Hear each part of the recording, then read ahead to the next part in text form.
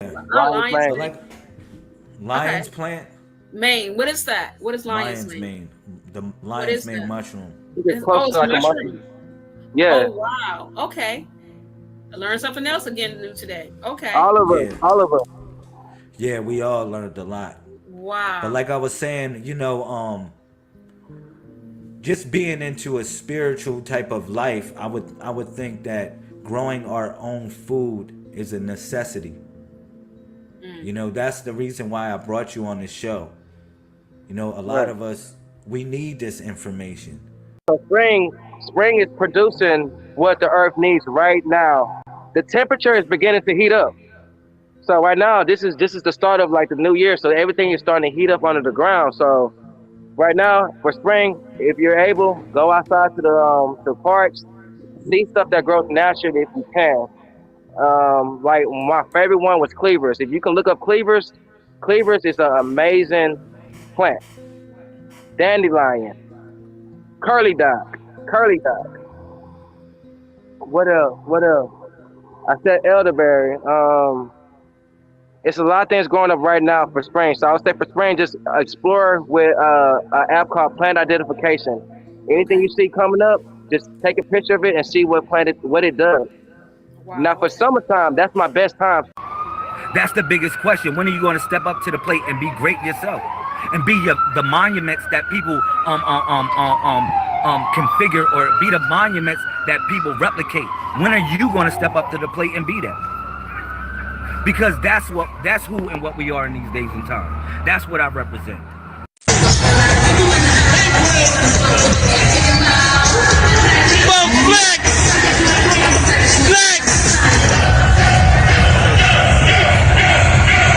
We out here. Yeah. Yeah. Hey. Hey. Hey, yo. We out here, Flex. Yo. We out here. Hey, yo. Bring one of those shirts. Look. We out here, Flex. Yo. Yo, wait, yo, come here, hold this, hold this, hold this, hold this camera. You got this.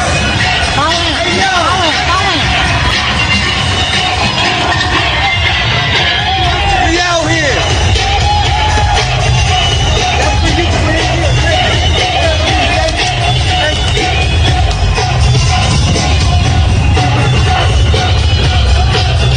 Yo.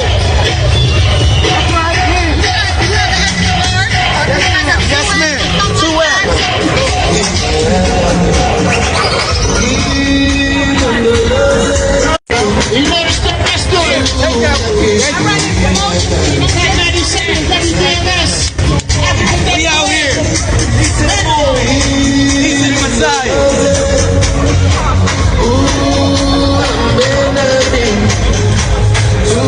There you go, Queen. That's that extra large. Hey, Queen. Let's hear. Thank you. Messiah code, bro. Messiah code. Thank you. Appreciate you. I'm coming up, man. I'm coming up. I'm a conscious thought leader, bro. I'm a conscious thought leader, bro. I'm coming up, bro.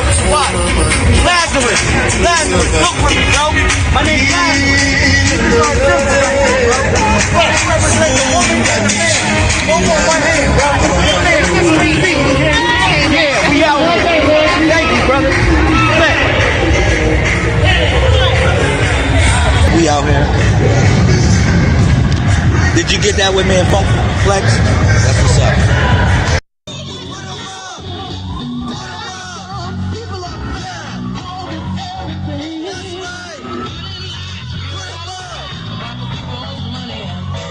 Put them business up. Look at that. Free my people. Free my people. Free my people. Started acupuncture in Harlem and Lincoln Hospital. He's the real hero of Harlem. Not these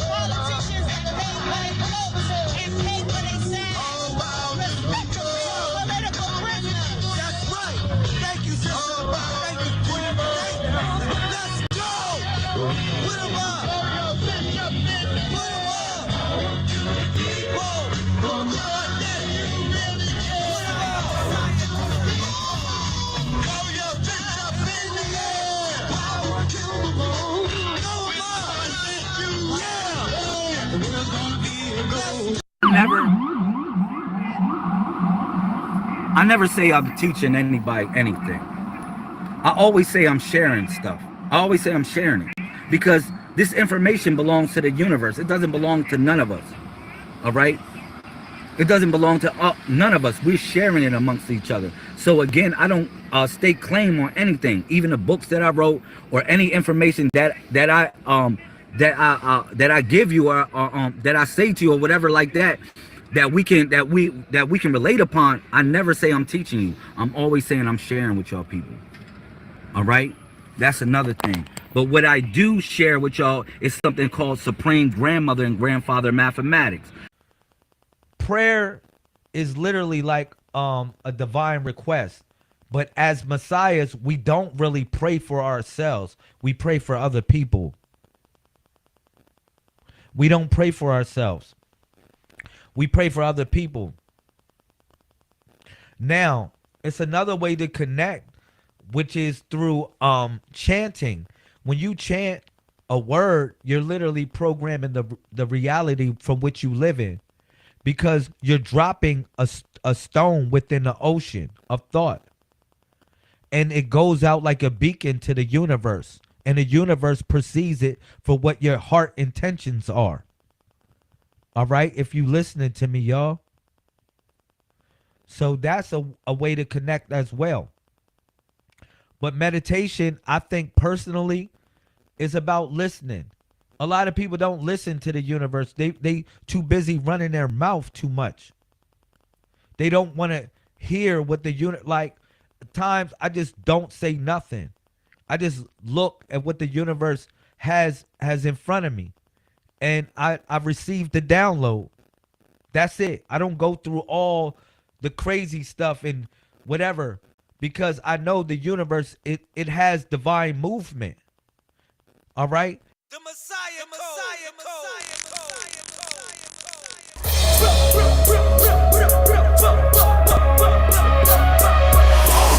Right.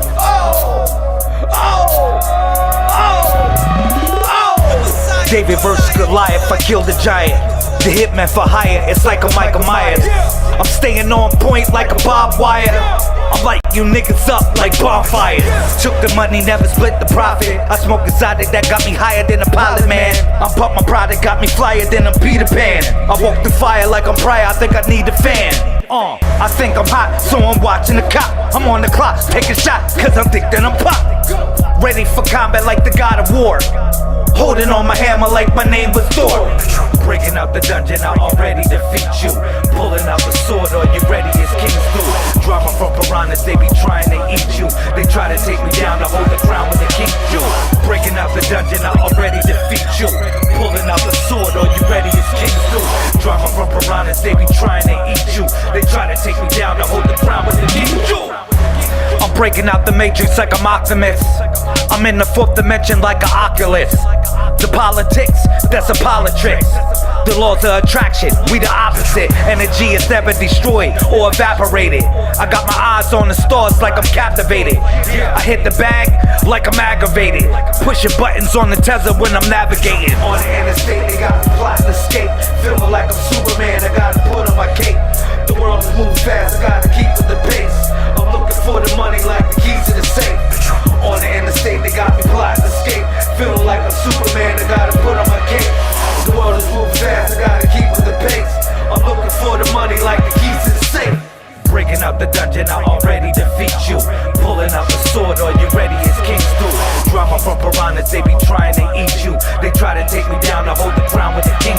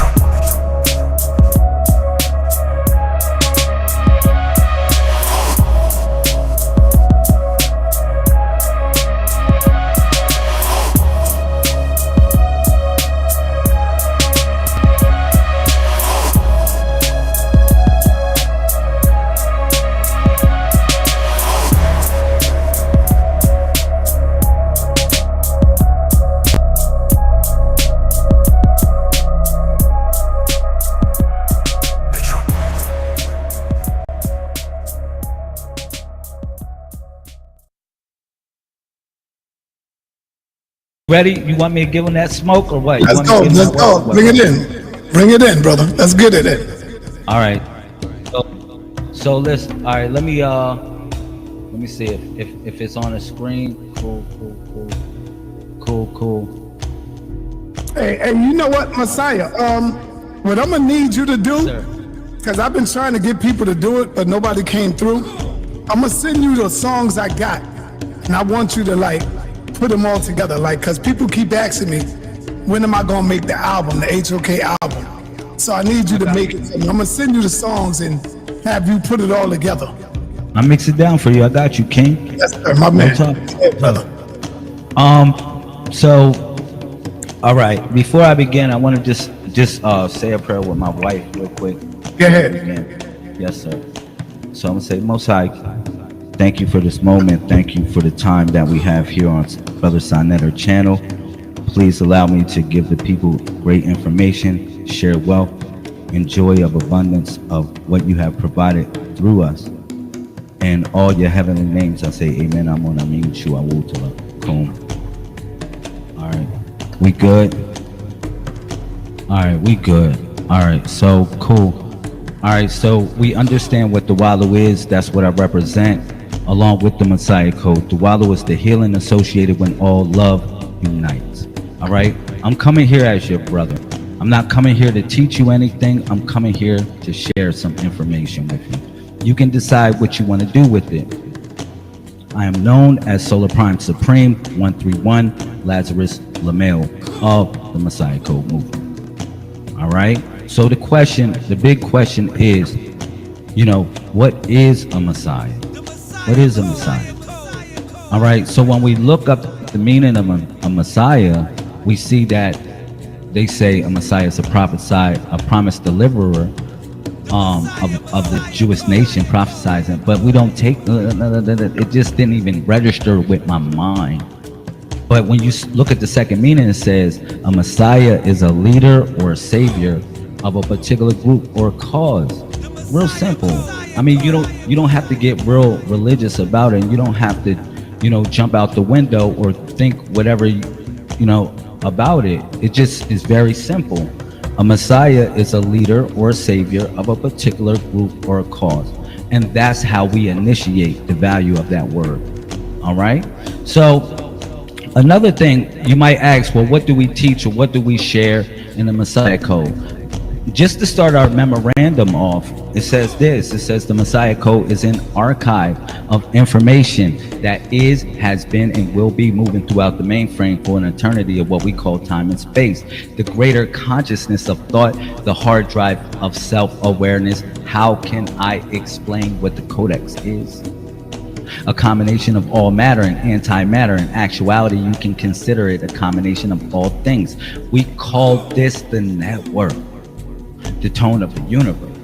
All right, so the Codex, it doesn't belong to no group, no culture, nor culture. All right, it's an eternal blueprint hidden in the text, symbols, teachings, in all ancient civilizations. Just to be clear. All right, there are no religions in a codex, only data, transmissions of divine knowledge converted into different languages, different traditions, different myths, but all pointing to the same source, which is the dot. And I'll get to that. All right, the Messiah is not a savior outside of what? Self. The Messiah is the fully realized version of what one already is. All right, so the externalization of salvation was the greatest deception ever programmed into the system. He who waits to be saved remains trapped in the loop. And I'll get to that because we're going to get into the matrix. We're going to get out of the matrix, rather. How about that? We're going to get out of the mind tricks that they're playing on us. Okay? So let's smoke them out, Queen. Let's get them. All right. But like I said, I'm not here to, I'm just not here in a combative nature. I'm here to share information with you, and then you weigh it at the end of the day, what you want to do with it or not. I don't care what you believe, to be honest. You can believe whatever you want. because that's your own matrix. It's your own mind trick. All right, real talk. Ashe, say that. But an archive is a collection of historical documents. Even though Messiah Code said that, it's an archive of information that is, has been, and will be moving throughout the mainframe. So what is the mainframe? It's reality, because reality is programmable. How you interpret it, how you program it, and how you develop it within your mind. All right. The first thing that we know is the universe is mental. So one thing I want to ask the chat, if I can ask the community, how many degrees are in a circle? Okay. I don't know if I can bring Sonetta back on this, but I want to ask him this question personally. All right. How many degrees in a circle? Because I always start the conversation off with this. How many degrees in a circle? And you can put it in the comment section if you feel like it. All right. So the first thing that we share, and that I would like to start this conversation off with, besides anything of talking about, well, the Messiah is a leader or a savior of a particular group or a cause, what I want to talk about is how many degrees are in a circle. Because this deals with someone's perception of how they perceive reality. All right, it's based upon the circle of life. So hopefully you should come up with the calculations that there are 361 degrees in a circle. All right, let me see. Yeah. How many degrees in a circle? People thinking about it. I know a lot of people thinking about it. It's this puzzle in your mind. How can I come up with 361 degrees in a circle? Because it's based upon observation. It's really based upon observation. Am I doing good on there? I just want to know, because I can't see the comments or nothing like that. All right, cool. Thank you for everybody. Again, I'm here sharing information. If you have a combative nature against me, that's your prerogative. All right, I'm still your brother, Lazarus. Okay, so moving forward, like I said, it's 361 degrees in a circle, man. Because you operate from the dot, you operate from the perceived point of reality. Okay, how you see it, you're operating from the dot. Okay, and when you draw a circle, you first have to put the dot down before you begin to draw the circle, whether you see the dot or not. And this is a great teaching of old that the masters taught us. Okay, but if you go to things like the Bindu in Hindu metaphysics represents the central point. All right, it's the seed from which what creation unfolds, symbolizing the unmanifested state of the cosmos. Come on, the dot. The dot is symbolic of your thought. Keep it real. And where everything stimulates from. Okay, but also this is the axis mundi. It grows into the axis mundi, which is in the Shuri Yantra symbolism. The Bindu is the axis of consciousness. All forms radiate outward from it, and yes, it forms the axis mundi. All right, so this is, I know a lot of people like to share stuff from the Bible. They like to share things from whatever. I'm sharing things from just different sources. Okay, so we can have a balanced approach to how we going to develop this information, or how I'm, presenting the Messiah Code to the people. Okay, so let's move. So I'll give you a couple sources. How about that? This book was published in 1979. Symmetries and Reflections. Eugene Weiner. And this is the page. You can go to the page, and it says this: it is the entry. It is the entry of the result of the observation into the consciousness of the observer, which completes the process. See, one thing about Weiner, he dealt with physics from a philosophical point of view. All right, so I really like this author. He's really good. And you'll look at the circle like that because, again, you operating from the dot. Can I do it on? Let me do my spin real quick. Ooh. You operating from the dot. Everything revolves around you as the circle of life, the sphere. All right, so quantum mechanics. All right, so yeah, just a couple sources. Y'all can just look this stuff up. Go grab the books if you want. But I'm not supporting their books, so I really don't want to do that. But you can look it up. But I'm gonna support this brother. How about that? Brother, yo, King Simon, this is what he says. He says this in his book, Numeration, page 16. He says this. He says, in the science of numbers, we are urged to study patterns and sequences to determine an objective outcome according to basic scientific analysis. Okay, for all the scientists in the building. All right, with no degrees. For no degrees, all the scientists in the building, no degrees. But he says this, according to basic scientific analysis, we must learn to recognize if patterns and sequences of numbers are what? Repeatable, observable, and measurable. He said this, over thousands of years, the study of numbers, numerology has proven itself what? Many times over. Shout out to Brother King Simon. This is a degree of truth from our own.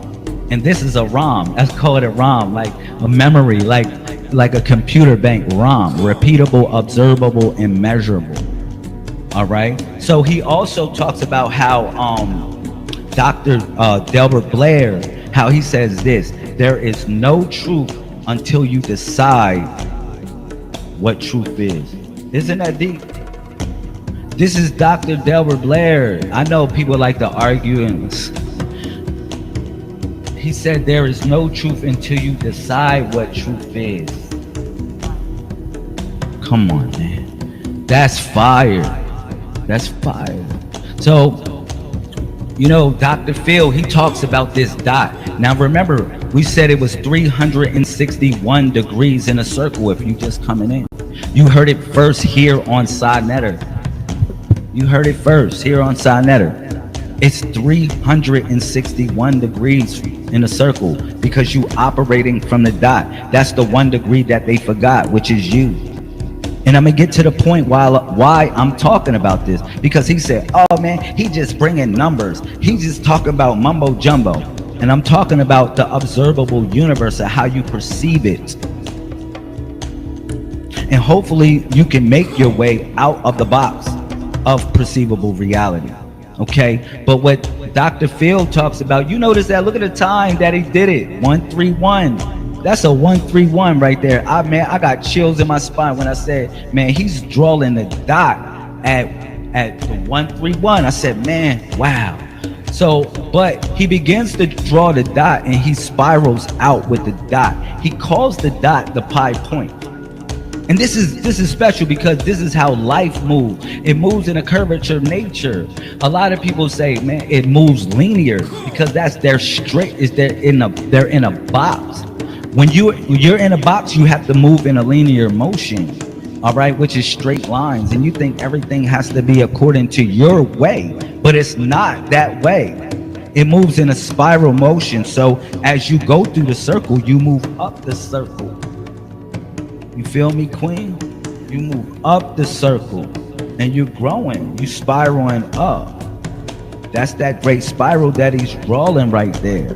Only thing is, people see it in 2 dimensions, all right, instead of in 3 dimensions. Isn't that deep?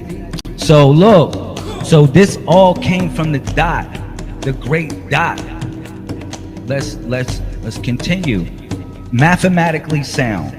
So 19 times 19 is 361.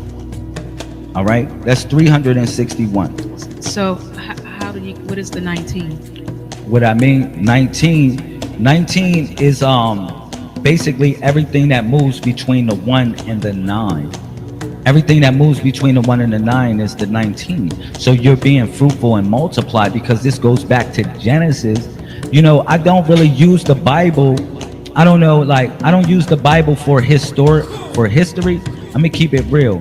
What I utilize the Bible for is it's just for wisdom, just certain wisdom to get from it. But what it says right here in Genesis, it says God blessed them and said unto them, be fruitful and multiply and replenish the earth and subdue it. But he's talking about the cells of the body, because they multiply themselves, all right, in a golden ratio. Okay, so we learned that it's 361 degrees. And then just taking it, a couple sources, y'all can look this up. Nature of Mathematics, author Philip Jourdain. Okay, he talks about this as well, but he talks about how, you know, the sexagesimal system, you know, that we utilize is the Babylonian system. It's antiquity. It's a system of antiquity. So somebody want to say, oh man, Lamel, it's not 361 degrees in a circle. Well, you want to argue a Babylonian system, and then man, it just goes deep. You know, I don't want to go there. But if you look at the meridians of the body, you have 361 points, acupoints, and meridians situated along what? 14 parts of Osiris, the main meridian channels. These meridians are believed to be pathways through which what? Vital energy or chi operates. And this is, hopefully, a couple people are thinking outside of the box right now. And you're operating from the dot. Because if you're operating from the dot, you can begin to see the world in a whole nother point of view. Not something that they gave you. A lot of these things they gave you, what you think is, I would say, you got yourself together spiritually is something that they gave you. Keep it real. So hopefully a couple people thinking outside of the box. So one of the things that we share as well is that we are the body of the Messiah. All right. These are the numbers that flow between 1 and 31. Which represent the sacred name and the sacred number. All right, hopefully y'all hearing me real loud and clear. The sacred name and a sacred number. You see how I did that? 1, 3, 1. 1, 3, 1. I don't know, you can't see me on the screen right now, right? But if you was able to see me on the screen, you'll know I'm gonna show you a sign that represents 1, 3, 1. It represents the idea that we move through these numbers. This represents the Alpha and Omega sequence. Okay? It represents how things flow in a two-dimensional reality of tick and tock, or breathe in and breathe out, because that's Allah. Allah is not really said Allah. Allah is really said, really, you breathe in and then you breathe out. So that represents the 131, but it's collectively representing the body. It also represents this. Because the Matrix, basically they gave you a fiction disguised as prophecy. All right, it conditioned the masses to romanticize illusion while secretly reinforcing the idea of waiting for one savior.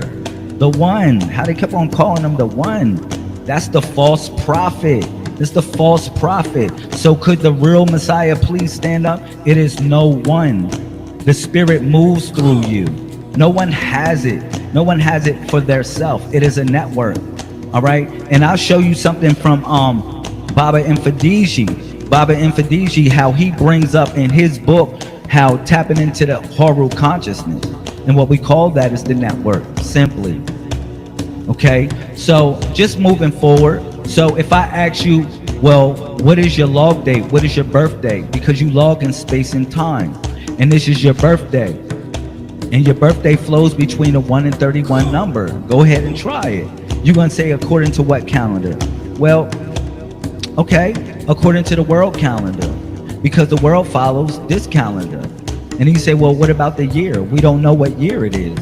Because the year, when did God or the universe create the world? We don't know. So this right here represents the body of the Messiah, of the returning Messiah that y'all was waiting for. Could the real Messiah please stand up? All right, because each body part represents each one of us.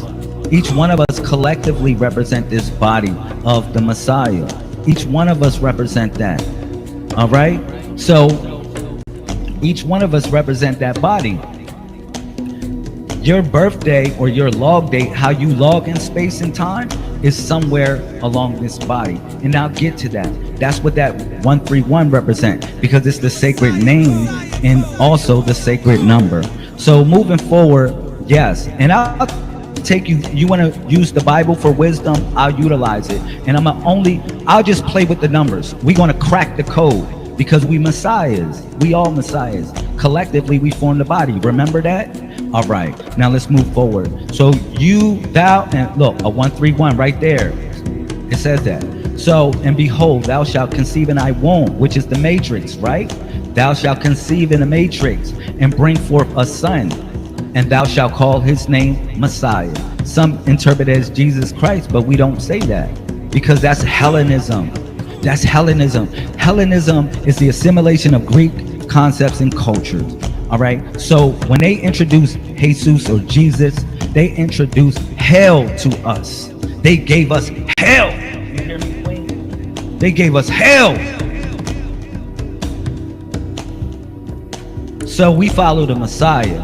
That's the collective body that forms that designated returning Savior. All right, so I'll flip it up a little bit and go into the Quran. It says this, and we're going to deal with the 144,000 or the 144. We're still going to play with the numbers, because 14 and 13 are synonymous. If you multiply 14 times itself, you get 196. 13, if you multiply 13 times itself, you get 169. All right, so 169 and 196 are synonymous. Okay, so just moving forward, 14, I'm gonna deal with 144. So we did not send any messenger except what? Speaking in the language of his people, to state clearly to them. And Allah sends astray whom he wills and guides whom he wills. And he is exalted in might, the wise. All right, so just to keep it basic, with the Messiahs, a Messiah is a leader or savior of a particular group or cause.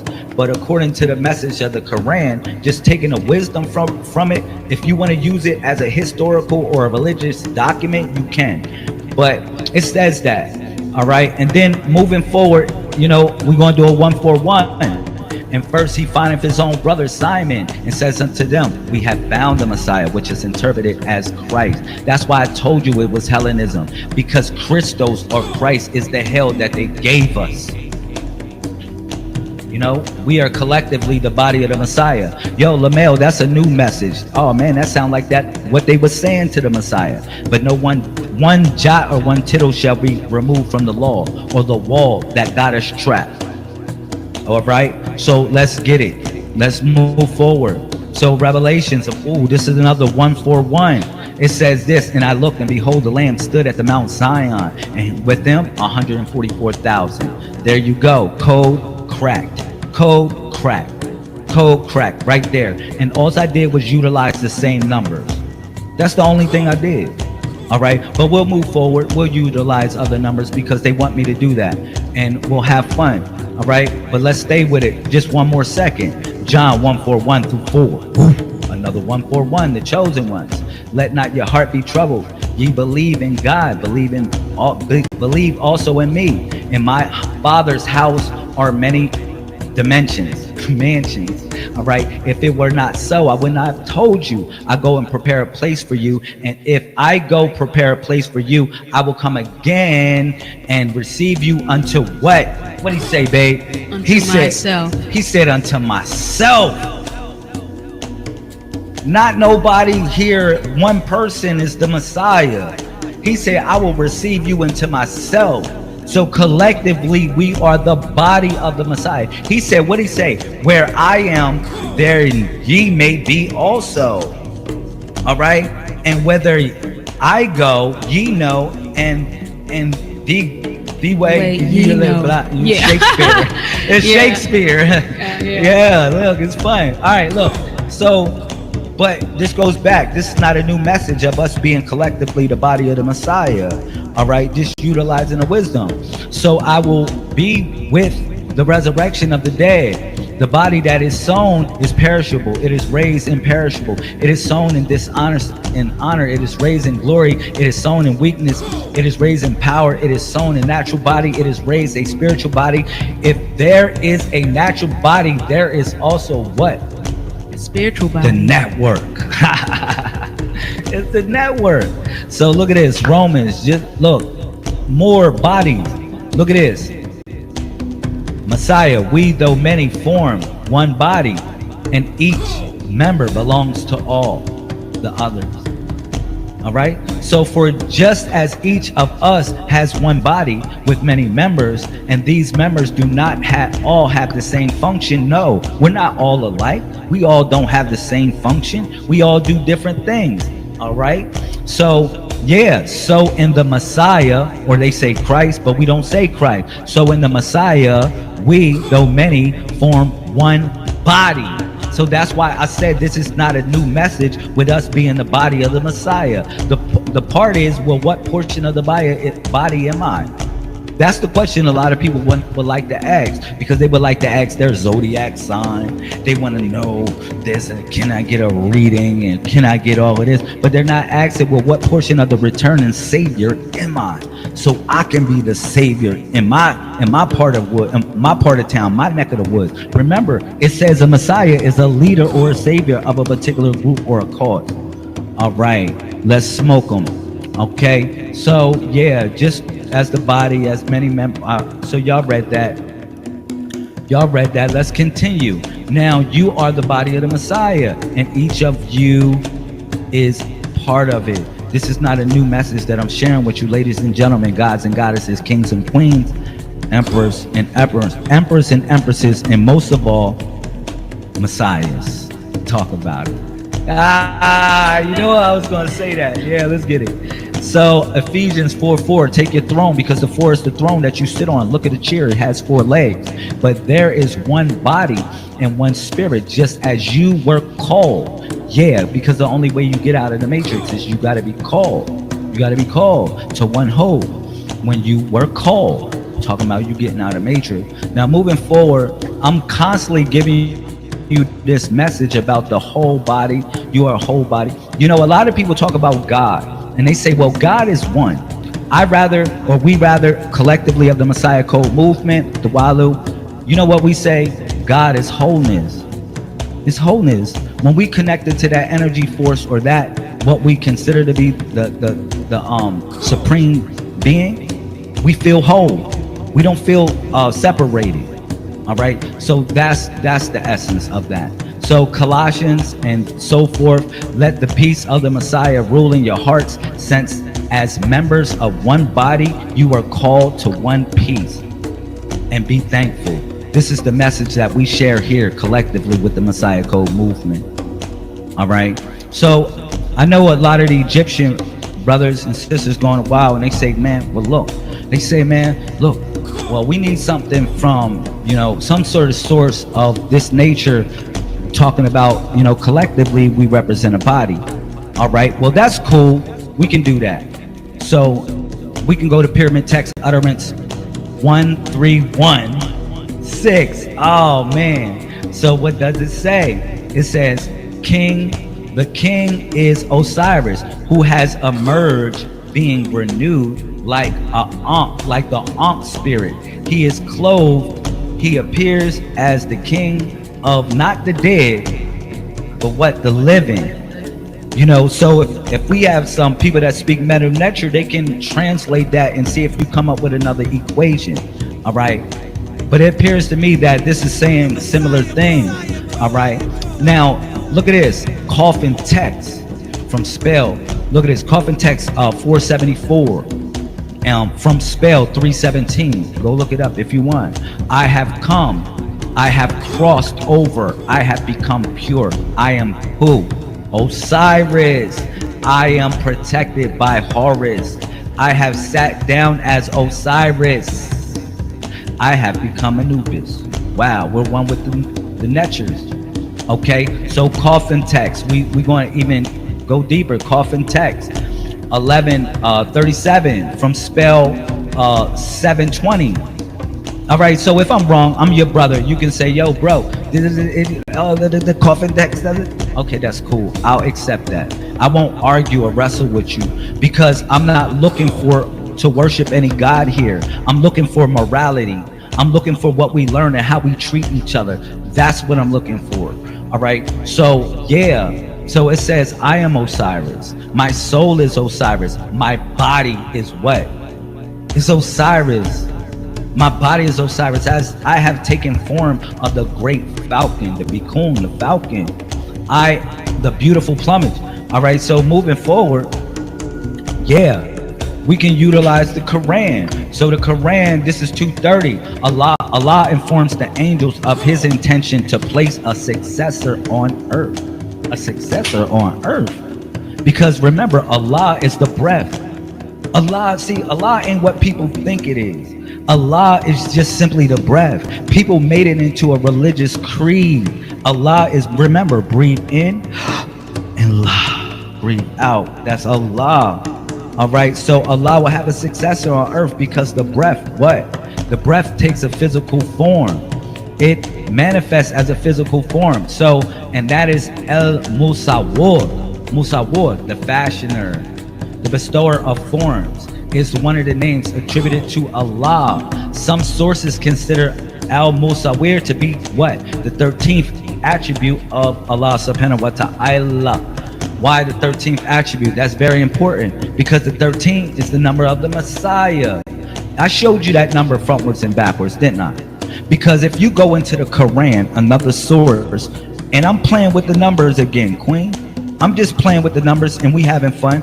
So in the Quran, look at this, 131, which is 103.1. It says, Wal Asr. Who are they talking about? Wal Asr.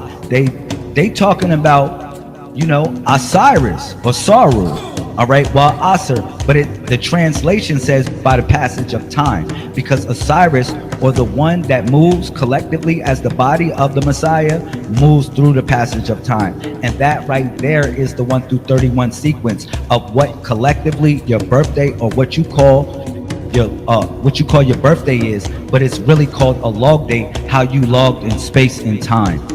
All right, so yes. Moving forward, so yeah, and then the Arabic name for Asar, Lazarus. The Arabic name for Lazarus is Asar. So y'all remember Lazarus for one who resurrects, for one who awakens the dead. That's what we doing. That's what we need to be doing in the streets. We need to be waking up the people. We still need to wake up the people of the wilderness of North America.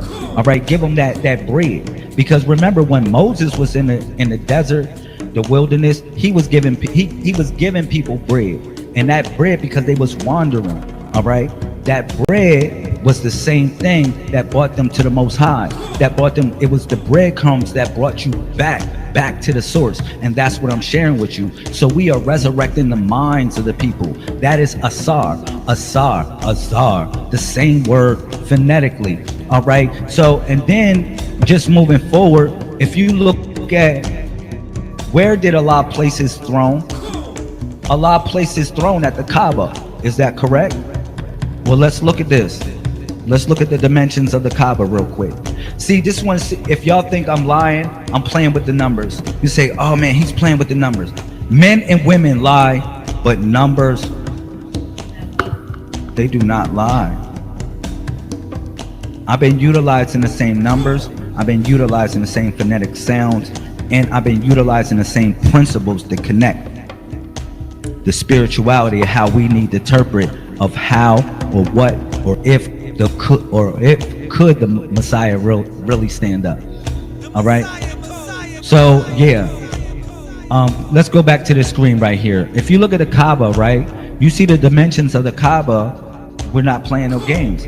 The Kaaba, Islam's most sacred site in Mecca, Saudi Arabia, is a cuboid structure. All right, and it is look at this, it's approximate dimensions. They don't see it. All right, the approximate dimensions of the Kaaba Y'all can go check this one out. The approximate dimensions of the Kaaba are what? 13.1 meters. That's another 131. For some reason, this number 131 keeps on coming back at y'all. All right? That's what I'm saying. That's where Allah places throne at. All right? Those are the 99 names or the attributes. Remember, Allah simply represents a breath, but the attributes are not really names. They are actions of Allah. They are actions, how Allah coordinates within the realm of what we call manifested reality, but it's really the mainframe consciousness. So go check that out. These are the dimensions of the Kaaba. So if I'm wrong on that, that's cool. Maybe I'm wrong, but I'm not wrong. All right? So now, we go to gematria and so forth. I introduce you to the sacred name, which is Lamel, with no vowels. I introduce you to the sacred number, which is 131, and that's your birthday. You know, it ain't no zodiac signs. Y'all are out of the zoo. Come out of the zoo.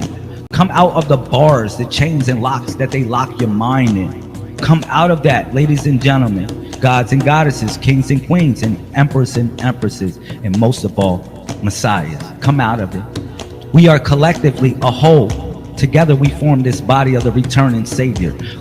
Could the real Messiah please stand up? Could we all stand up together?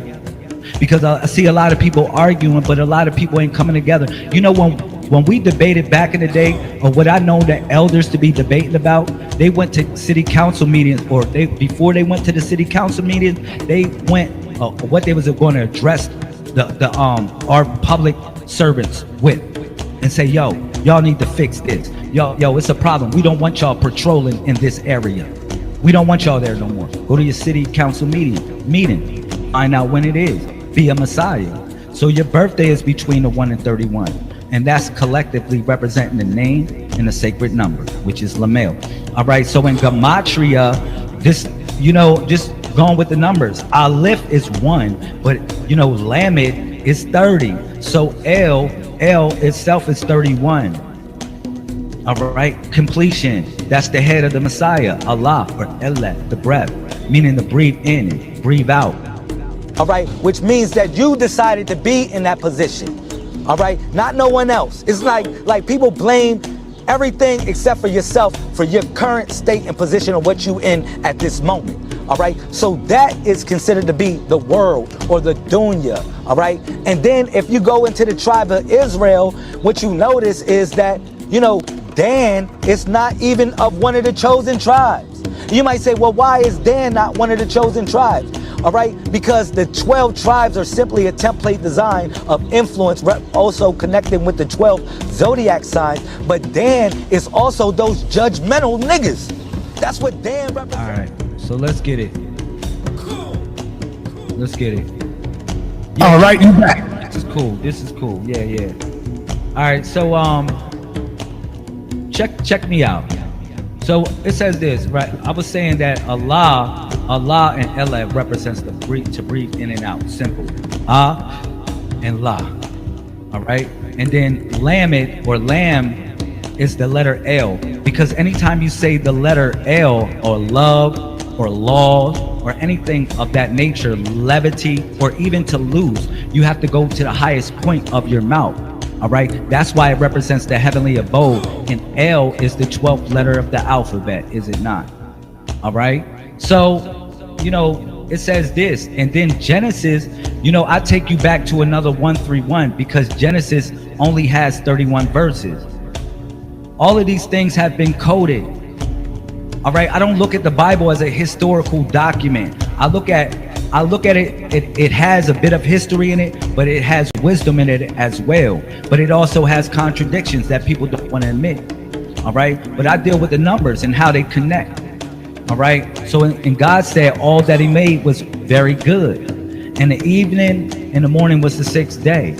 The number 6, it was the 6th day. Why on the 6th day of all days? All right, that he said it was good. All right, and when I say good, it's not good what you think. It means that things function in harmony. And when God said it was so, that means it was order. And then when you say you want to attribute that to some God sitting, whatever, it's not like that. All right, it's just how the universe operates. If anything, I'll share with you. Okay? So going back to people say, well, oh man, I'm like the 1 through 31, my birthday, I'm so used to the zodiac signs and all of that stuff. I'm not ready to be the returning or part of this body. All right. But whether you know it or not, Pope Gregory the 13th, what did he do? In 1582, he changed the calendar up. But he was creating a timeline.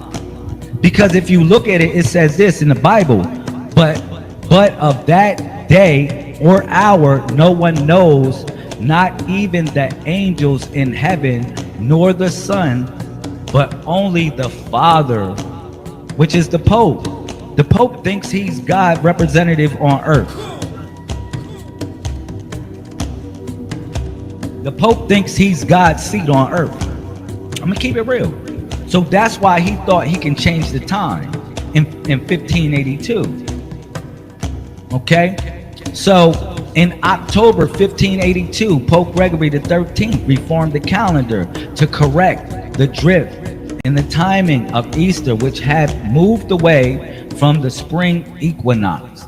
He removed 10 days from the calendar. October 4 was followed by October 15th to realign the date of Easter with the seasons originally set by who? You know who. All right, so they say, well, why did Pope Gregory do this?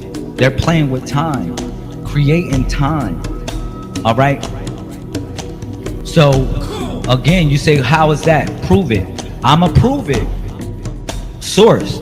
You are the source. How about this? Here's the source right here.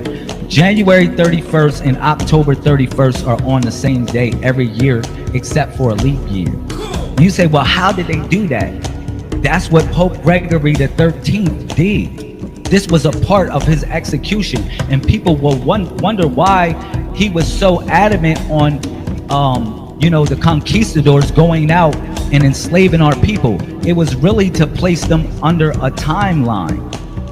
Let me keep it real, because once you are underneath their time, you are underneath their contracts. Man, it goes deep. So January 31st, October 31st. January is Janus. Janus is a god that looks into time.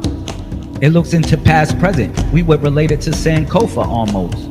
All right, but it's a deity that relates into time. All right, so you can go check this out, and you'll find out that these dates are always on the same day, which is 131. Well, you say, well, October 31st is a 10. We actually, it's not a 0. It's no 0. It's just a placeholder. So if you look at All Saints Day is celebrated on a 131, because you see 11-1.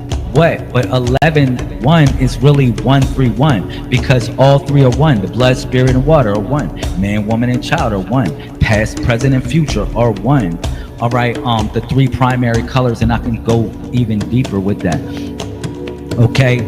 So now, one thing that is spoken of in the Messiah Code, and you go look up the books. Just look up Lazarus Lamel, and you'll find some books. It says this.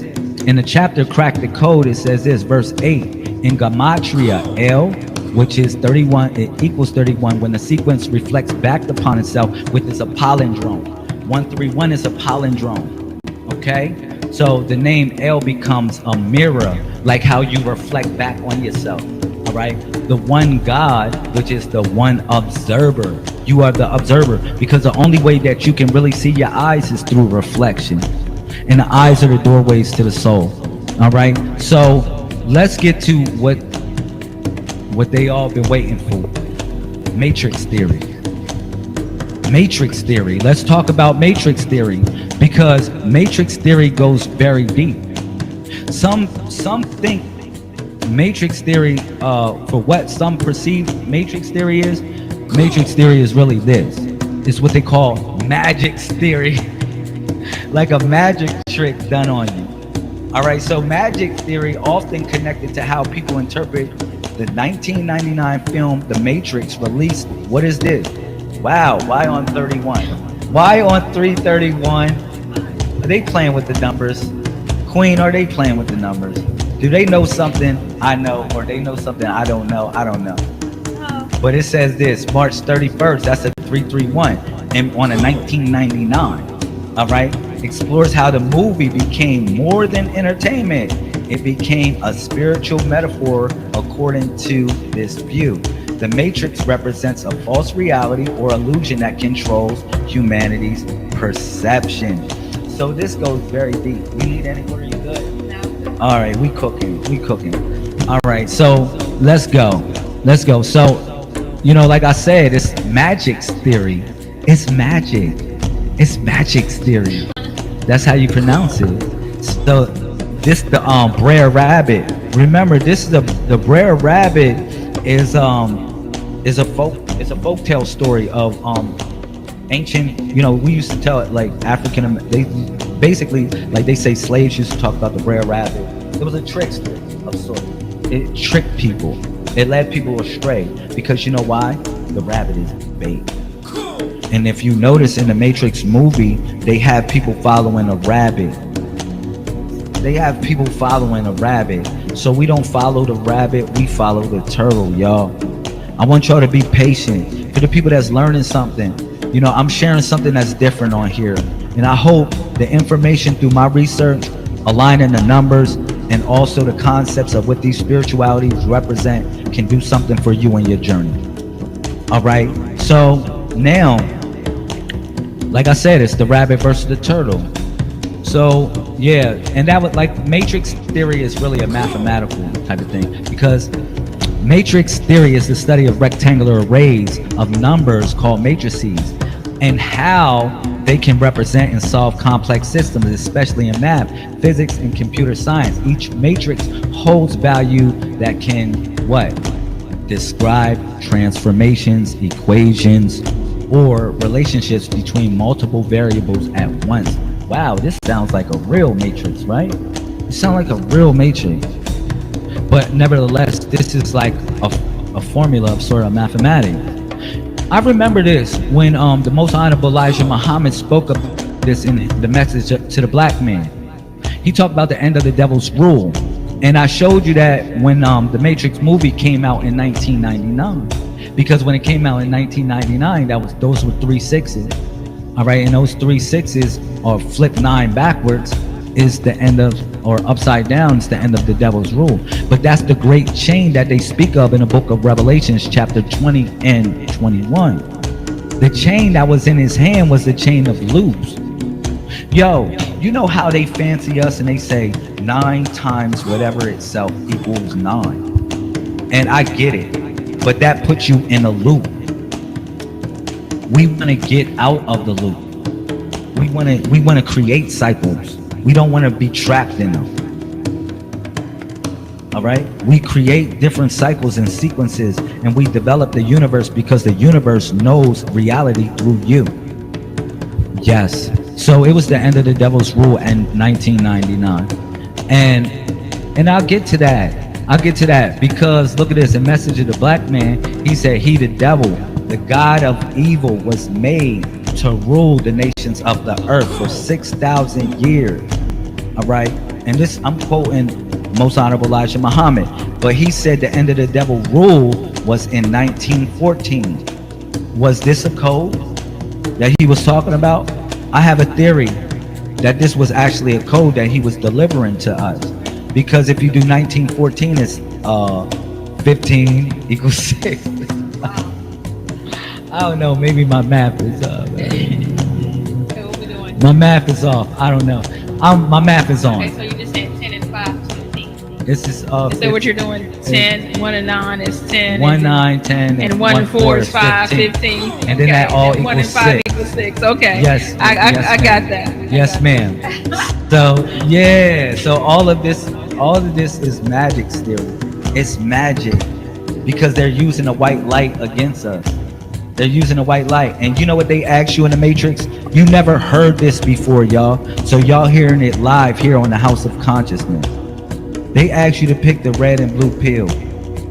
All right, this was a trick. This was a trick. Look at that. Look at it. Look at Neo. Look at the glasses. Look at the glasses. It's 2 different Neos in the glasses. It's two different Neos. One of them chooses a pill and the other one don't choose the pill. It's a glitch. There's a trick. It's a trick. You're not supposed to pick the red pill or the red pill or the blue pill. That was the Brer Rabbit. You wasn't supposed to follow that rabbit. I told you, follow the turtle. Follow the turtle. Be patient. You know what I'm saying? Follow the turtle.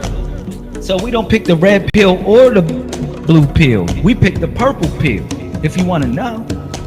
They say, well, now you're getting deep because they didn't offer us the purple pill.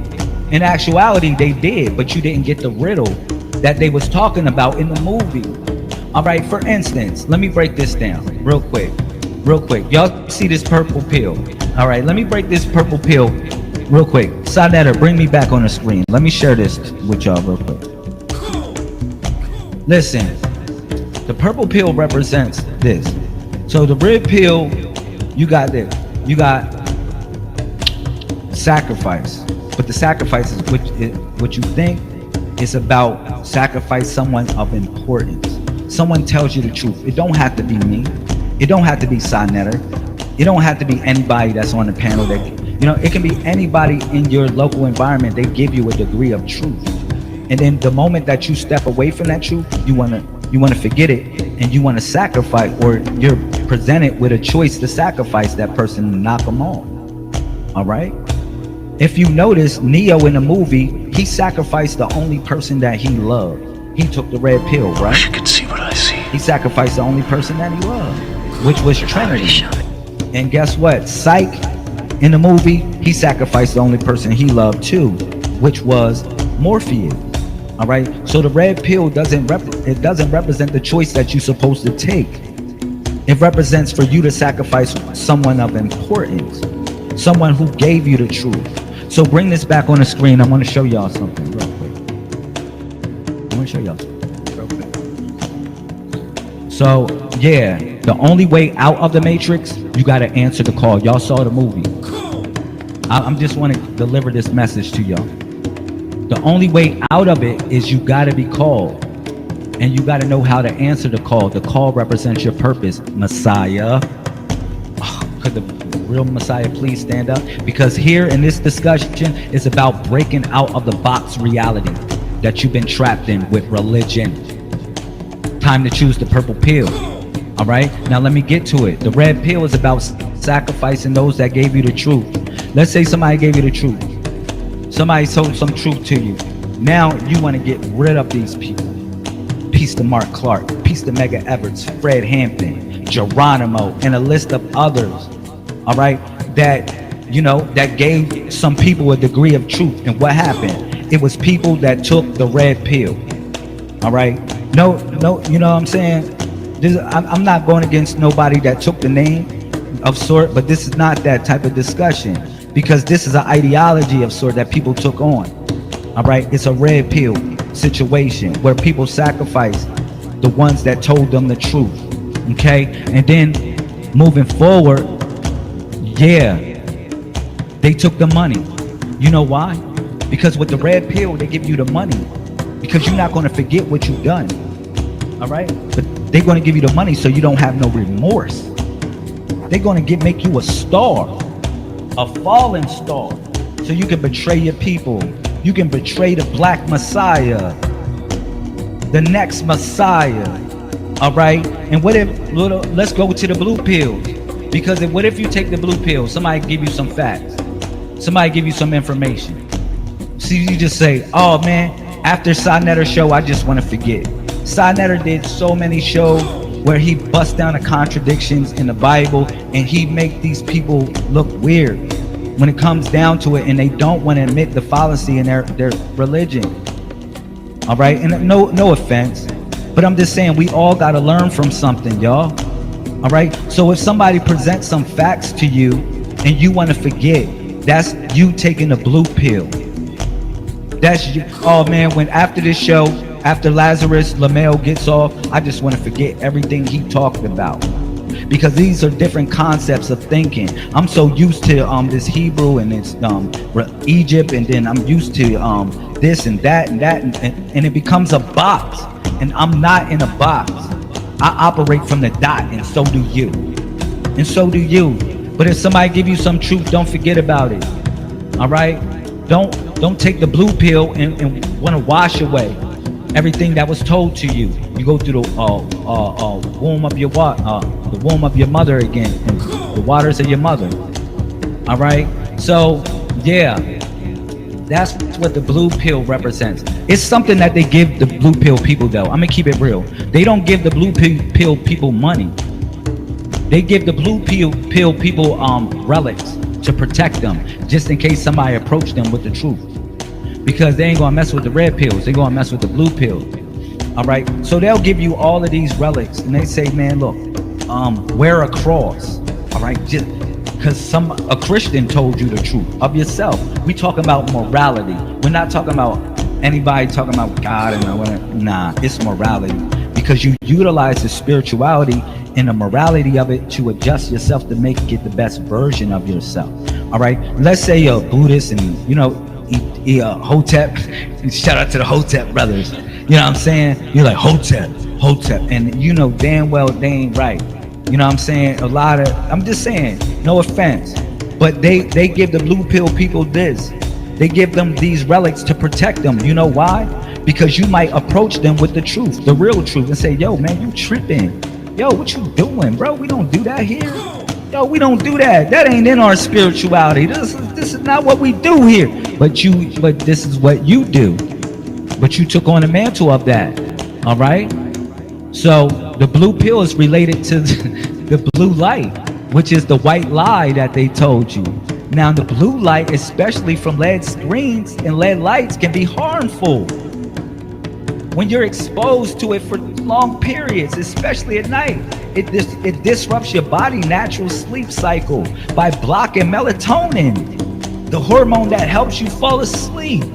I mean, come on, we know this. I mean, I'm preaching to the choir here. This can lead to insomnia, y'all. All right, and also fatigue, and even weaken your immune system. So the blue light is real serious. This is how they made you docile nature. This is it. The blue light is next to the white light. I know he's flashing a white light, but it looks blue to me. It looks blue to me. They don't want you to know, as soon as you come out of the matrix, where do you go when you come out of the matrix? Because they never told you that. You say, man, shit. Man, I came out of the matrix, but I'm still in the matrix. Yeah. You come out of the matrix and you go into the book. You go into the book, yo. Real talk. That's where you go. You go into the book. You start to write your story. All right. So I'm gonna get into some thoughts maybe people don't even think about. Maybe because people are so trapped in what we call the box, and they didn't do nothing but stretch out the box. I'm gonna keep it real. They stretched out the box and made that box a rectangular prism, and that rectangular prism appears. It's a book. It's a book. A book is really a rectangular prism. All right. So moving forward, how about this? I'll use a couple sources, since this channel, we use a lot of sources on this channel. And maybe people say, oh man, I'm not going to use this guy, but he's one of the smartest minds in the world. And he said this, utilizing mathematics. The man said this. He said, there is a 1 in a billion chance we are in a base reality. You hear that? A base reality. This is in 2016 at the Code conference. He also said this, if you assume any rate of improvement at all, games will become indistinguishable from reality. Therefore, we are most likely in a simulation. He said that 2018 on Joe Rogan. All right, but it goes deep. This is current events, and these are things that I think people should be up with because they study history, right? And if you study religion, you study history, you study anything, I think you should study current events. That's what Brother Sonetta told us to study. He told us, yo, come back with some current events. I got y'all. Here we go. Neil deGrasse Tyson, he says this. He's an astrophysicist. I know y'all know him. He says, I estimate the likelihood of the simulation hypothesis being correct at better than 50-50 odds. I wish I could summon a strong argument against it, but I can't find none. Wow. You can't find none. Fine. He said, and I guess he been doing a lot of calculations before 2020. In 2020, he got clear vision. 2020, he got clear vision. All right, so Nick Bostrom, I know y'all probably don't listen to these type of people because they don't look like us, but they are some of the smartest minds in the world. And like, just go look up how many people feel as though we're in some form of simulation or a test of sort of, or whatever you want to call it. And I'll break that down. So we go back to picking a number, and I'll explain the simulation in my theory, or however you want to call it. It's not even a theory. I just say I'm just whatever it is. You can just take it for what it's worth.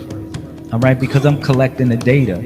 So pick a number between 1 and 31. Your birthday is in that. Okay, and then if I told you pick a number between 1 and 31, what you notice is it looks like a phone. It looks like a phone thing that you dial up, a phone dialer that you used to dial up a number. But whether you know it or not, this is an energy. This is a structure of an atom. All right, this is called the magic square of Saturn. This is the cube. This is the mind, or the box that they got us trapped in. All right, and the only way to get out of this cube, or to get out of the matrix, what? You had to be called, right? But before they was called to get out of the matrix, because they had to go to a landline. Remember, Neo in the Matrix, he went to the mom room, which was 303, before he got shot 14 times by Smith, which means to smite. Smith means to smite. All right, but he got shot 14 times, which represents Osiris. Smith is actually Set, because Set and Smith are synonymous. All right, what did Set do? He smited his brother and cut him into 14 pieces. All right, so yeah, that goes back, but that's all connected in the realm of metaphysics of how you connect all the dots.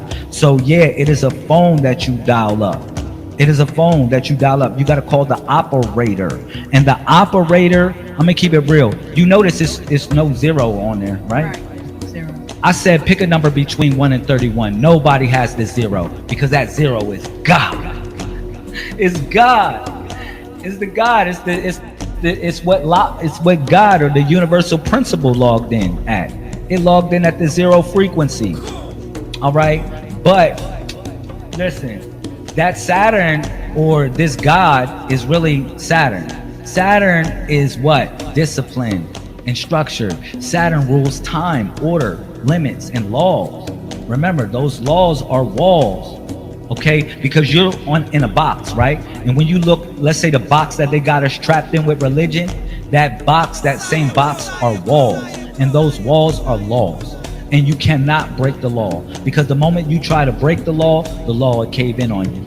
So what you notice is this: Saturn is related to karma, consequences, also known as the Lord of Karma. Saturn reinforces spiritual lessons and cosmic justice. All right, initiation. Saturn represents hardship, delay, and testing before reward. This sounds like the world.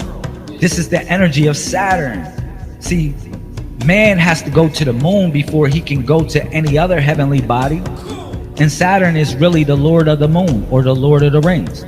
All right. So wisdom through suffering. Saturn governs pain that leads to maturity, like a teacher reinforcing growth. All right. So these are all the energies of Saturn, and these are all the energies that we deal with in this perceived reality called the mainframe consciousness. All right. So Saturn, watch this. Now we're going to deal with the math. Let's deal with the math. They say, well, why are you bringing up Saturn in here? And you said Saturn is the moon. All right. So Saturn takes approximately 29.5 years to complete one orbit around the sun and return to the same position. All right. Now, listen to this. The 29.5 day period refers to a synodic month.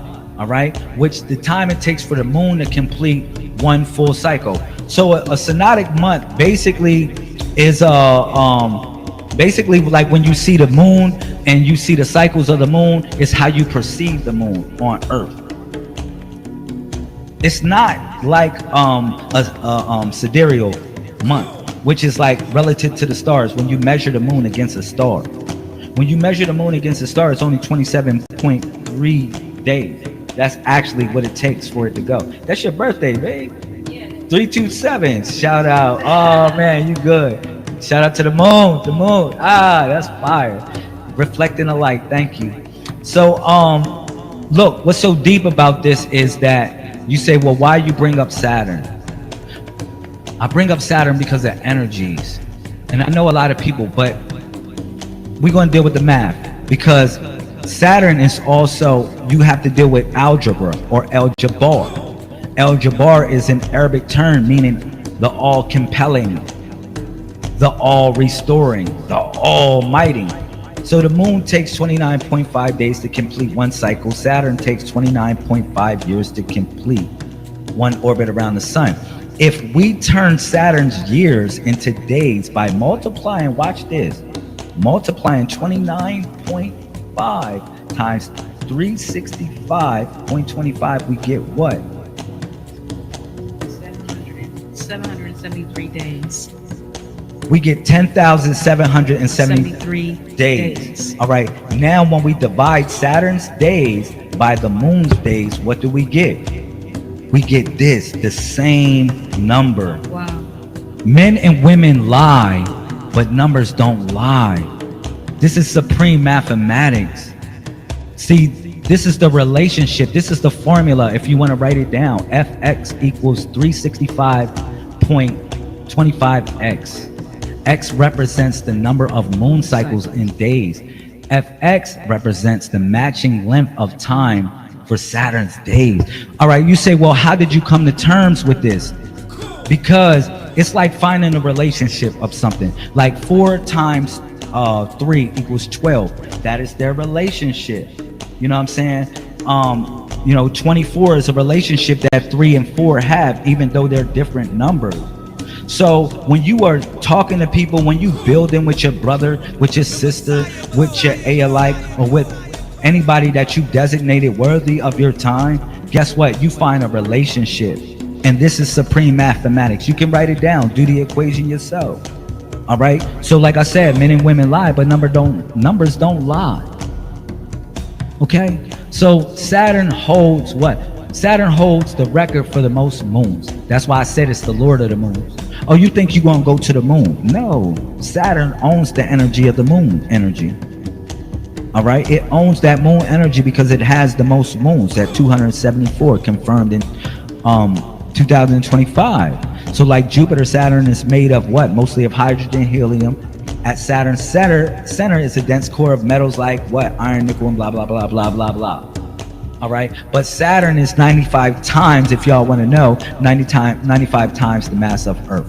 So guess what? It has a relative influence on what is done on Earth. Should I say that? All right. So moving forward, that goes back to the magic square of Saturn. You don't have a 0 on here. So the only way that you can call the operator, the operator, you have to go into the age of information. You have to go into the age of information. And that's what the Matrix movie was about. Now remember, it says in Romans 8:28, it says what? And we know that all things work together for the good of them that love God, to them who are called according to his purpose, your purpose. Because the universe exists inside you, or you are a microcosm of everything and all things. You know, and then that also takes you back to 2 Timothy 1:9. And y'all can write this down if y'all want. 1 Corinthians 7:17. Let each person lead the life that the Lord has assigned him, and to which God has called him. It's your calling, it's your purpose. So the only way to get out of this thing, you have to call upon the 0. The number 0, but none of y'all can dial the 0 because you got a 1 through 31 code crack. All right. So again, we moved to the age of information. That was the year of 1999, and that's why you had Y2K and all of that stuff happen. All right. So yeah. So you have to balance the numbers, and anybody that knows the magic square of Saturn, they knows this. This goes back to the number 15. This goes back to the number 15 because you got to take all these numbers and balance them. It looked like scrambled digits, all right? But you got to know how to balance everything in life. This is the problem with people with a linear type of life where they want to walk a straight line instead of a curvature nature. You know, things move it doesn't move in a straight line, it moves in a curvature, but you add all these numbers and you balance the digits and you get what? You get 15. And at the base of it, at the center, you get the number 5. All right? So, which is the woman, because the woman has 5 points. Boom. You see that? Right there with the moon. The moon and Saturn, 5 points. Let's build. So, going back to the most honorable Elijah Muhammad, when he said it was the end of the devil's rule in 1914 as to 15. All right? Going back, Codex, which is the number 6. All right? But in order to dial number 15, you can't dial 15 on the phone pad. I mean, you can't dial it. You think how I'm gonna dial 15? 15. No, you can't. Because we're in the age of information. You have to utilize binary in order to dial up. You have to utilize binary. We're in the age of information.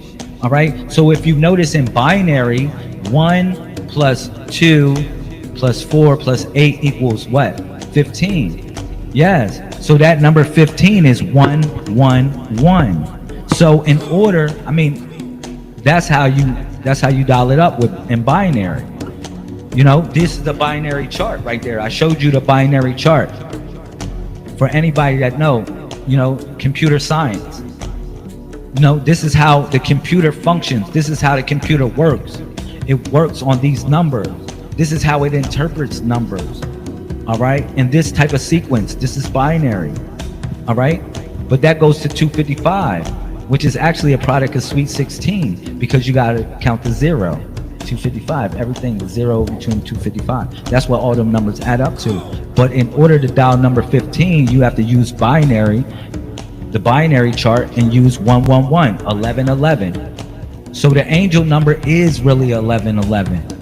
Code cracked. Here, right here, live on the House of Consciousness. Code cracked. Because if you go to the binary is 1111, which equals 15. 8 plus 4 plus 2 plus 1. That's why I said supreme mathematics. Men and women lie, but numbers don't lie. So we know why E be lying. That's why I say E be lying. E be lying. He be lying. He ain't trying to go to the moon. Why? You know why he ain't trying to go to the moon? Because I ain't gonna go there.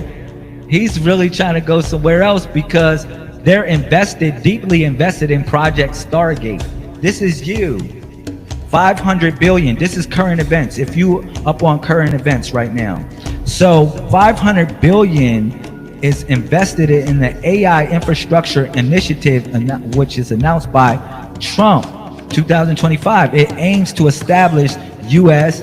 as an AI leader by building large-scale data centers for OpenAI, SoftBank, Oracle, and MGX. The initial investment of 100 billion will be deployed immediately. They getting that money. Listen, starting with data centers in Texas. Who got data centers in Texas? Elon. All right, with plans to what? Expand to other states. So Elon, whether you know it or not, Elon invests in OpenAI, ChatGPT. SoftBank already received $10 billion. They already received their money. Oracle, who's Oracle? You see Larry Ellison right there next to Donald Trump. But he's really next to Elon because he helped Elon get Twitter, now known as X. Larry Ellison, he's one of the richest people in the world. All right, but guess what? He's part of Oracle, so they keeping the money and the friends, and now all that beef with they say Elon and Trump beefing. Yeah, right. You know, remember when Elon first got in, his stock went 71% down. All right, but they're invested in the Stargate project. This started in 1977 to investigate the potential for psychic phenomena in military and domestic intelligence applications. Go look it up. I'm not going to go into the CIA. This is not that type of bill. But what I'm saying is that they're highly invested in you because they know you are the Stargate. All the religion stuff, that's the box, man. Come on, man. I'm tired of it. I'm really not about that. But if you like to live that way, it's people that chose to live in a matrix. No problem. No problem. You can live like that. I'm not worrying about that. But your brother is sharing real information with you because I want you to come out of the box, which is the real matrix. If you look at a box has what? It's a cube that has 6 square faces. That's the number 6. That's the carbonated cell. It has what? The edges is 12 edges. That's the 12 bars represent the 12 zodiac signs. Look at the cube right there. You can go count them. The 12 bars in this box represent the 12 zodiac signs that they gave you. And it also represents the 12 hours of night and day. All right, I'm gonna keep it real. And then you got 8 vertices, your vertical or vertice. And the number 8 is really the angles. Because a vertice is really the angles that all points meet. All right, but remember the angles are really the angels. And what do the light? It shines through the angle or the prism.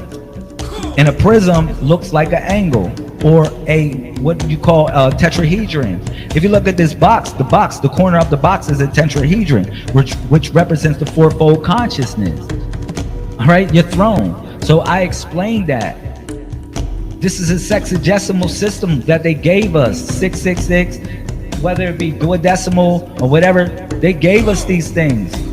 They gave us these things to trap us in the walls or the laws. And if you try to break the law, guess what? They're going to close the wall, or the box is going to close even closer on you. All right? So, yeah. So moving forward, how many degrees are in the circle? I hope we know that it's 361 degrees in a circle. 19 times 19, everything that moves between the 1 and the 9. That is the dot. All right? And remember, I brought this back to the red pill and the blue pill. Let me see this real quick. I'm going to show y'all something. Real quick, I'm going to show this.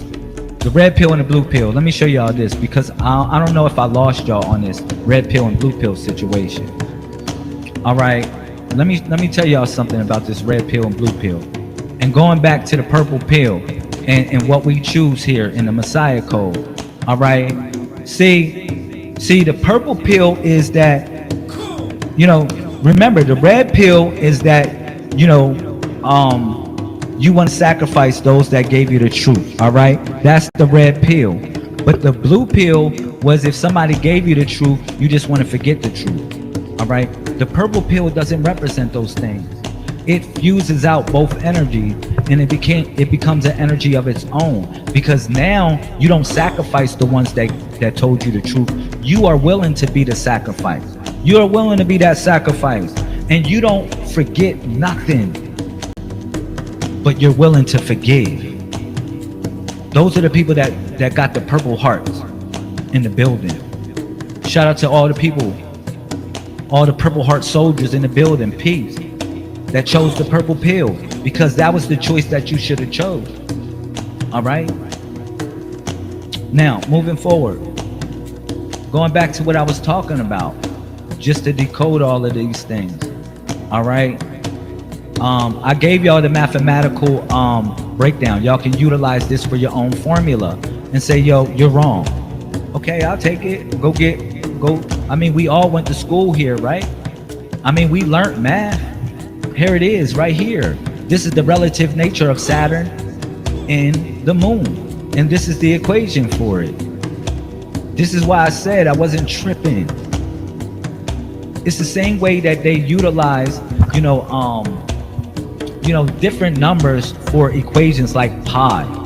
How you going to know the circumference of a circle without the dot? How you going to know the volume of a sphere without the dot, the center? You're not. But you need relationships to understand these things. That's 3.14, that's pi, and so on. Because the number goes on forever. Because it's a irrational number. You know what irrational numbers do, Queen? I'm gonna say it. Just sharing some information. What do they do? Irrational numbers, we're gonna bring it back on the screen real quick. I got you. Irrational numbers, actually, they don't close like the 1 through 9. The 1 through 9 numbers, they close. They close. But irrational numbers go on forever, like Euler's number, like the square root of 2. All right? Like other things of that nature, like pi. These numbers go on forever.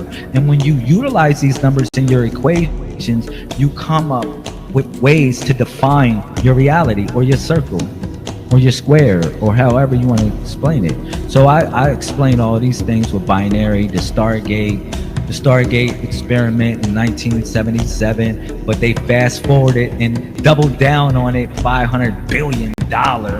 Wow. They doubled down on the Stargate project. Project Stargate. Yeah, they doubled down on it. Look at this. Anyhow, the cube, I broke that stuff down, thinking outside of the box. Also, it's 361 degrees in a circle.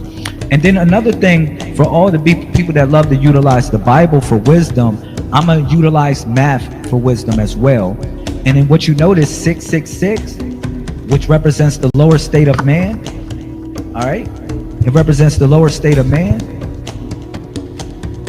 It adds up to 216, okay? And if I go into Revelations 21:16, combining the two ones, because the two ones are one, same digits, 216. Men and women not lie, but numbers don't lie.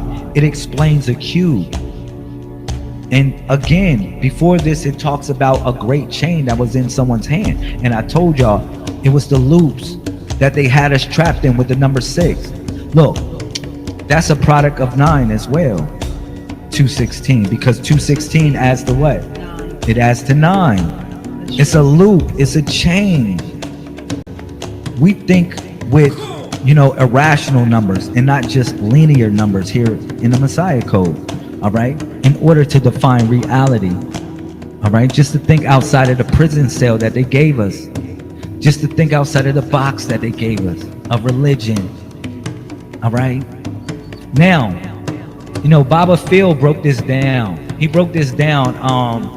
I remember on the Earth, the Book of the Earth. He broke this down. He talks about how when you take all the numbers, right, you get 396, right, which is a product of 9. But when a woman, 9 months, or what they say, she has a baby normally in 270 days, which is a product of 9, right? Look at it. When you add them all up, it's 666. That's deep. That's a code that was cracked. But again, it represents the lower state of man.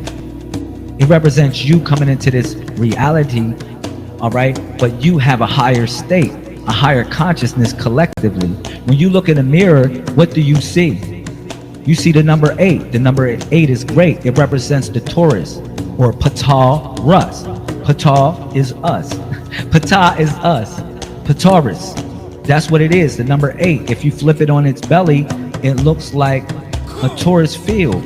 But this is really the mirror when you look at yourself, because the only way to see the eyes is through reflection. And that's the God in you. That's the Messiah in you. The great one in you. All right?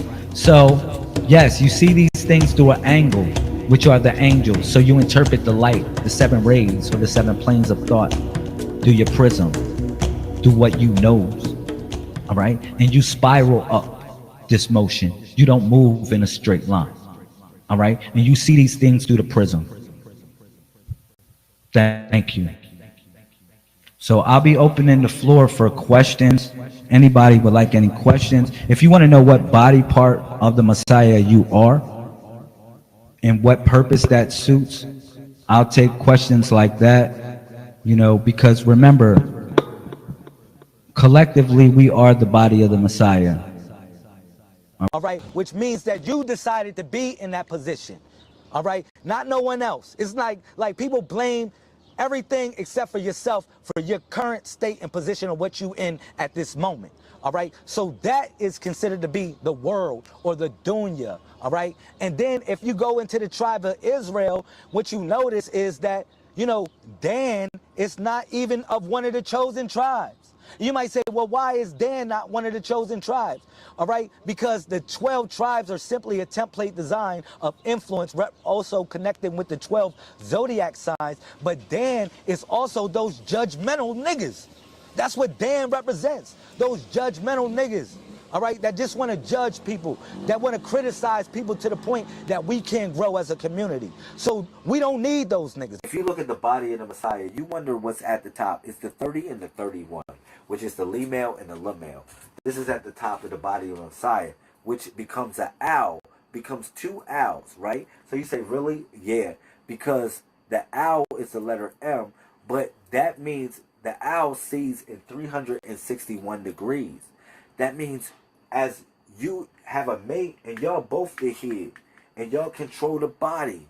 Y'all control the body here. The female and the male Messiah are at the top of this image and they control the body. Think about it like that. So let's say if you got a relationship with somebody, let's say this. You say, babe, look, I'm going to drive and you navigate. All right, so we can get to the destination of happiness, babe. Look, you drive or you drive and I navigate. So it won't be no confusion on what y'all got going on. All right? Because that's the way the universe designed things to be. All right? So people so we can move in harmony like that. So we'll know that we need to be each other's eyes. We need to be each other's ears. If you got your phone in the other hand, just touch your heart then. Touch your heart. Create your own rhythm. Touch your heart real quick. How about that? Put your phone in your left hand and just touch your heart instead of clap. Touch your heart.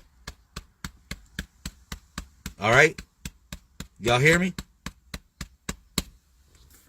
Cool.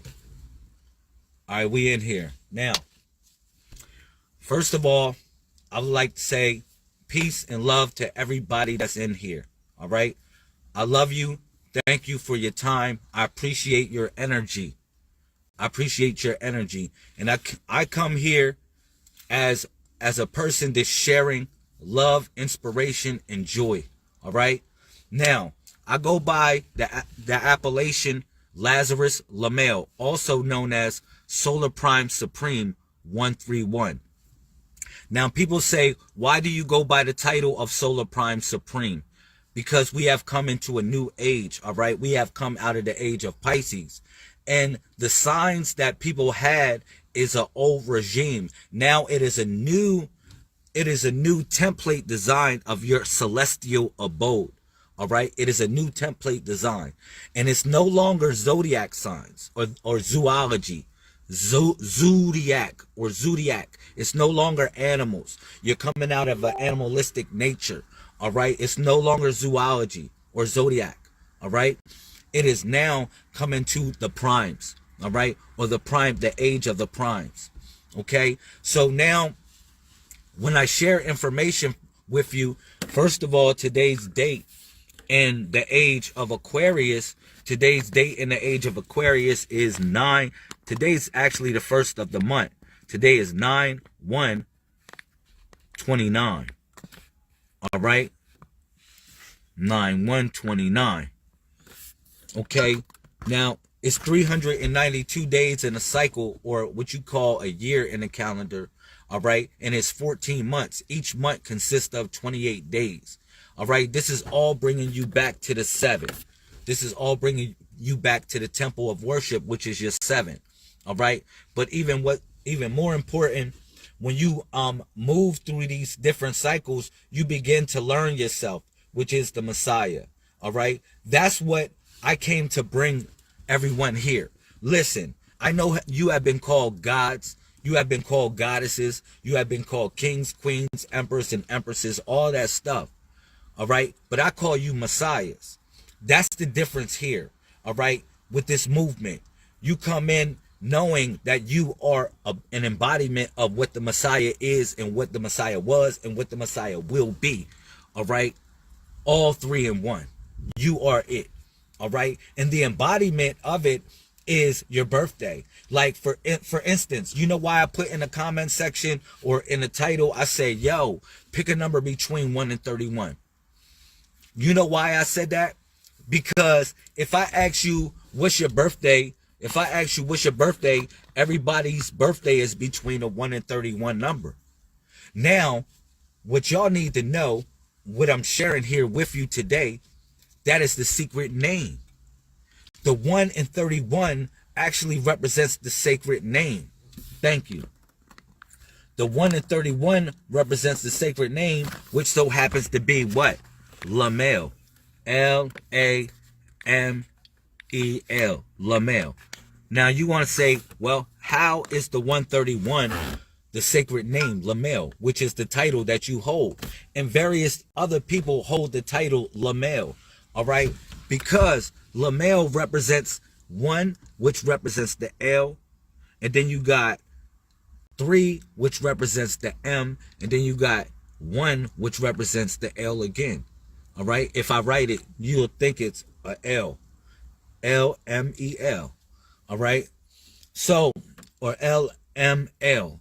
Real simple. All right. So, we are embodiment of what we call the Messiah. That's why I say, yo, you are a Messiah, but you are located somewhere along the body. You hear me?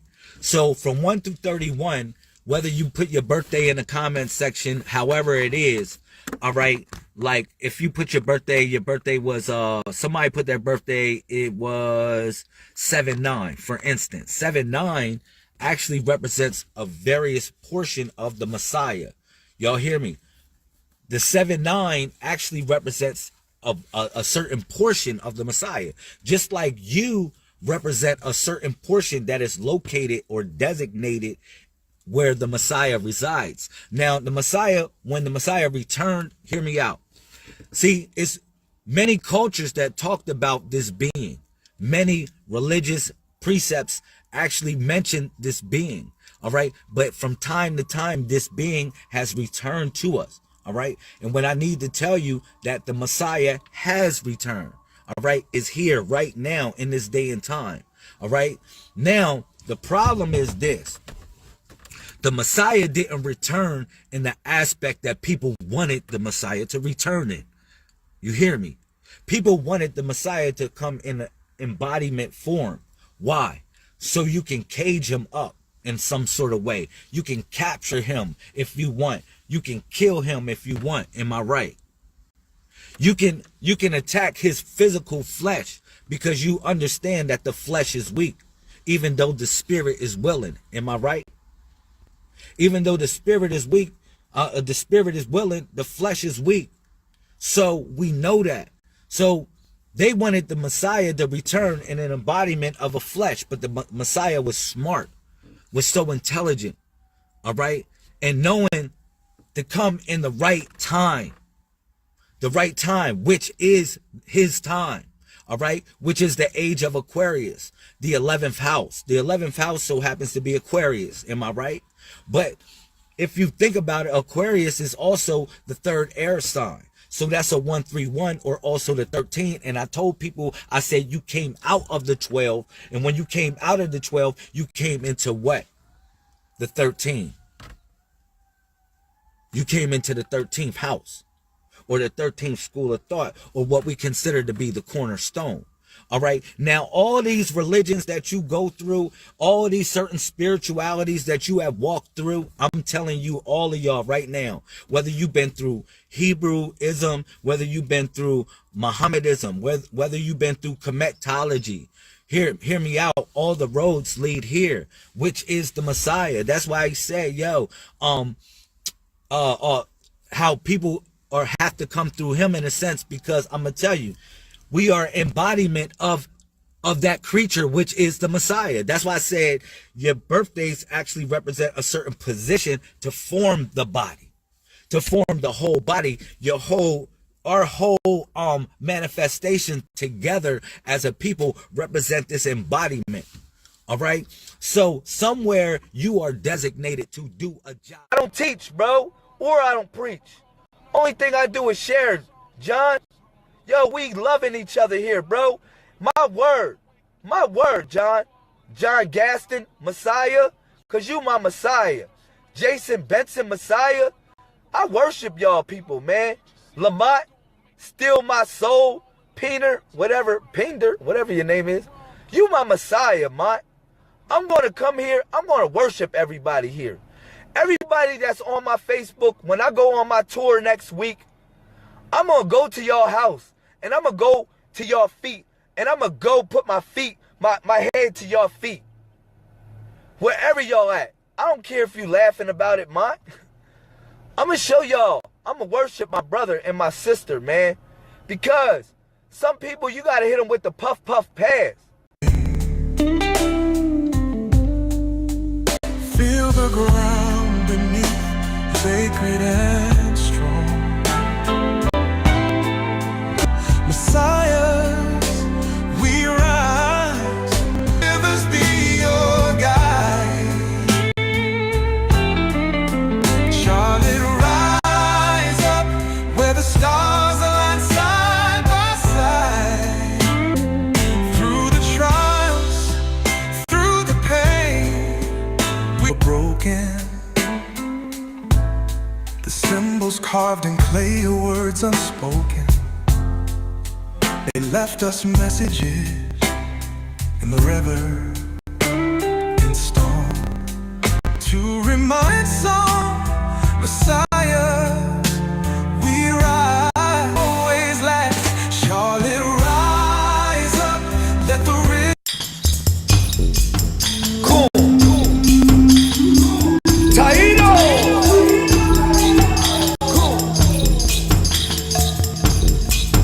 Cool.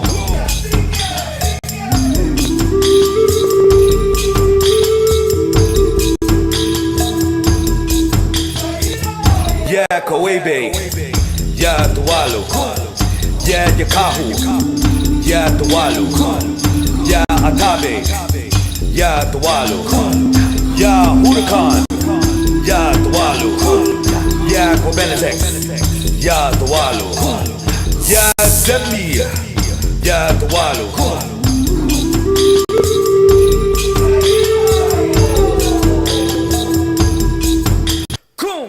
Ya Bo'o, Ya Tuwalu, Ya Ana, Ya Tuwalu, Ya Ara, Ya Tuwalu. Aries was to teach their parents how to stand up, have a spine, don't let nobody push over on you. Taurus was about possession. You know, you ain't got to be broke. You really don't. You got intelligence. Come on, Mom. Dang, you all that creativity, imagination, and you say you ain't got no money, you can create money with your mind. You know what I mean? Gemini teaches their parents to communicate, because most likely when they created that child, they did not know how to communicate. That's what Gemini's here for. I feel sorry for them. That's who I am. I'm getting there. Yeah, we're scary. No, no, we're not. Leo basically teaches people how to shine. The world is a stage, and I'm playing every part. Okay? Virgo, I went over that. Libra is more so, you've been unfair to me, and I'm going to teach you that you're going to give me justice. You're going to respect me. See, Libra, that's one thing about Libras. They demand respect, even when they don't deserve it. You know? When we move on to Scorpio, Scorpio is about destruction and rebirth. They're what you call cleaning out, spring cleaning. Look, you ain't used it in 7 years. You already know that. We was taught that, you know, early in this conscious stuff. All right? All right, it's a machine that you operate. Anything on the right is 32. So the body. So this body right here is so significant of it. And as I told you before, when you see this number right here, when you see this, Saturn will never give you more. And take it to that level and be a mujahid, which become 7 is really for preparation. 7 doesn't mean, it could mean completion for all my people that believe in that, because God completed his work on the 7th day. But I'm gonna say that this Halloween situation, where we were supposed to start out from, because as you go down to the 5th octave, you get you see that it's the torchbearer and the curse, because once you got the power that in a bag of chips, you think you all that in a bag of chips, yo. You think. And now that, you know, in the 7 to 8 years I've been gardening, I'm really grateful that they left me something to carry on. This is this is gonna be something very big in the future. And Capricorns is very abrasive about it at times, but we mean it from our heart. We really do. We really do. Aquarius. I just look at Aquarius as, man, what am I doing here?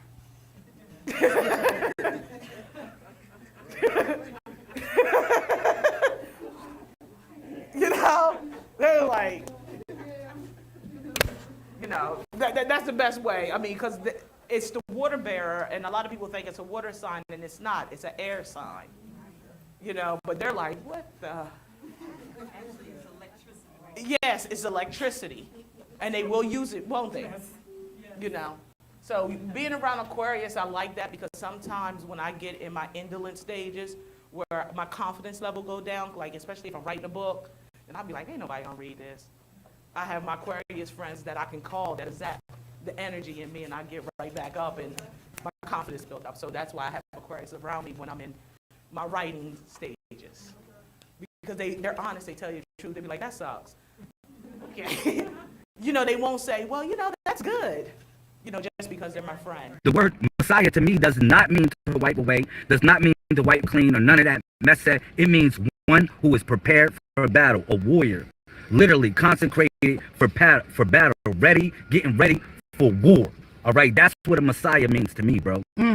All right, so has a Messiah ever existed? Make sure you are there this Sunday at 7 p.m. Eastern Standard Time for the next bill. Black and white are not people, their statuses and conditions. So we don't practice usury, even in our commercial.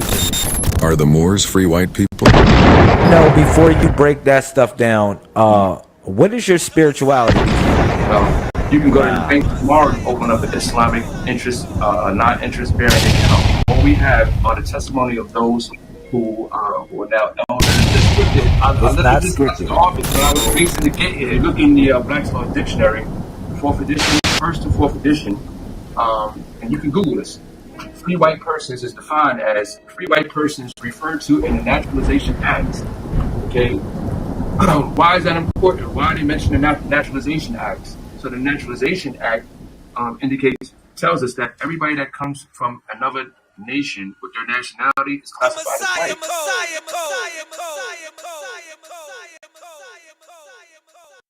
You a Messiah, bro. If anything you ever heard from me, I'm gonna say you a Messiah, bro. You a different statement, bro.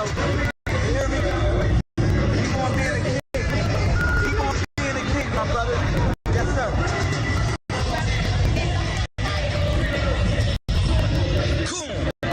The Messiah.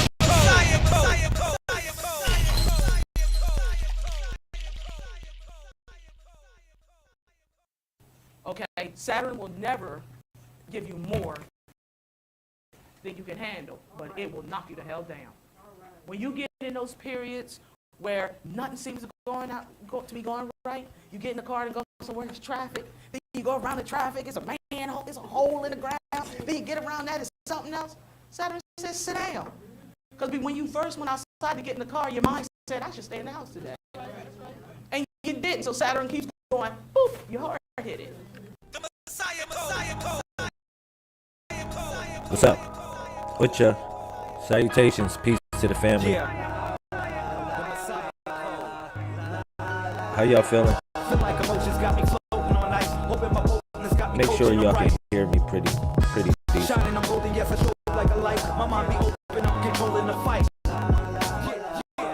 While I set this up, what's going on with y'all? Peace to the Messiahs, 747-24/7, 361 degrees. I was cruising, moving at 100 miles per hour. My thoughts faster than the speed of light. They got me feeling like Ray Charles when he dreamed about. Niggas don't laugh, I try to keep it right. Got a request from my woman, just keep it tight.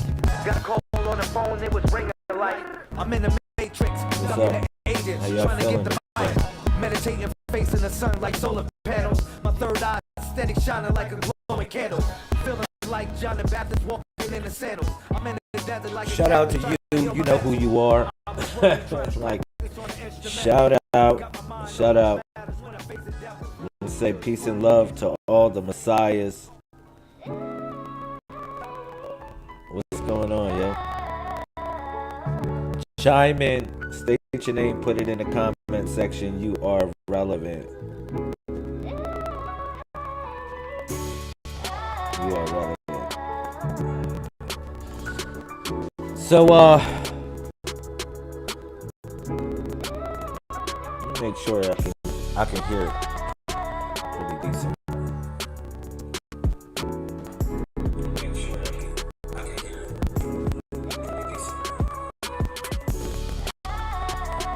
Alright.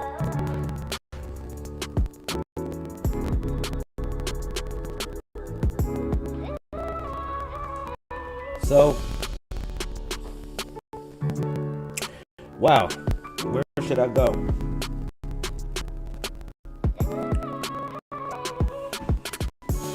So the title of this, I called it Expressions of the Heart. And I'm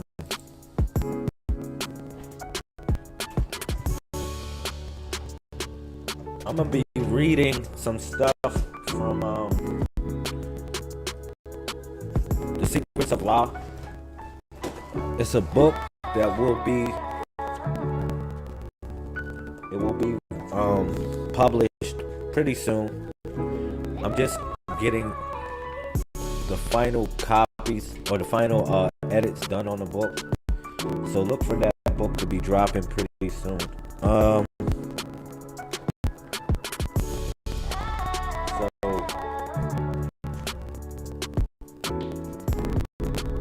Yeah.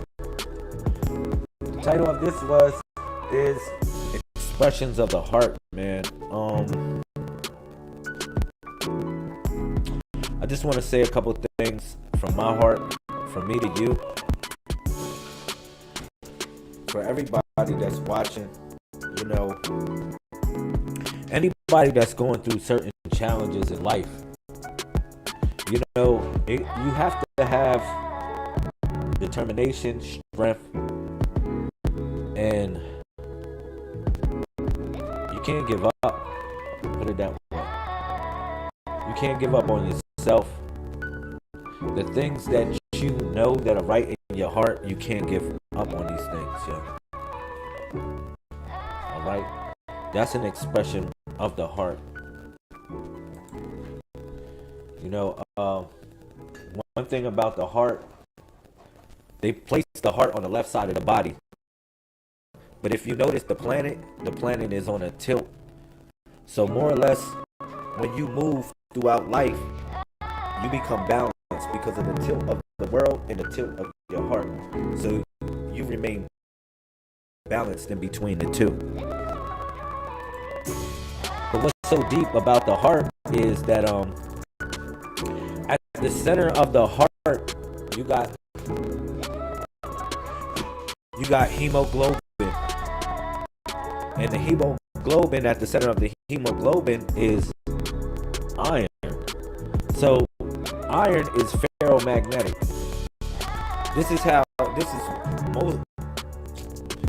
We have a lot of the metals that are on the planet, they're inside of us.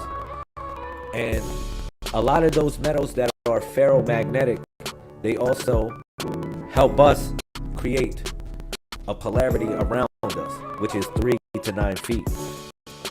All right, but what's so deep about where I was going with that iron is that this is almost like a dwarf star. What's up, Chocolate Gold? Peace, Messiah. See, this becomes like a dwarf star within you. If you notice the Dogons of Mali, right?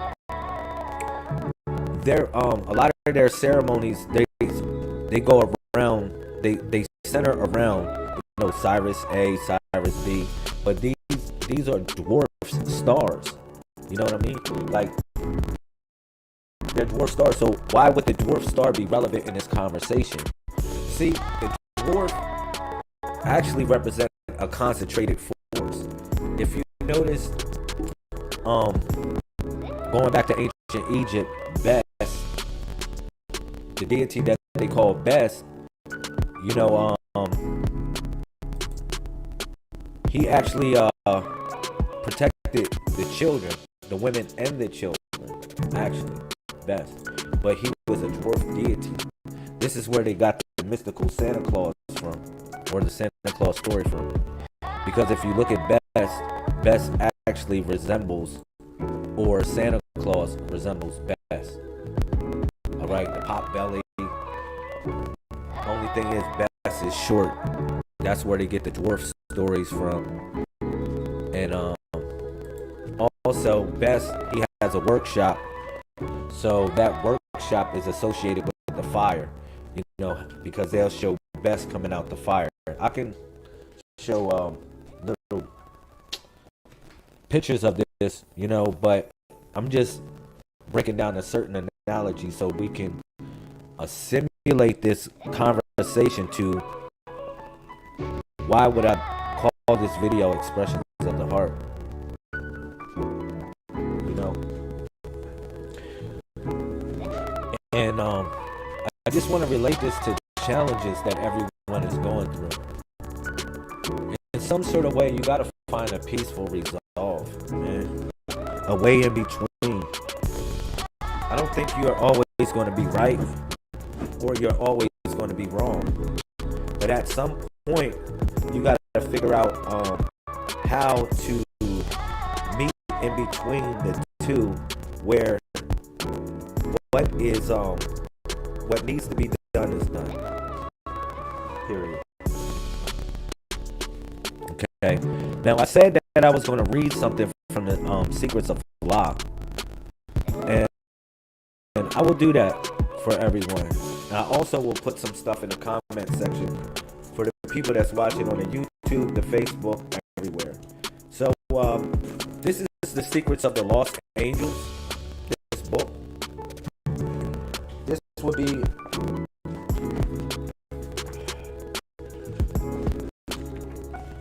Master Key Application 1213. Alright. Each book that is written within the Messiah Code movement is called the Master Key Application. Why? Because it's applicable to your reality. Just simple as that. You gotta utilize it. It's not just about reading something. It's about applying it to your life. You know what I'm saying? That's what it's really all about.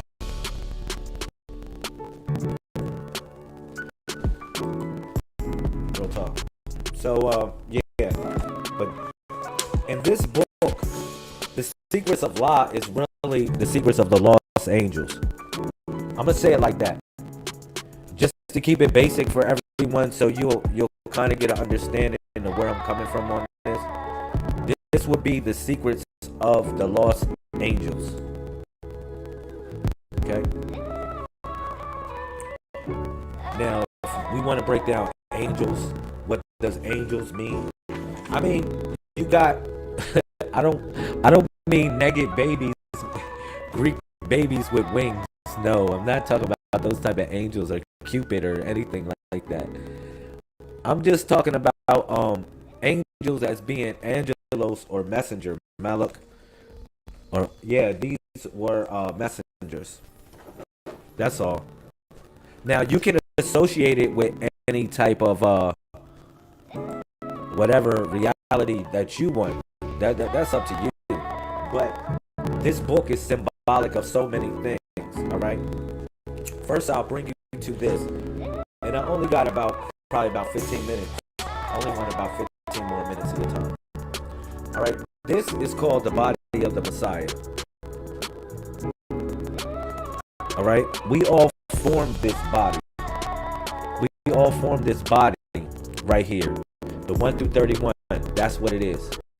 The 1 through 31. So why you say that? Because if you choose, like if I ask you to tell me your birthday, it's between the 1 and 31 number. You might say, well, that's according to the Gregorian calendar. Yes, it is. But we got to think about the world, not just think about yourself. You know, because once the world is synchronized on time, it actually creates a network. You know, they actually have a protocol associated with your computers, which is network time protocol. That's why your which is NTP, network time protocol. That's why your clocks are all synchronized, because it's just a protocol of synchronization. Okay. Shout out to Charmaine. Peace to all the messiahs. Please share the video as well. Facebook, YouTube, wherever you at, please share the video. Thank you. Look at this. So that's why it's not that we associated ourselves with Pope Gregory the 13th, even though 13 so happens to be a significant number, and he changed time in the month of October. Like he brought the calendar out in the month of October. All right. So realize this: it was a couple vortexes, a couple things going on in that day and time for him to change the time. But it's not about that. It's about the synchronization of what we are on right now, and that's why I said the 1 through 31. 1, 3, 1, and that's the sacred name and the sacred number, which is LML, Lamel. All right, the network. Shout out to Sister Robin, all the Messiah Code, all stars. Okay, so yes, we actually formed this body called the Messiah.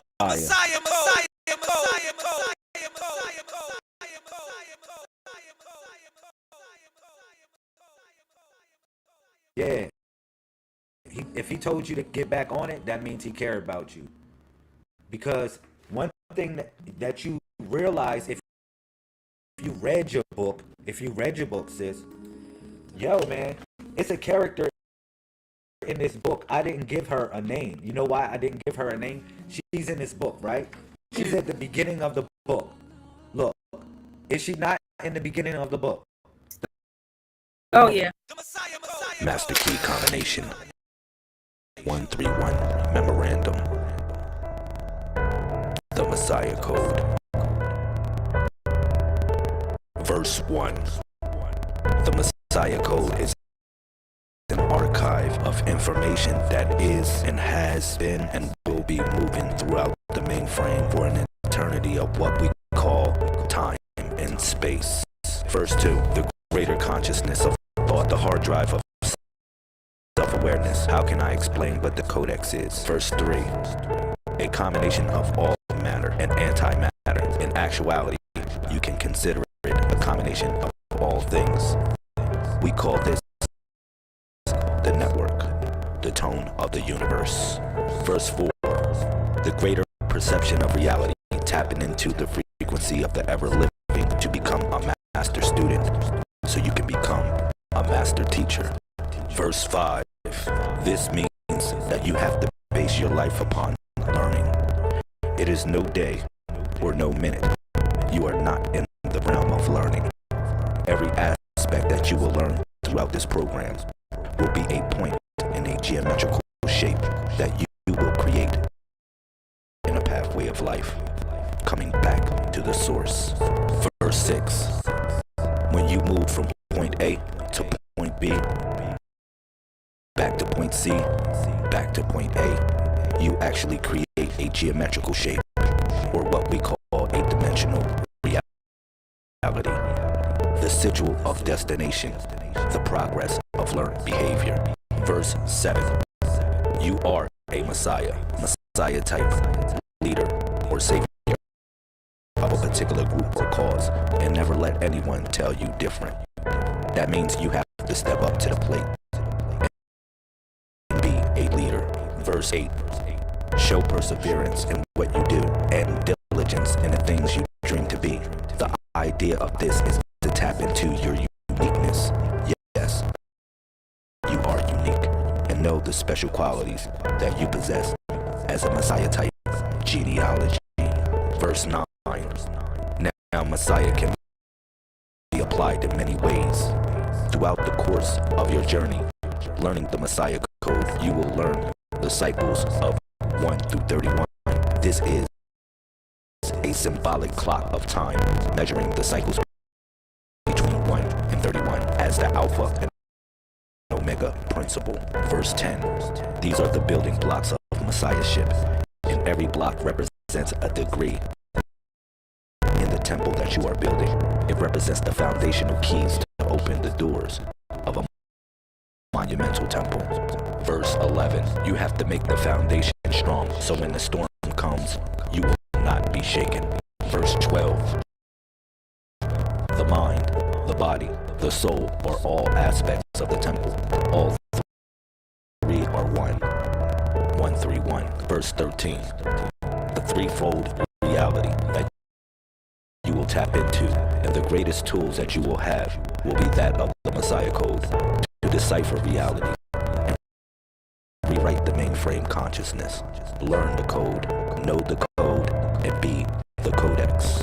Verse 16. And if one is able to take his or her quest to the next level, they will become what they truly are, the Messiah or hero of their world. And with the power of great leadership, we will be able to save the planet. Verse 17, the Codex is one of the greatest tools that you will be able to utilize in your life. It's just up to you to know that you are great. It is up to you to tap into the power that you have. Verse 18, the Messiah Code is a motivational tool, but at the end of the day, it is all about self, and that's where this journey is leading. Verse 19, the greater you and the greater destiny of what you are becoming and growing to be, the inner being. Verse 20, the one that is calling out to the outer world. The only way to escape the matrix is to be called, and you must know your calling, your purpose in life. Verse 21, we are more alike than what people know, and this is the template designed to formulate one's own stance on reality itself. Verse 22, this is the Messiah Code. Become the Messiah you already are. Become a great person. Become what you truly are, and never let anyone stop you from transforming the ideas that you have inside yourself. This is the greatest thing that you have, which is your creativity. Verse 23, the Messiah Code is not related to astrology or numerology. It is a mainframe consciousness compared to that which you would consider to be a computer. Verse 24, there is no more Christianity, there is no more Islam, there is no more Judaism, there is no more numerology, there is no more Buddhism. It is only the network. Verse 25, it is a code that is updated every second, every minute, every hour, anything you can consider to be time itself. It is essentially data. Data is another word for DNA. Data. Verse 26, so when you look at the code, you got to apply it as heroic qualities about yourself. Verse 27, now we break down every number from 1 through 31. And they have a special quality and recognition to the reality that we are living. But what you must understand truly is that your mind is the computer that is tapping into the greater computer, which is the source, the architect. Construct your goals of happiness. Verse 28, if you want to call this God, the architect is the one that creates the plan for the building, and we are building right now. Verse 29, the Most High God is the architect for the plan of the building, the temple of the spiritual body, the shell. Verse 30, it has been called by many names throughout time. Now we call it the Messiah Code or Codex, the mainframe consciousness that is linked to the mental reservoir. Verse 31, what we call the source, or any other name considered to be a verb, action, movement, and progress, is an example of what the Messiah Code is.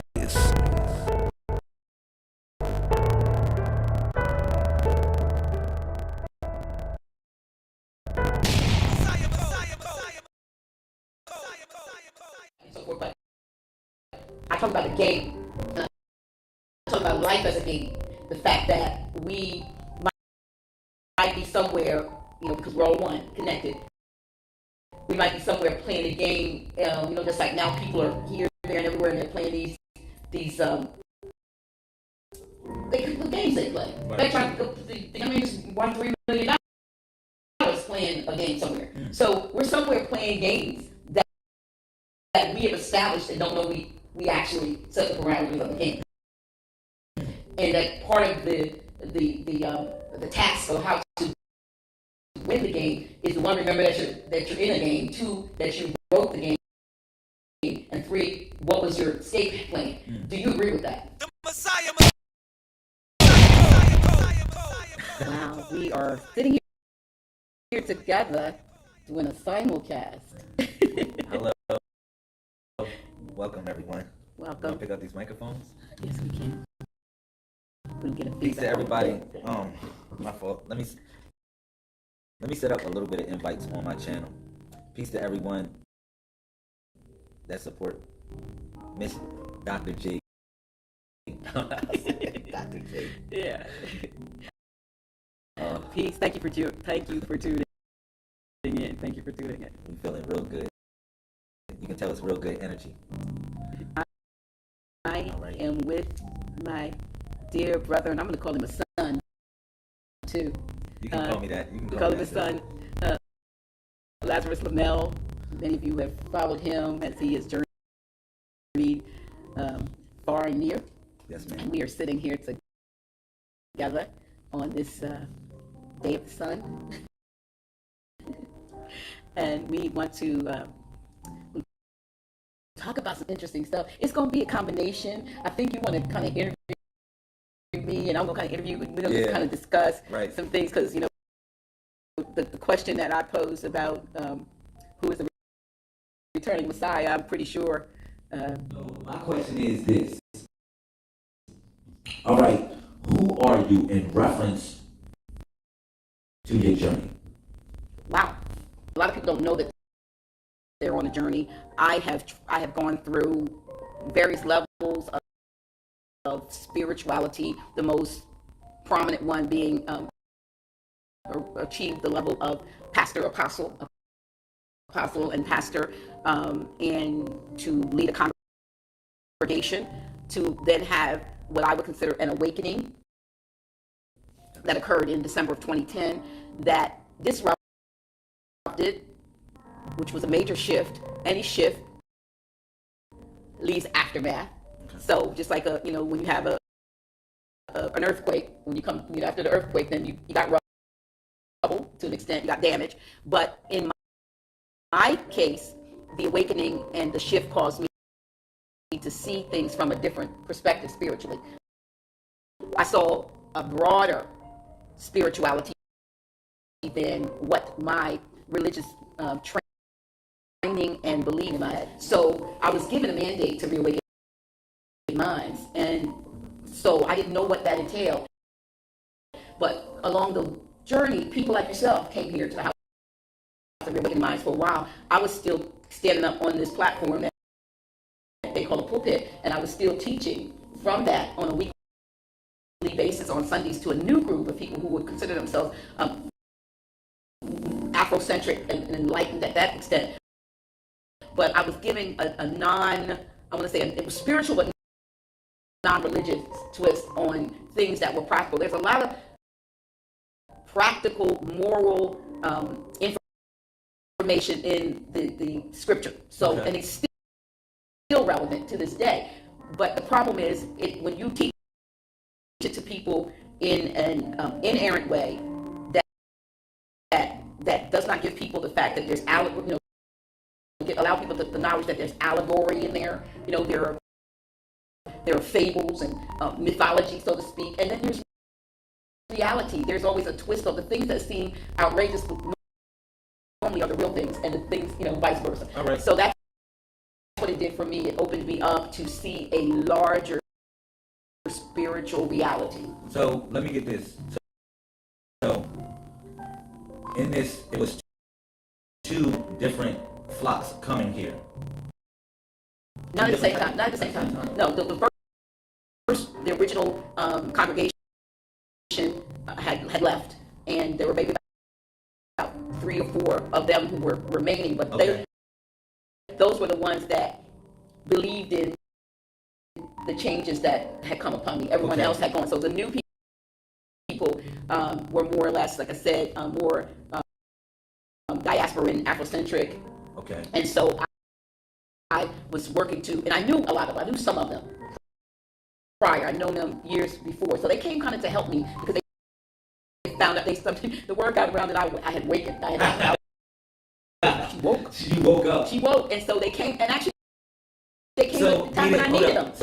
So, all right, you was a Christian in reference to when you considered to be woke, or what do you mean? As far as like you woke up, or what do they consider you to be woken when in reference to your journey? I don't know. So some people can I don't know. Because a lot of my people don't know who you are. Like you are a real prominent leader in the community. Me, I know who you are, but in reference to your journey, you know, what do you consider to be awakened? Because they might be somebody. When you get out of the box, when you realize that there is a box. Now we know, and you were talking about last night on your live, and we were talking about.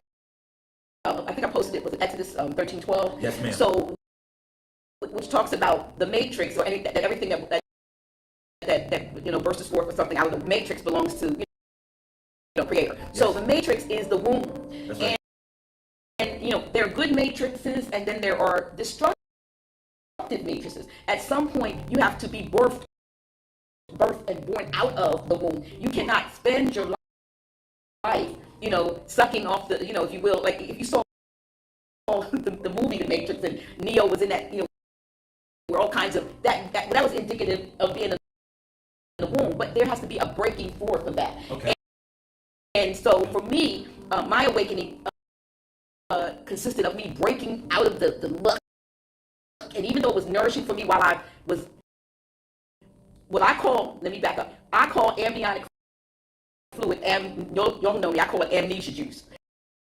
So when we're in the womb, for those 9, 7, I had 7 month babies, so I say 7 to 9 months, we're being nourished in that juice, and we're being, we're floating around, and we're forgetting the original assignment, the reason why we incarnated this time.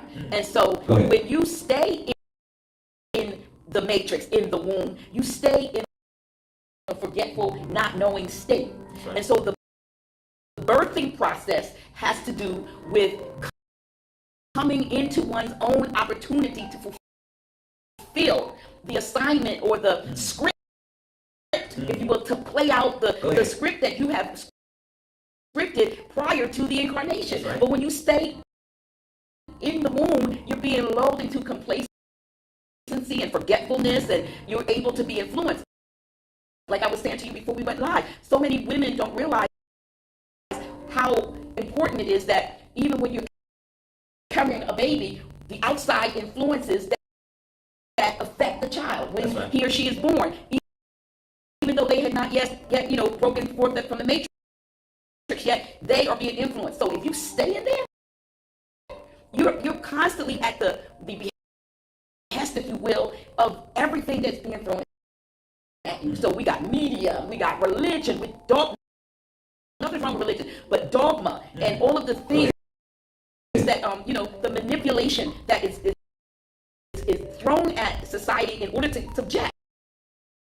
So when you awaken, you are cognizant of that. And while you may not be able to 100% defeat it, awareness is key. The fact that you know puts you in a different place, puts you at an advantage to those that are at an unknowing disadvantage. I say unknowing because they don't even know that they're in it.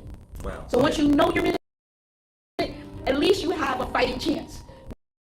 Not only to help yourself, but to help others. Okay.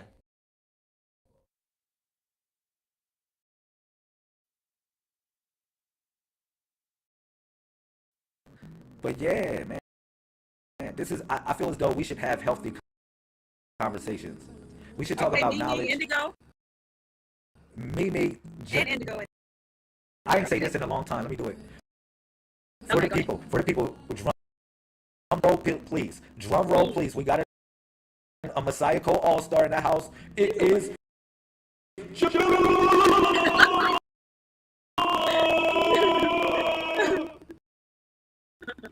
Shout out to Jamila.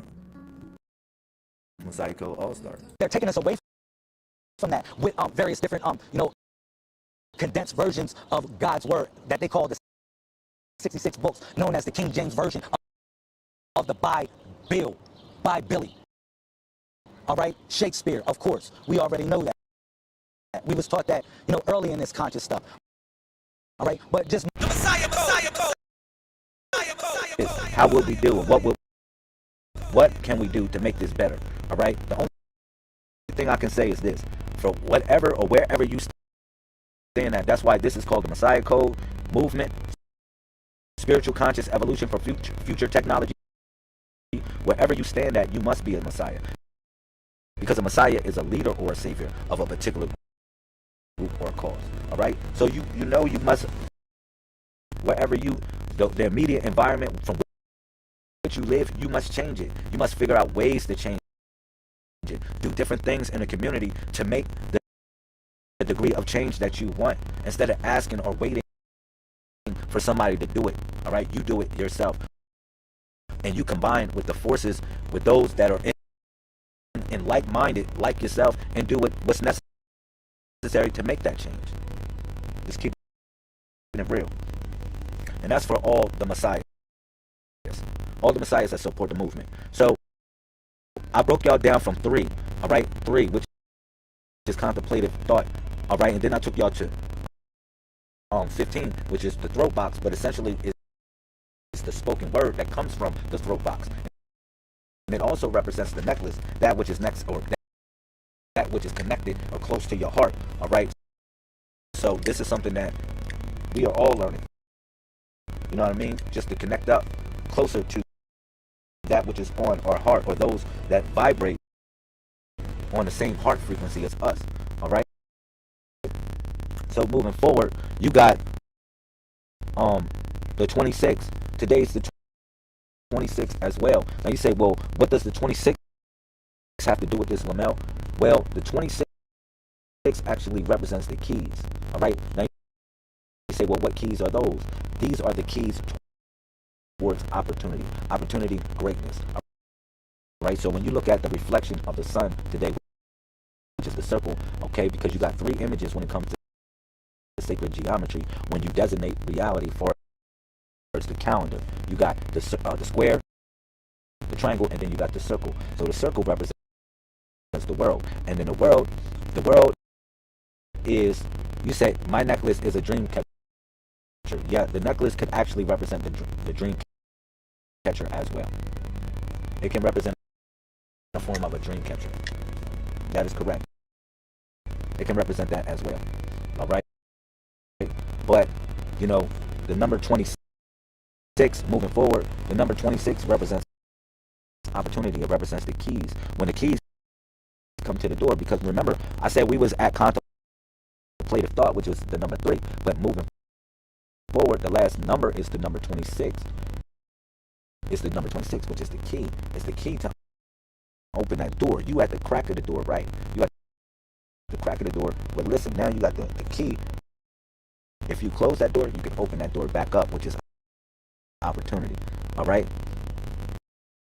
You can open that door of opportunity.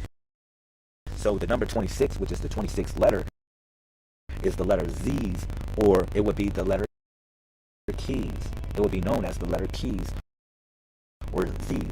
All right? That's the 26th letter, Z's. Now, also, you know what I mean? When you look at the letter Z, what you would see is this. You'll see the fact that the letter Z has a vibratory rate at the 26th designation, but it also represents the 26,000 years of procession that we are in the Milky Way. As far as us moving around or within the Milky Way, that's what it represents as well. Okay, now the Milky Way is the celestial cow from which we are nurtured from. That's where we get our real sustenance, our real milk from. The real celestial cow. All right. They called her Hathor. The principle is Hathor.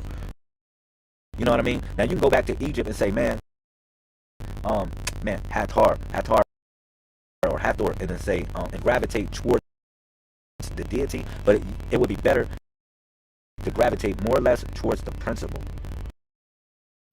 All right? Because if you think about Hathor represents the house of the Messiah, where the Messiah resides. So where does the Messiah reside? The Messiah resides in these days and times.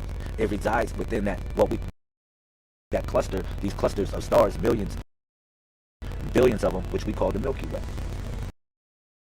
That's where the Messiah resides. This is the house. And the universe is the mansion. The universe is the mansion. For real. And that's what it's truly all about. Yo, and we growing as a movement. It's so many things that I need y'all to know that what's going on, especially like with this Halloween situation. With this Halloween situation, you might say, well, why are you wearing the color orange all of a sudden? Now, it's definitely a degree of thought of why we are connected with the color orange at this point in time. First of all, the color orange gives you energy. It gives you vitality. Also, what this color orange, it represents the times of harvest, or the festivals of harvest, which the color orange resides over. Okay, you have various other colors that reside over the festivals of harvest as well. All right, as far as the color green and red, also they have a manifestation within it. Gold also has a manifestation within these times. Would you consider that to be orange, gold, or the same thing? You know, so yes, moving forward, the 26th. So we broke down the date of today, which is 3/15/26, in the Codex. Now you might say, where do you get these times from, Lamel? Well, we came out of the age of Aquarius. Unfortunately, for a lot of y'all, of Pisces, excuse me, and we have came into the age of Aquarius. We have came out of the age of Pisces. Hear me out again. Excuse me. We have came out of the age of Pisces, and we have come into the age of what y'all consider to be Aquarius. Now, if y'all came into a new age, rightfully speaking, if y'all came into a new age, my question is, why didn't y'all receive a new calendar? Why y'all never received the new calendar? If y'all knew we came into a new age, why we in particular never received a new calendar? And if, many religious thoughts, spiritualities, they connect up with the 7 days or the 7 layers of creation, right? Why isn't the calendar that we follow, which is 365 days, why isn't it evenly divisible by 7?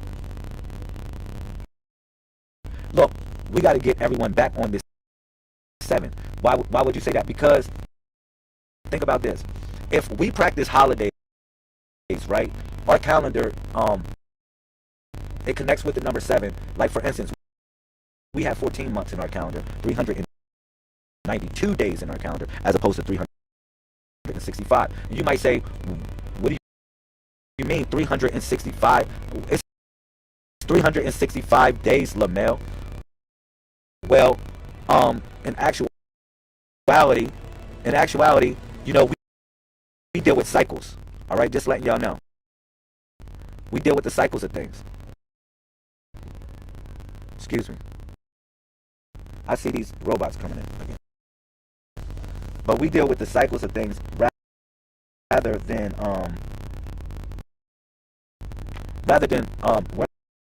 worrying about what is going around the sun in a 365 day period. out to Sister Tamisha in the building. I see you. Peace, Queen. Shout out to the robots trying to come in the video as well.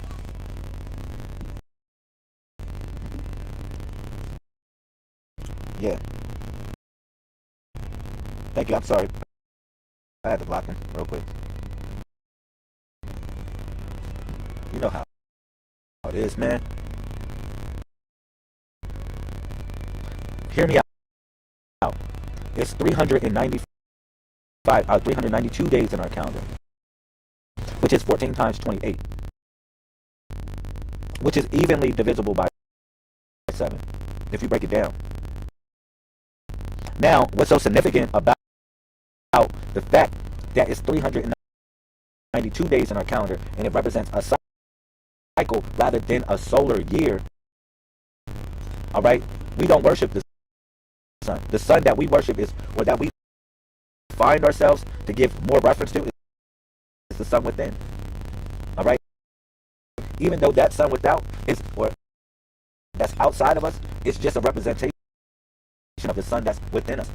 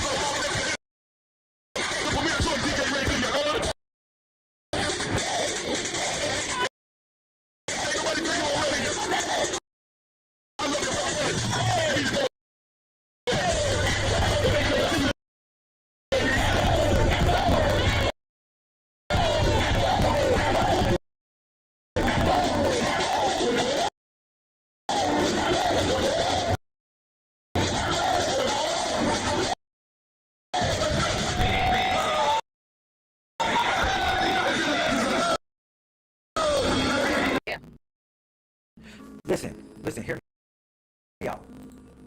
When you deal with the Messiah code, when you study the Messiah code, you're dealing with the archetype of numbers.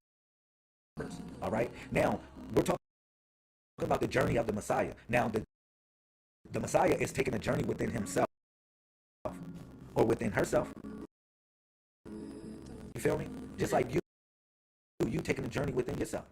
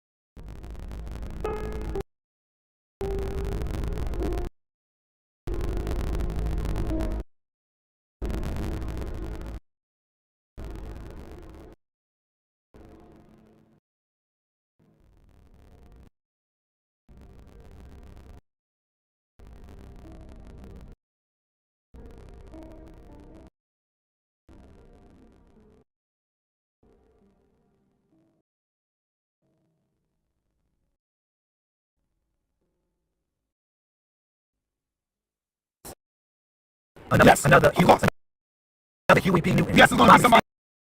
It's another Bobby Steele. Brother, there's going to be somebody greater than Malcolm X, greater than Bobby Seals, because all energy is constant. It changes forms, brother. You can't destroy energy. You see?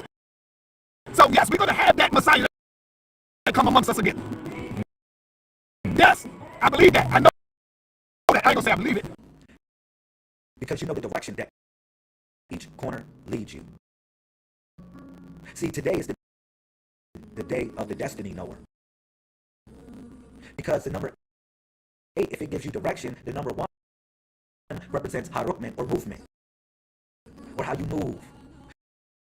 But it also represents knowledge, which is the foundation of all things, a clear and certain perception of information learned by one's ability of looking, listening, and observing. This is all in your lessons. Master your lessons. That's it. If you master your lessons, let me tell you something. You'll master yourself. Each degree, each number, each position represents a position that you take within yourself to know yourself. You were born inside a square but raised by a system shaped like a cube. Everything you've been taught to believe your name, your race, your God was programmed inside a six-sided illusion. The cube is not a myth, it is a prison of your perception. We counted 12 boxes, dine coffins, work in square buildings. But inside you there is a resonance, a geometric code, longing to break free. You can learn how to free yourself from the cube. Get the book from Amazon by Solar Prime Supreme 131. Lazarus Lamel of the Messiah Code Movement. The Messiah Code.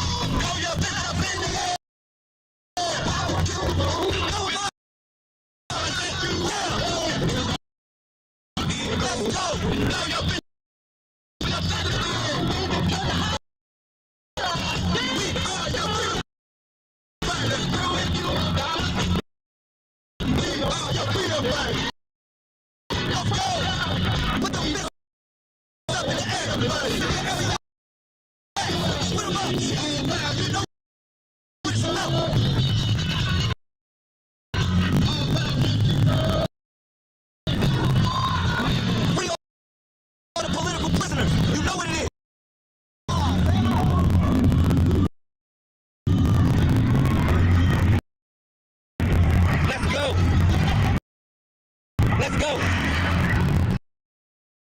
Shout out to the family. We are in here. Shout out to the family, the Messiah Code family. We in here. We in here. Yes, sir. Yes, sir. Power to the people. Let's go. We only do this once a year. We only do this once a year. Harlem, stand up. We only do this once a year. Shout out to all the queens, all the kings. It's a spirit that's here in Harlem. That's what people don't understand. It's a spirit. We greet each other like that. Here in Harlem. That's how we greet each other. Gods, goddesses, queens, kings. That's what you get in Harlem.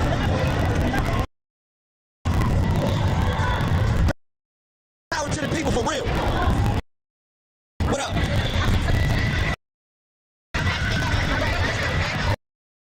Yo, man. Okay. You got something to say to the people? What you got something to say? What you got?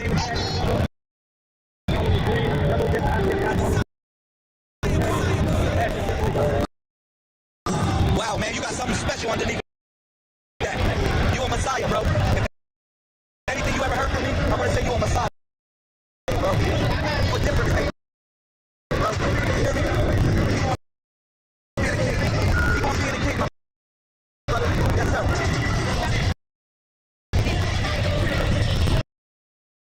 Cool. A Messiah code. Messiah code.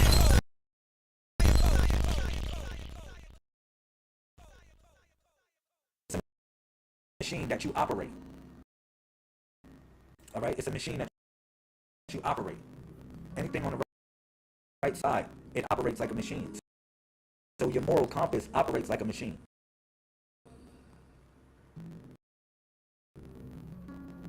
A well-oiled machine, how should I say? Shout out to the priestess. Shout out to Messiah Code All-Stars. Let me say this.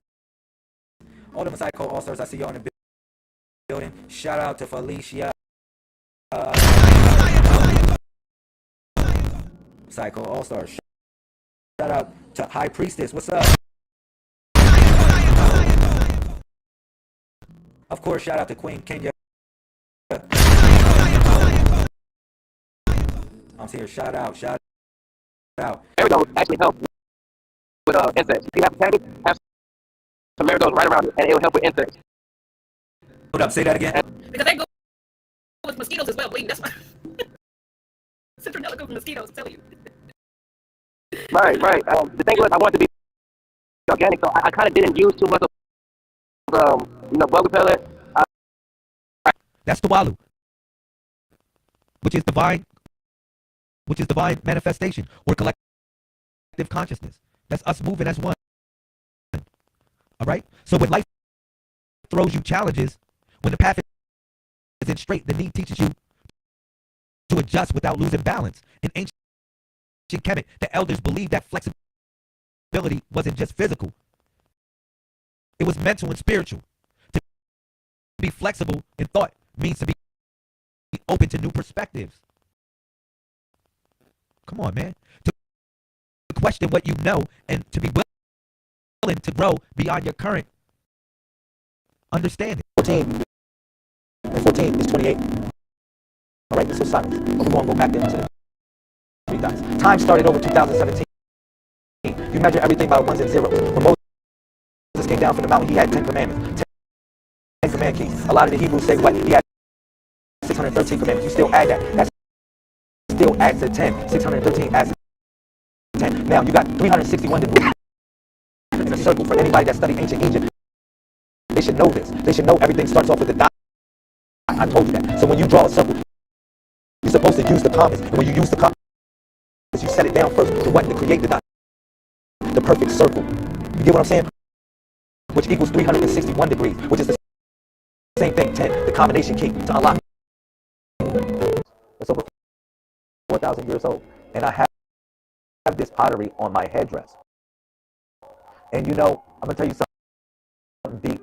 When I touched the pottery, it made me feel a certain type of way. Because when I was when I'm writing this book right now, if y'all want to know, I'm writing Charlotte Rise Up.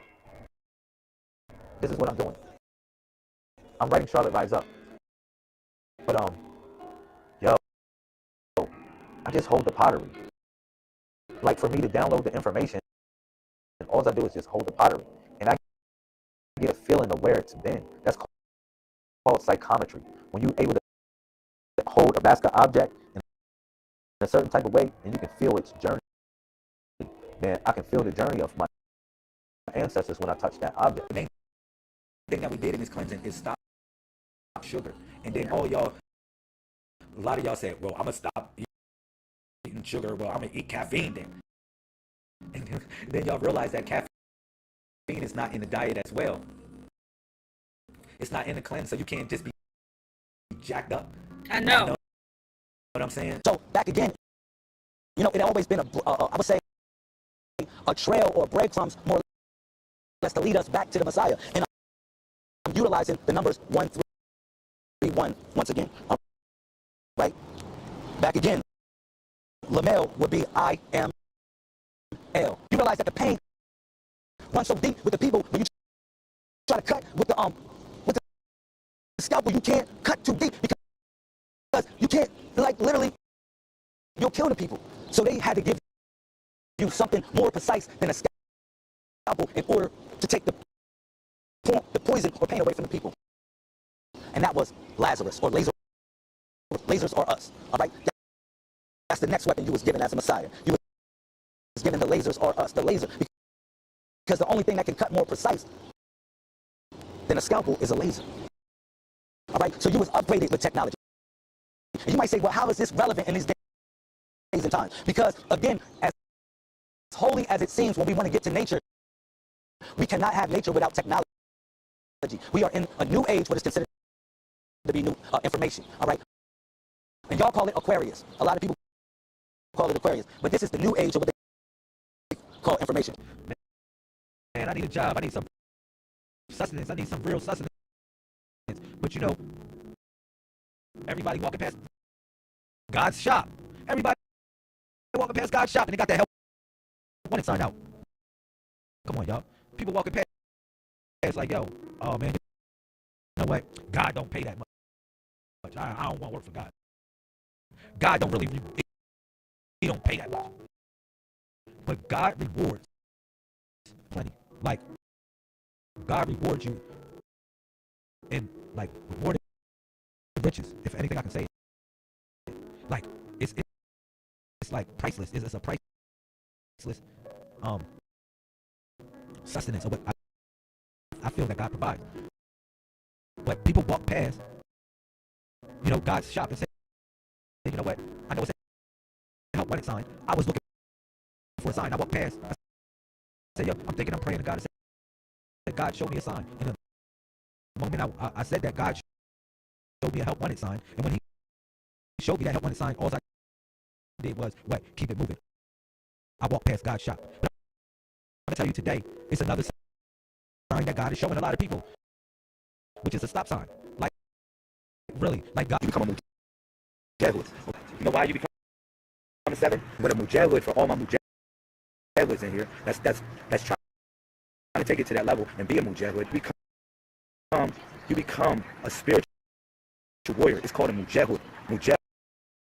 7 is really for preparation. 7 doesn't mean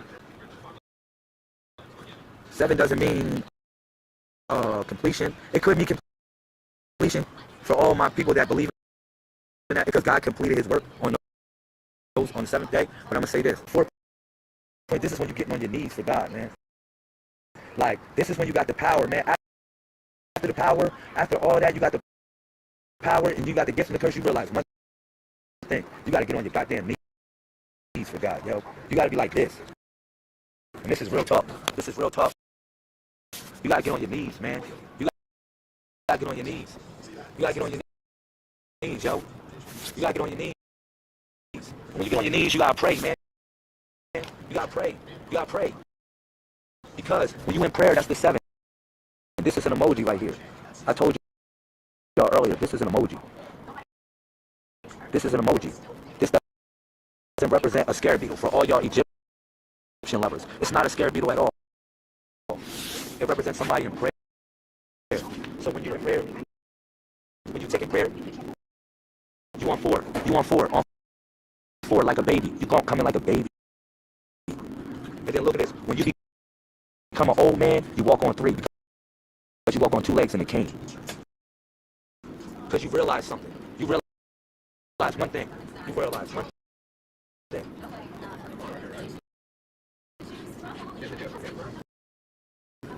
You realize one thing. And a lot of relationships end because we don't know astrology. We don't know, ourselves. A lot of relationships can make it, And, that's what astrological counseling is all about. Okay, Venus. Oh, my beautiful, beautiful Venus. Lucifer. Okay, that's the original name for Venus. It was called Lucifer, the illuminated one. Okay, the morning star and the evening star. In Isaiah 14, when he says that, oh, how thou hast fallen, O Lucifer, he's talking about Venus standing parallel with the moon. It ain't got nothing to do with some angel named Satan falling out the sky. I got kicked out. No, it's a conjunction. Okay? And when Venus is standing high, it happens every 7 years. When Venus is standing high like that, that's when your greed comes out. Everybody. You're greedy. Your greed come out. If you ain't conscious and stable, that's when your greed come out. It happens to all of us. Clear your mind. Remember, clear your mind. Focus. Focus on something that is positive in your life. Focus on love. Focus on joy. Focus on happiness. All right? We're about to do this. Are you ready? Okay. 1, 2, 3. Breathe in. Hold it. Breathe it out.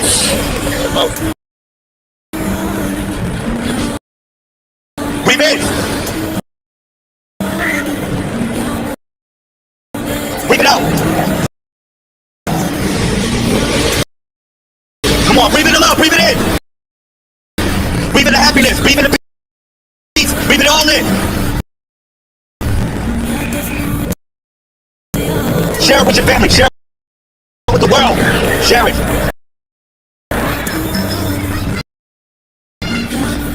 Now I got to 3. I want y'all to say cool and stomp your beats. 1, 2, 3. Boom. All right. Thank you. I want to say thank you, Universal Force. Thank you for allowing us to be here together as a family across the cosmos, across the world. Everybody here at the Universal feeling of joy, happiness, and love. Please allow us to acquire that feeling in our life, that we will be able to share this not only with our family, but with the world that we share. And with all your heavenly names, I say amen, amen, and amen. Boom. Thank you. Yes, sir. Yes, sir. Thank you, my brothers. God bless you. Thank you, my brothers. Thank you, sir. Thank you, sir. Thank you, my brother. Thank you, my brother. Speak. Thank you, my brother. Yes, sir. Yes, sir. I want to say you are a king. I want to say you are a queen. I want to say you are an empress. You are a messiah. I want to say that. So whoever's in here, share the video. Let it be done. Everything in your life, let it be done. Everything that you truly want and desire in your life, let it be done at this moment. Stop fighting. Stop fighting it. Embrace it. I want you to say, I am. I am love. I am success. Say it right now. Cool. For anybody in here who don't know what cool means. Cool is the light that strikes your heart. It strikes your mind. And the expression is thunder. Cool. You hear that? You hear that? Cool. I want to tell you, you are a messiah. This is what they try to deny. This is everything that they try to elude you from. The principles that guard the universe are connected with the Messiah. I am. When it comes to peace, I am the Messiah. When it comes to love, I am the Messiah. When it comes to mercy, I am the Messiah. When it comes to forgiveness, I am the Messiah. Do you know who you are? Embrace it. See, it's a lot of stuff. I'm gonna tell y'all, it's a lot of debates about religion. It's a lot of debates about spirituality. It's only one true principle in the universe. That's love. That's love. No matter where you go, it's love. This is something that we must embrace as a people. That's a fact, Jack. This is something that we must embrace as a Messiah. As the Messiah, what do we have? We have how many weapons as a Messiah? 7 weapons. We have 7 weapons as a Messiah. Do you not know your weapons? Yes or no? If you do not know your weapons, see, let me tell you something. They call you gods. They call you kings. They called you queens. They called you empresses. I call you a Messiah. Difference makers. Leaders and saviors of particular groups of causes. Do you hear me? Do you know your 7 weapons as a Messiah? Pick them up. Pick them up. The rod, you must pick it up. You must be ready to be chastised as a rod. Picking a rod up. Utilizing it at any moment. As you pick up the rod, from there you get the staff. Because why? After you being chastised, you have to lead people. You get a staff of people. And that staff represents leadership. So you have to be an example to the people.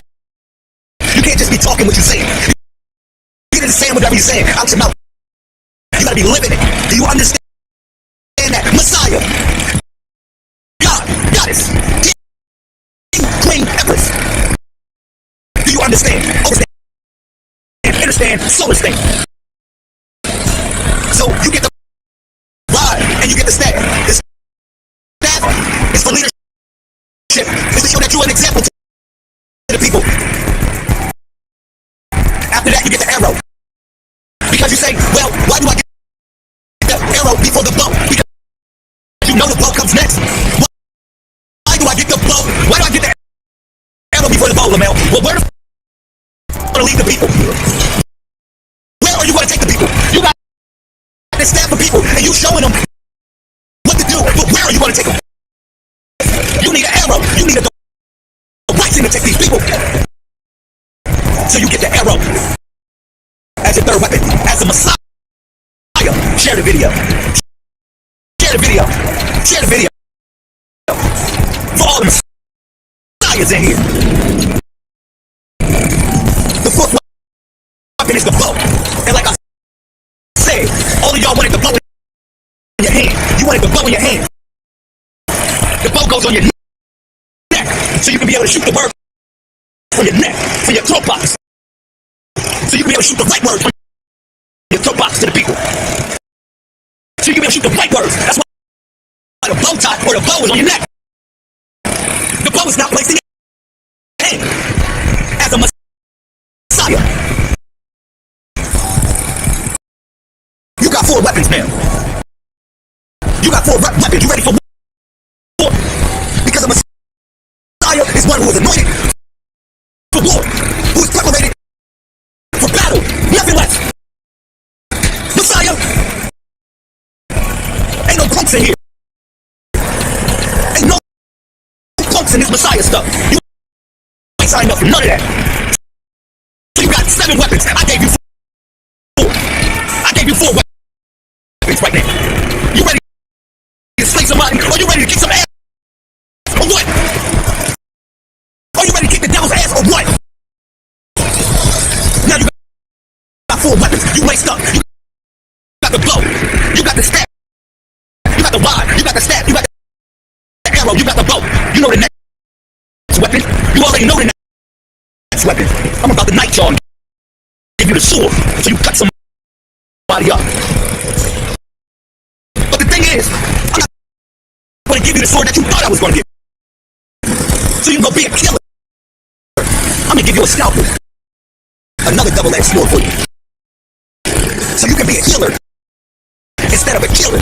So you can learn how to cut people the right way instead of the wrong way. Facts.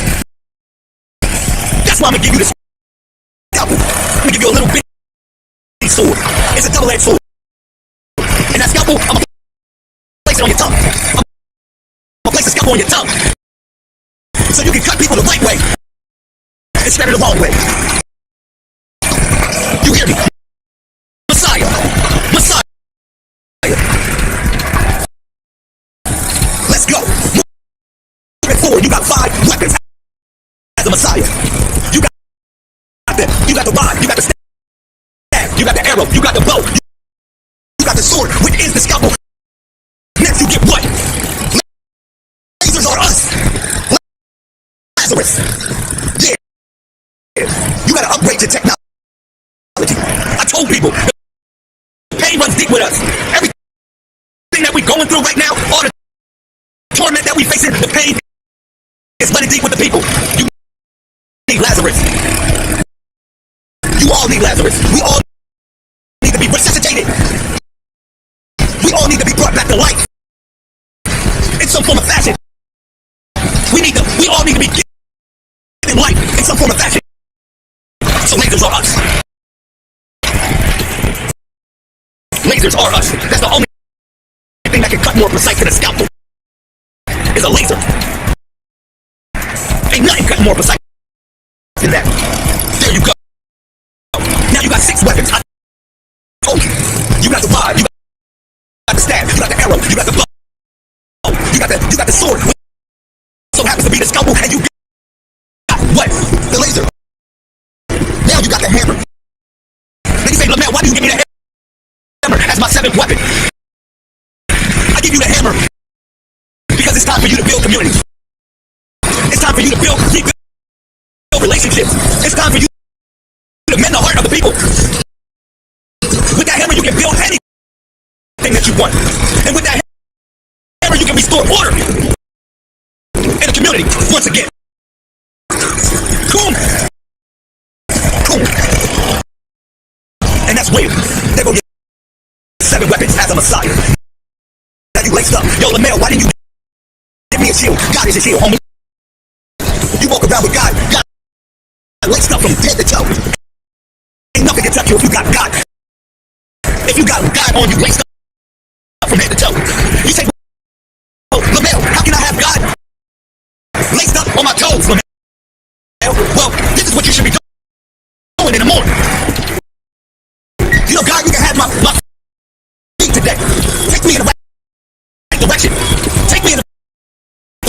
love today, God.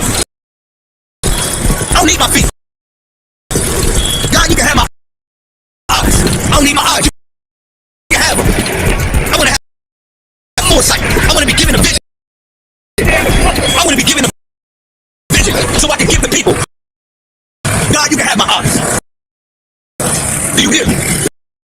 Whatever universal principle you call on, you need to lace yourself up from head to toe and say, you know what? You can have it. It ain't mine. You can have it. It's yours. Do you want it? Come take it. God, you can have my ears today. Open me up so I can hear the words of truth. So I can hear the truth. Open me up. God, you can have my heart. So I can love today. So I can love the way I'm supposed to love. Do you hear me? You need to lace yourself up with that universal principle that you consider to be God. Messiah. That's real talk.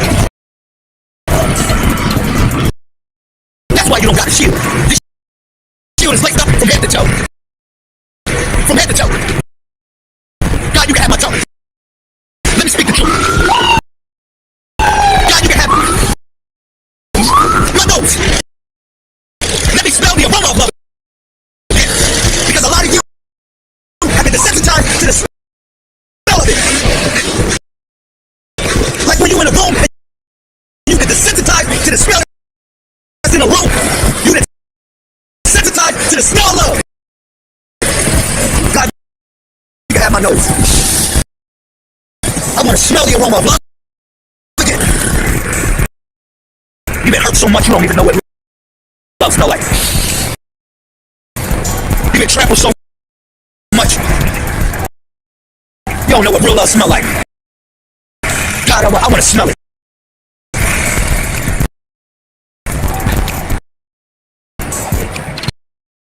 We are Messiahs. Simple and plain. Leaders, saviors of particular root causes wherever you are on the planet. Wherever you are on the universe, cool. We have been laced with everything that is needed to defeat the force of opposition. We have been laced with everything that is needed to defeat anything in our path. I want to hear nobody crying. I want to hear nobody crying about nothing. It's time to win. You hear me? Share the damn video. It's time to win. Boom. Boom. It's time to win. Ain't none of that other stuff. No excuses. When you wake up in the morning, tomorrow, you know what I want you to do? I want you to thank the universe. I want you to say, God, thank you for everything. The things that I see, the things that I don't see. Thank you for this breath that I'm breathing right now. Thank you. Thank you for me opening my eyes. Thank you. Thank you for my children. Thank you for the love I have. Thank you for the food I have. Thank you for the sustenance I have. And after you do all these things, I want you to go out and kick the devil's ass. After all these things, I want you to go out and kick the devil's ass. Do you hear? Cool. Cool. Cool. Cool. The Messiah code.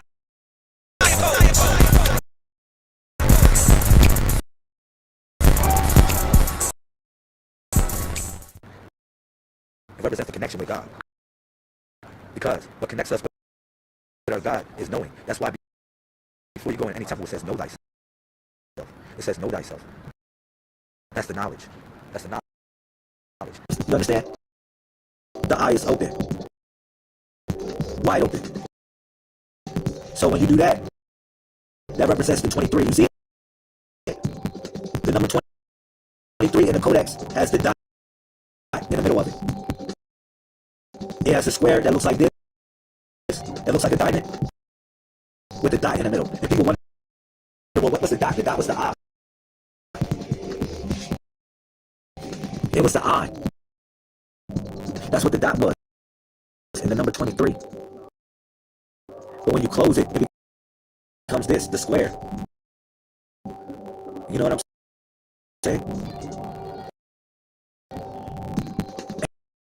And 23 was connected with wisdom. Remember, because the 23rd letter of the alphabet was W, and it also was connected with woman. Why the woman? Because the woman. And a lot of relationships end because we don't know astrology. We don't know, ourselves. A lot of relationships can make it, And, that's what astrological counseling is all about. Okay? Venus. Oh, my beautiful, beautiful Venus. Lucifer. Okay? That's the original name for Venus. It's called Lucifer, the illuminated one. Okay, the morning star, the evening star. In Isaiah 14, when he says that how thou hast fallen, O Lucifer, he's talking about Venus standing parallel with the moon. It ain't got nothing to do with some angel named Satan falling out the sky, got kicked out. No, it's a conjunction. Okay? And when Venus is standing high, it happens every 7 years. When Venus is standing high like that, that's when your greed comes out. Everybody. Your greed. Your greed come out. If you ain't conscious and stable, that's when your greed come out. It happens to all of us. We're the third planet from the sun. We're the third planet from the sun, bro. You know what I mean? And all pianos was tuned into middle C until it got sped up to A minor. For anybody that knows about piano work, they know what I'm talking about. All pianos back in the day was tuned in the middle C, and C is the third letter of the alphabet. Why? Because nature is attuned to C, because Earth is the third letter from the third planet from the sun. So you got the C note. That's where we're supposed to start out from. Because as you go down to the fifth octave, you get G, which is what? That's why you say G, because G and E are synonymous. You go into the fifth octave, it's G, but the fifth letter of the alphabet is E. That's why you say G, Jesus, G, because they're synonymous. It's telling you a tone that you got to get into.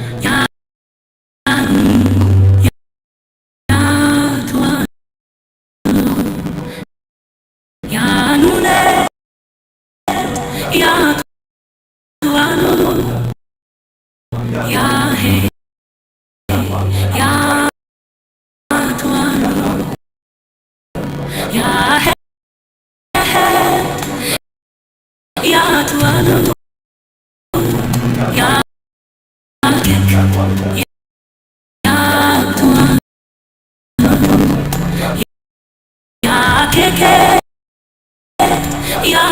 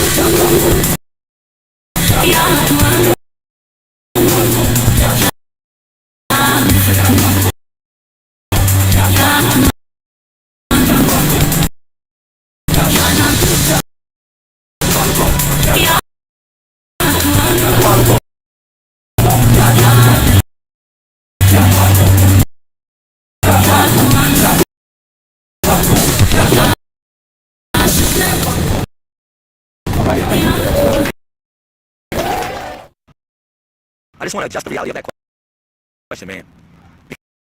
Because you got to know what is a simulated reality, what's real from fake. Y'all got to test people around y'all to see if they are programmed. I'm going to say this. I'm tuned in. You damn right. Thank you, Lord Boo.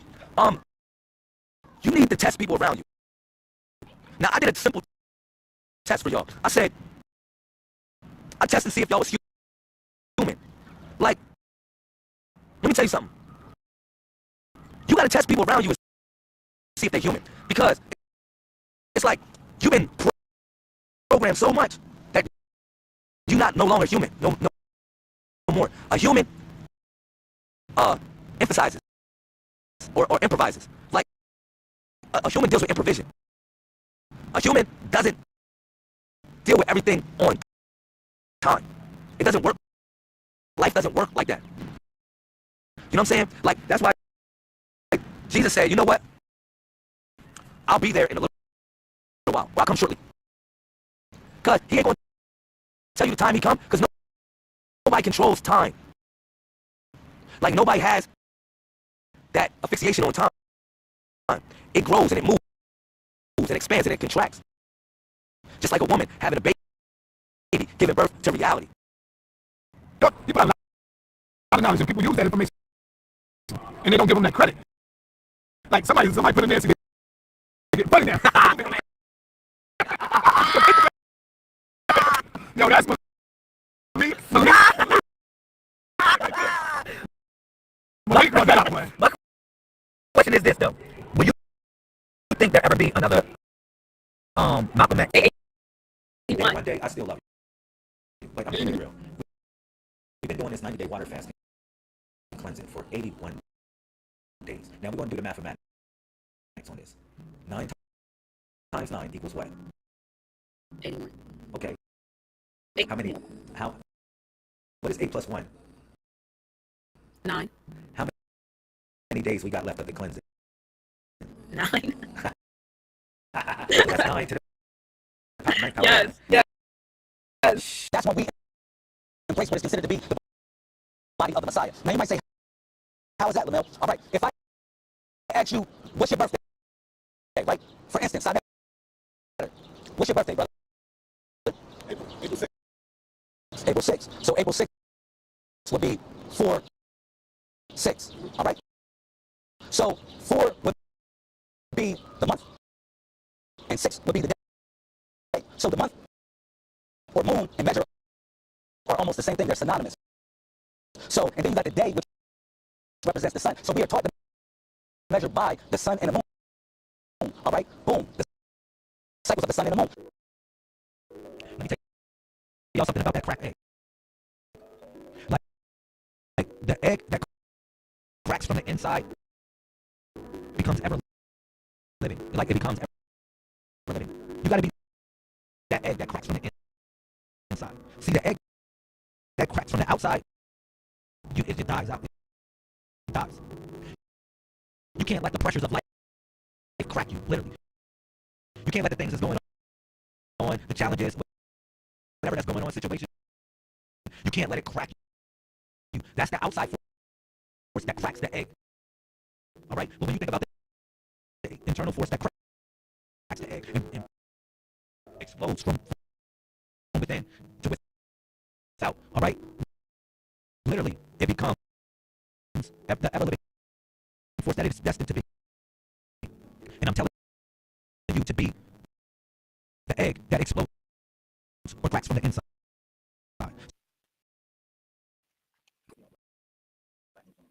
Son at the studios.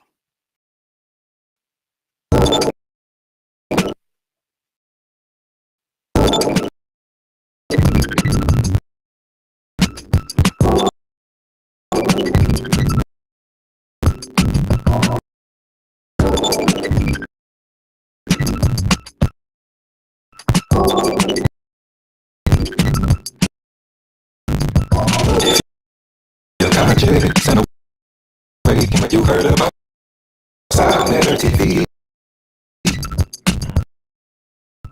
If your conscience while you're hating, cause some of us think too small, just too afraid to fall. If your conscience and awaken what you know that the studio is easy.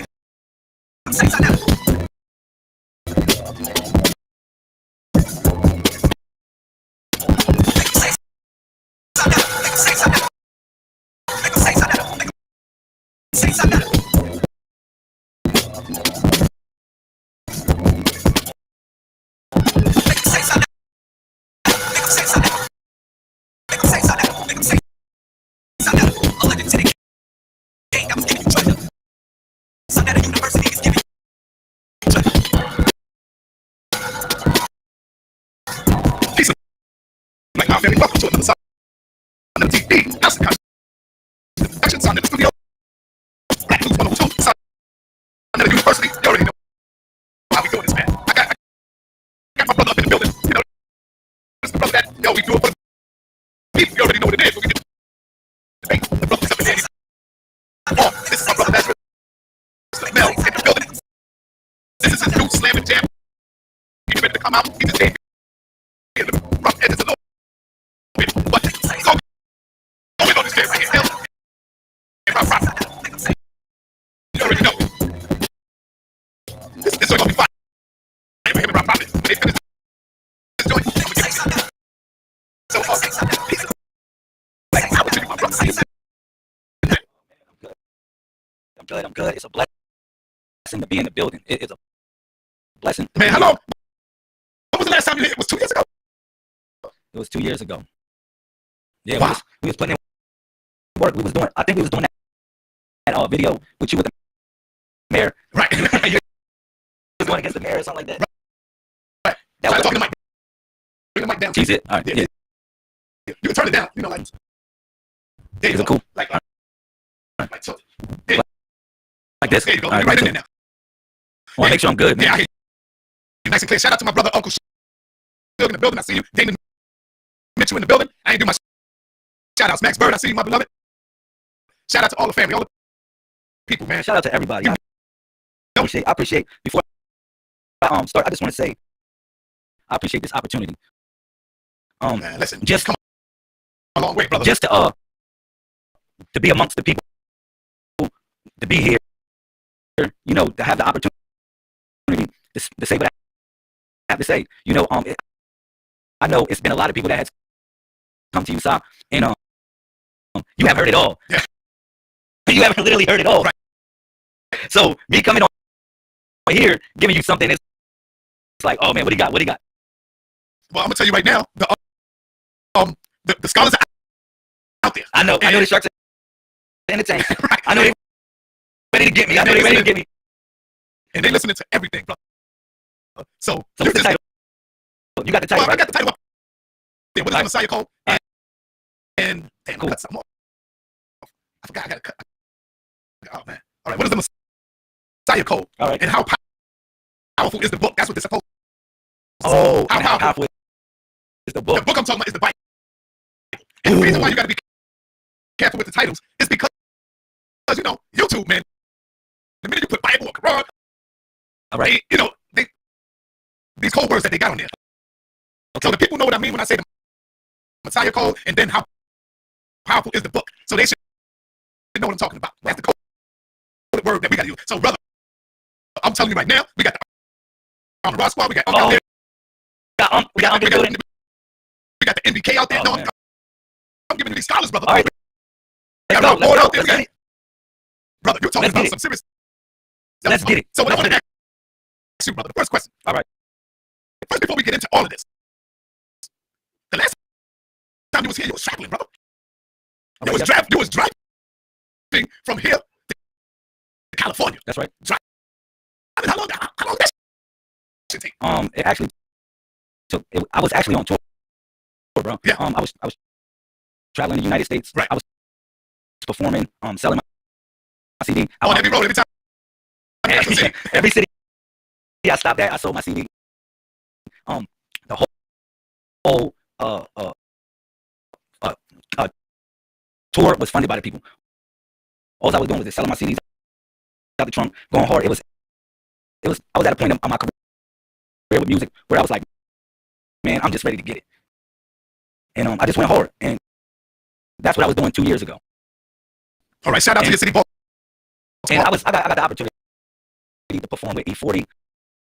I was at the BET Awards. I did a lot of stuff with my music career, and it was a lot of work. As far as doing that, it took a lot of dedication, sacrifice.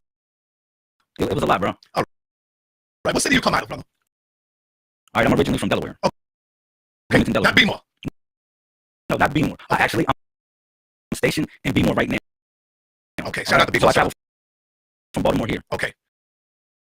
Man, how is it out there? 'Cause I heard so many stories of bad, and you know, I don't really hear that much good stuff about Beemore. I always hear a lot of negative. How is it out there, brother? I would say Baltimore has hope.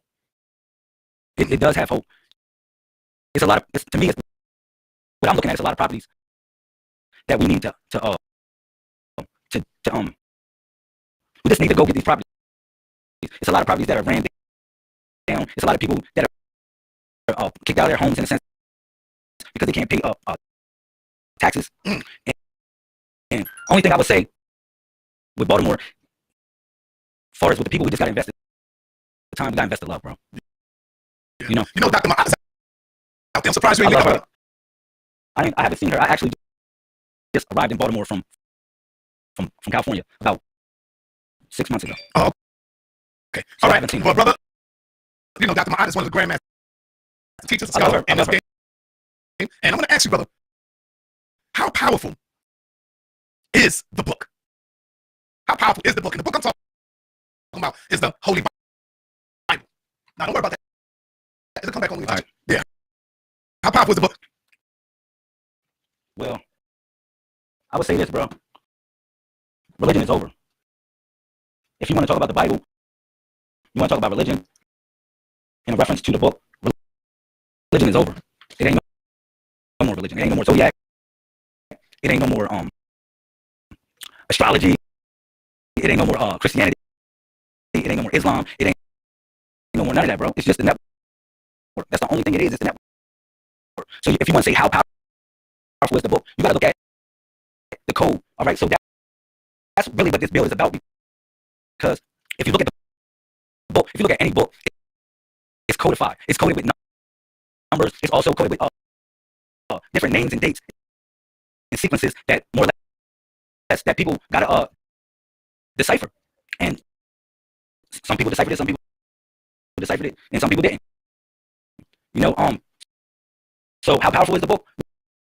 Which book are you talking about? Because it's only one book. It's only one record. Literally, it's only one record. It's the network. All right. So that's where I'm coming from on that.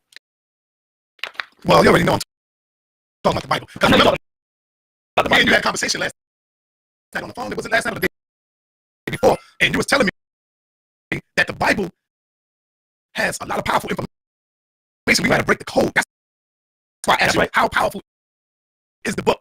Okay. That's what I'm talking about. Well, and I was telling you, bro, we need to leave that stuff alone. You was like, no, sorry. I'm telling you, you just got to break the code down.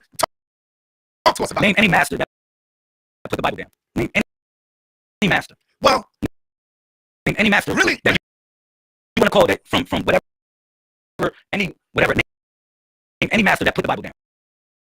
Well, right now, we ain't gonna read the Bible no more. None of them, because they used the book to, like you said, to decode it and to get our people out of it. All right, so you just answered the question: how powerful the book is. All right, yes, sir. Because if we follow the masters, I don't know which master you follow. If we follow the masters, and if the masters literally never put down the Bible, why would we put it down? You know, we in an age and time where though it's nothing new underneath the sun. But in a sense, you know, you gotta bring something new to the table. You gotta make the master smile. Oh man, you gotta do something to make the master smile. You gotta become a master student, literally to become a master teacher. And so far as the book, the masters never put down the book. All right, now they have many ways to decipher the book. Now, when I talk about the book, I say it's all algorithms. It's all math. I tell people, I say do the math. All right, and I'll go into different things in reference to that. All right, the book, I can link any book together. You want to talk about the Quran? You want to talk about cometology? You want to talk about the Torah? You want to talk about the Quran, the Bible, whatever? I can link all them up with numbers. See, the thing about it, men and women lie, but numbers don't lie. All right, so whatever you talk about, let's say you can talk about the gods or whatever. This came first. No, the primes came first. The primes came before the gods. The primes came before the natures. The primes came before the reach, anything that you want to name, because the primes represents a sequence of numbers. All right, and everything is programmed literally by numbers, by mathematics. All right. So how powerful the code is, or how powerful the book, we can go there literally, because I can link every book together. Every book is literally linked together and codified by time and space. That's why when you look in every holy book, literally you see two dots.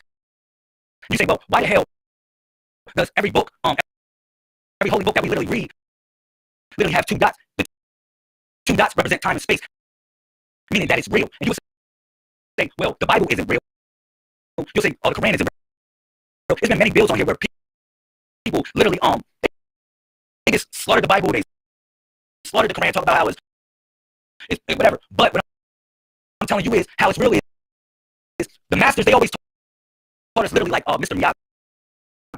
They always taught us by primitive stories and different things, so we can learn different things, so we can apply it to our life. If you don't see it in a story that way, there's no way that you can apply it to your life. It got to be some way that you can have a familiarity with it.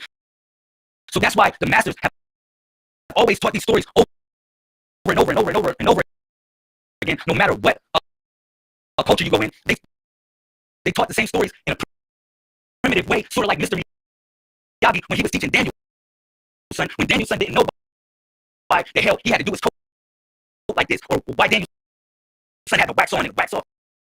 That's the same thing why you didn't realize why you had to be studied up in these books and learn these stories so you can apply it to yourself. So how powerful is the book? The book is very powerful, bro. It is the characters in the Bible real. Look at this. I got you. Be careful, brother. I got the scholars are watching. I got you. Look. All right. The characters of the Bible are fake. Oh, okay. Right, listen. I'm listening. The characters of the Bible are fake. Characters of the Quran are fake. Look, the characters of ancient Egypt are fake. Okay. All right. But I'm the realest thing they ever wrote. You feel me? When I say that, I'm the realest thing they ever wrote. You're the realest thing they ever wrote. When you look at these stories, you still got to apply it to yourself. So no matter what, they're fake. Yeah, they fake. All the characters are fake. And you can say, because you got to go back to these books to find a reference for something. But you the realest story they ever wrote. So if you can't apply it, you literally gotta let it fly. You feel me? Mhm. That's my. Let me ask you. Let me ask you. You got the name Lazarus Lamar. What does that mean? Lamel. My bad. Lazarus Lamel. What does that mean, brother? Okay. Now you know Lazarus is a Greek word. Okay. I take on that name because the elders call me Lazarus. All right. When I used to walk around carrying the Bible and just study up and just doing all types of stuff, all the elders used to say, "Yo, that's Lazarus right there." So it was just why you ain't correct him? What's up with the Kemetic name? Well, Why the Greek name? Why not the Kemetic?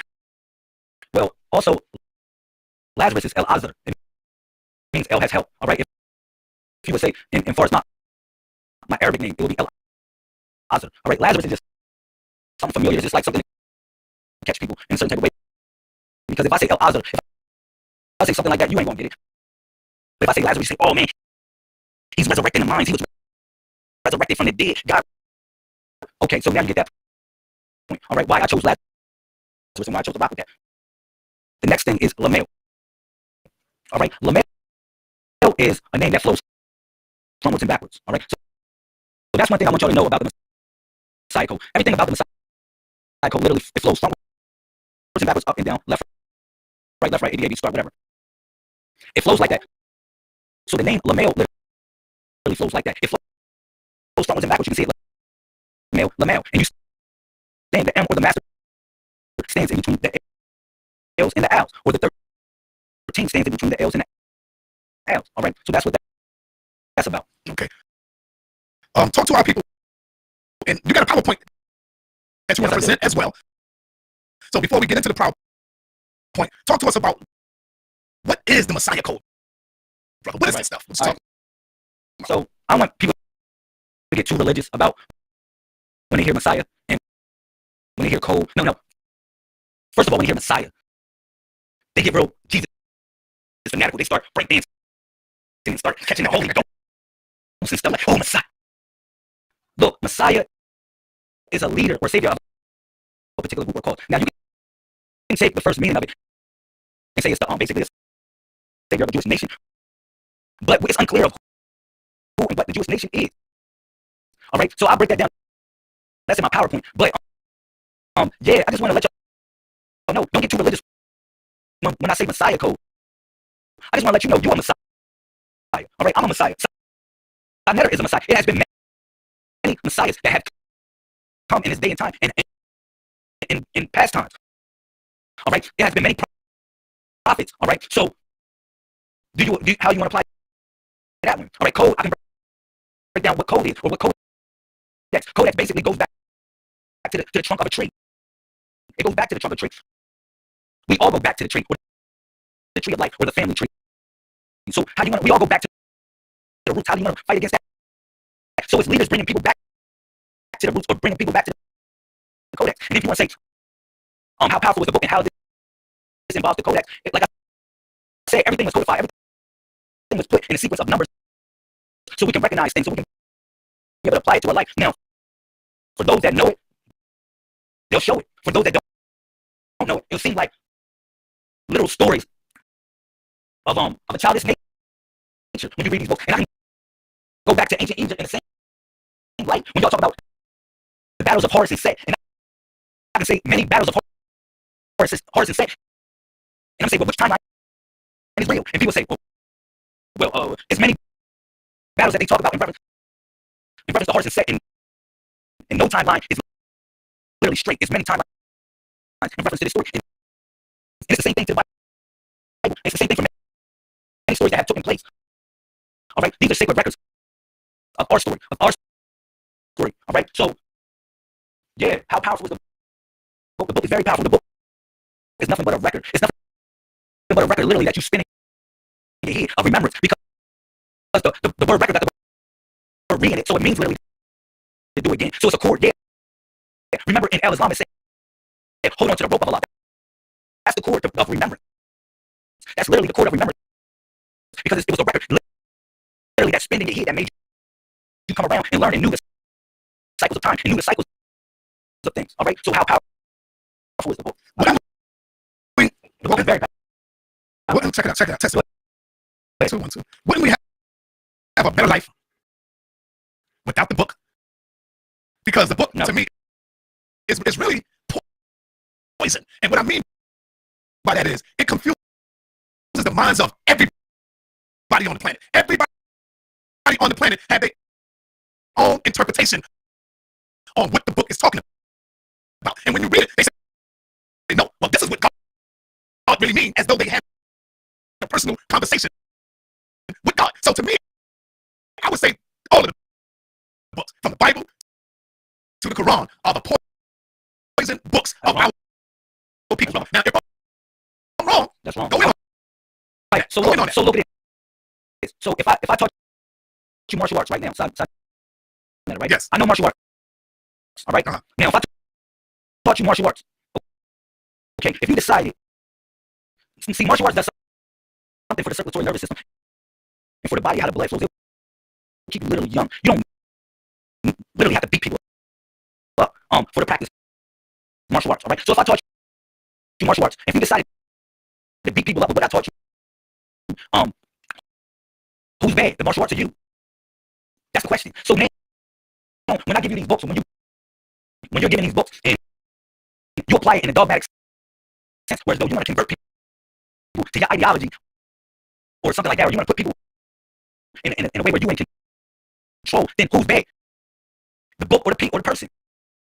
That's the question. That's the question. When you look at the Bible, or you look at all these books, they're weapons. They're weapons of mass construction or destruction.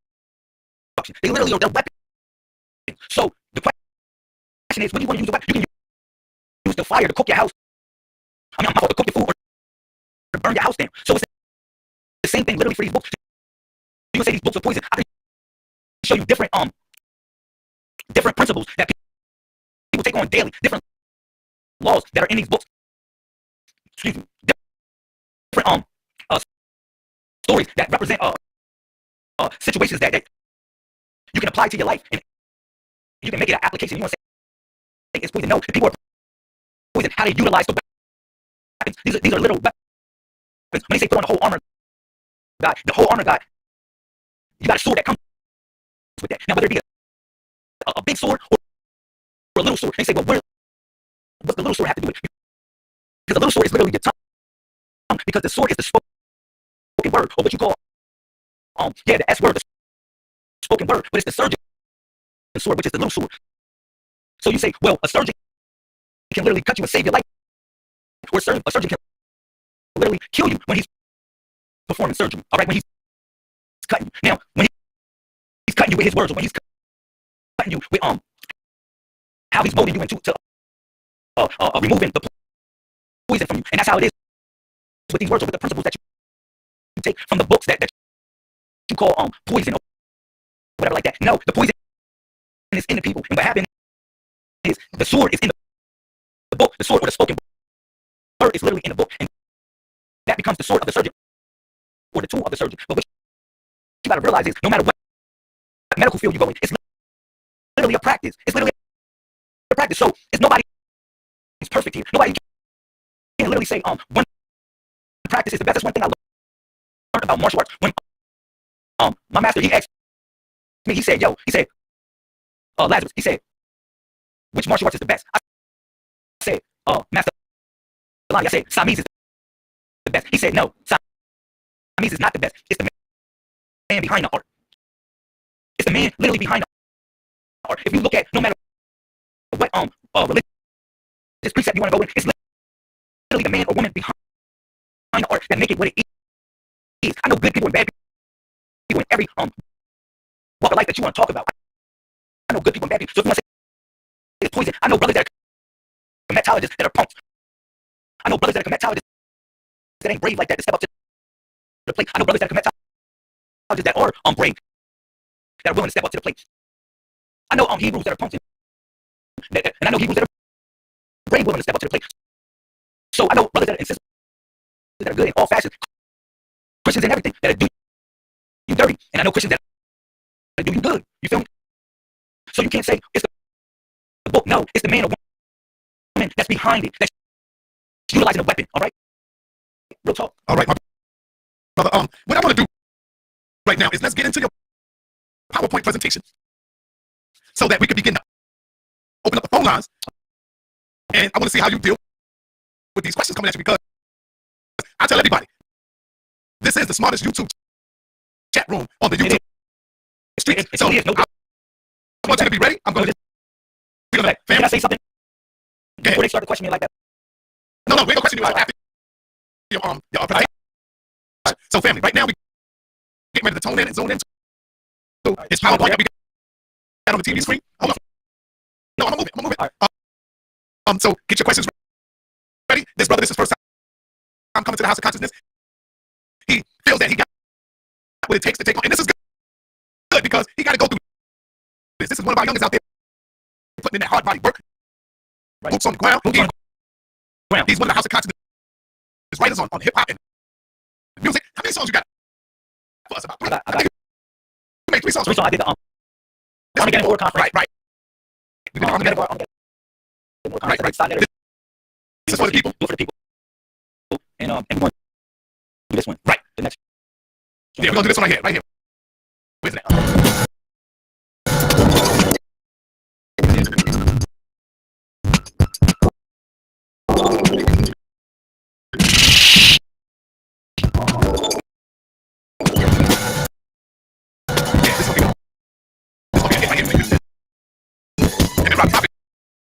Killing this right here.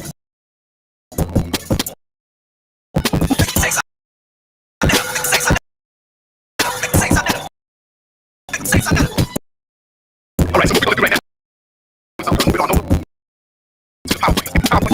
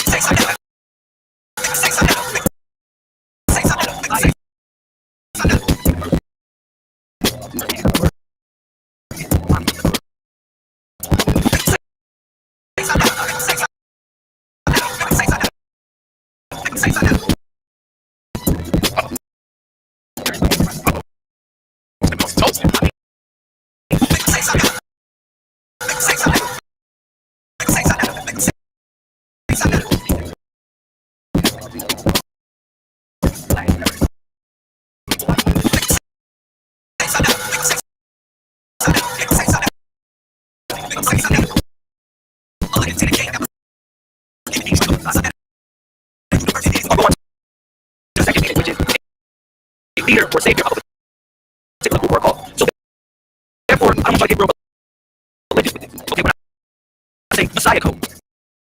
Alright, so now we go to Revelation 2:9. It says, I know thy works and tribulation and poverty,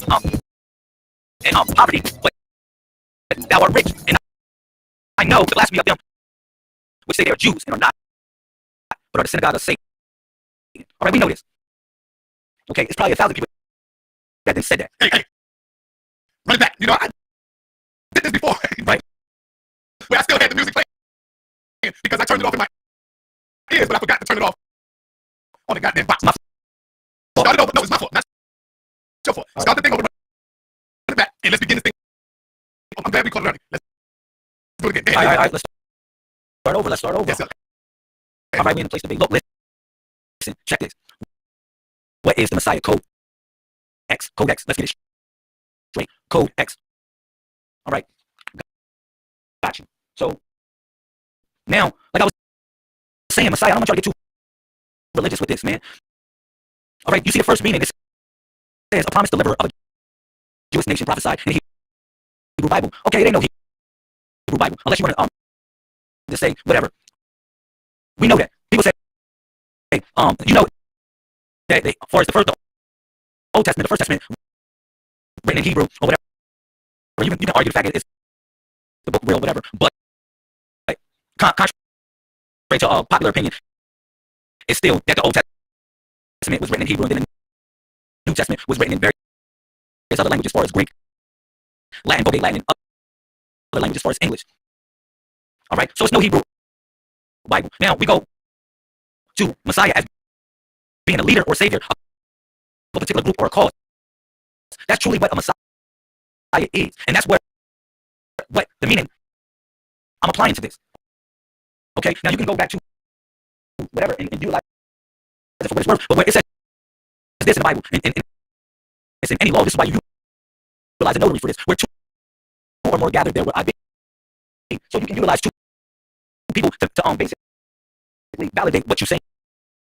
So hopefully, I got two or more people agreeing with me that a Messiah is a leader of a particular group or cause. All right. So now, this is something that I want to break down to y'all. All right. And I'm gonna get real heavy on this bill. All right. Now, today's date in the Messiah Codex so happened to be 10/6/10.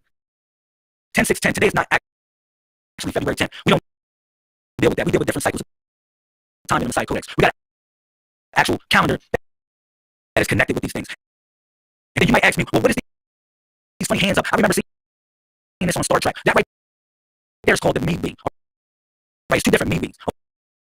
Okay, you got the robotic hand me being, and then you got the human hand me being. And I'll break this down. Now, the Messiah Code is based upon what we call sacred geometry. It's the square, the triangle, and the circle. The square, the triangle, and the circle. So time is literally defined by that also. And you can look at this in Genesis chapter 1:14. He'll tell you this. How time is defined by the 1 and the 4. And I'll break this down. Going back to the square. All right, so in reference to what is 10/6/10 means, it means actually the opposition and challenge of maintaining self-confidence through the gauntlet of life's prosperity. That's what it means.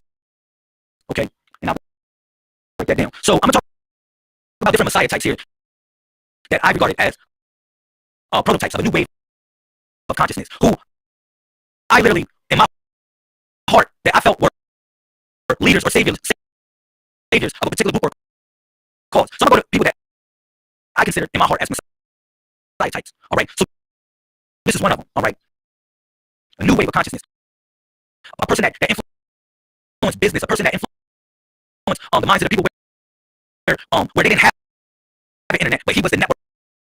It became a literal fishers of men, okay, and women and children. Another Messiah type, prototype, a new wave of consciousness. No matter what, look at this. If I ask people where's the north at in these days and times, I bet you half of y'all don't even know where the north is. You want to go to your GPS instead of your God PS. You want to go to your GPS instead of your God PS. But this person right here was in tune with the stars. It was in tune with liberation. It was able to see our north point, or what we would call a higher polarity of consciousness through whatever tribulation. Yeah, Messiah types. Okay, who I consider to be Messiah types. You know, that know about leadership, know how to follow. Leaders that know how to follow. You know, we got a lot of Indians. And we got a lot of chiefs, but not that many Indians. All right. But I'm going to say this. It's cool. All I got to say is you got to learn how to be a master student so you can literally become a master teacher. All the master teachers knew how to do that. How to become a master student. You see this man, he listening to him for some reason. Because he got something to say. That's real. All right, masters. Don't ever disrespect these people. All right, masters. Messiah types. Prototypes of a new wave of consciousness. Willing to take the step. Willing to put his life on the line. How many people willing to put their life on the line with this? They talk all this junk about the black conscious community. And when they They was talking about the black woman as God. They was doing all this stuff, but when they hit the fan, they pumped out. They literally pumped out. But we talking about Messiah types that were brave, that was willing to literally give their life. So who do I regard as Messiah types? Or leaders of it, or saviors of a particular group or cause? Yes, these are the people who I regard as Messiah types. Okay? Moving forward, Messiah types don't ever disrespect none of the masters. These are all masters. We say, nah, man, it's been people that literally debunk these people. Literally debunk what they didn't say and everything like that. It's been crazy builds on that. No, these are literal masters. They help you become something else. They help you become like they actually they were the prototypes. They were carbon copies of everything. And trust me on that. So no matter what you debunk and say, well, the stories were fairy tale. It was for that day and time. Understand, we in a new wave of consciousness. It's a new day and time, right? Which we call the age of information. Yeah, you got to get in God's army. Information. Get in God's army. So yeah, Messiah types. Don't ever disrespect none of the masters. None of the masters. Don't ever disrespect them. Now I know y'all opinionated and say, man, I don't follow this. Man, I don't rock out with these people. I don't really go that route, LaMail. I'm sorry. I go this route. I love these brothers. These brothers actually changed my life. These brothers changed the life of many people. Man, you can't say that they ain't the prototype of a new wave of consciousness. You can't say that. All right. So yes, he is a master teacher. Okay. Yes, a prototype of a new wave of consciousness. A person that taught us about militance and diligence. A prototype of a new wave of consciousness. These are the Messiah types. These are the leaders that brought us out of muck and mire. That told us, man, put your life up. Put your life up. All right. Real talk. People that was willing to inscribe a new life for us. Inscribe something where people never even gave us a story. People argue about the Bible, how the Bible ain't real, or stuff like that. But it's been people that literally fixed it in a certain type of way that brought it back to our people. And people still didn't appreciate these people. Master teachers. Facts. Master teachers in these days and times, that's literally living and breathing. You still won't appreciate them. You don't appreciate Ray Ray until he got shot. You don't appreciate Ray Ray until he got shot. Now you want to put teddy bears and all types of balloons in a spot where Ray Ray got shot and say, now it's time to honor Ray Ray. No, we honor Ray Ray. Ray Ray is living and breathing Messiah types. Trust me on that. These are the leaders or saviors of a particular group or cause. Trust me on that. This brother saved me. This brother put me on a wave that I said, man, when I was down and out, I'm listening to his information and it taught me something. All right. Real talk. This brother saved millions of people. You don't know that. All right. Messiah types. You say, man, these ain't Messiah types. How the hell you ain't gonna say these ain't Messiah types? You know how much control it takes to as far as control your brain for motor skills, control your brain, your motor functions in order to create a complete shot. I mean, this for real. The move through the defense where everybody is after you, where everybody want to hack and block you from what you want to achieve in life. Trust me on that. It's been many people that live what these brothers didn't live, and they are Messiah types. You might be a Messiah type. I don't know, but it might be somebody that's literally trying to block your shot. Block your shot from success. Say, man, you ain't a Messiah. You ain't no leader. You ain't nothing. All right, and you gotta be the one to say, nah. I'm above the rim, baby. Real talk. I'm above the rim. So now we're gonna go. I just simplify what is a Messiah. So hopefully y'all get that. And we ain't gonna get too religalo on here. We ain't gonna get too religalo on here. Now the next question is, what is the Codex? You wanna know what is the Codex? Okay, I got you. Look, listen. We literally in a matrix. Yeah, we in a matrix. A mainframe consciousness. Mainframe consciousness. That's what we in. A matrix. This is the Codex. This is a matrix. You wanna say, no, the male, we ain't in a matrix. How you gonna say we ain't in a matrix when matrix literally means womb? So you ain't gonna say you ain't come from the womb. You ain't gonna say that you don't exist in a womb right now.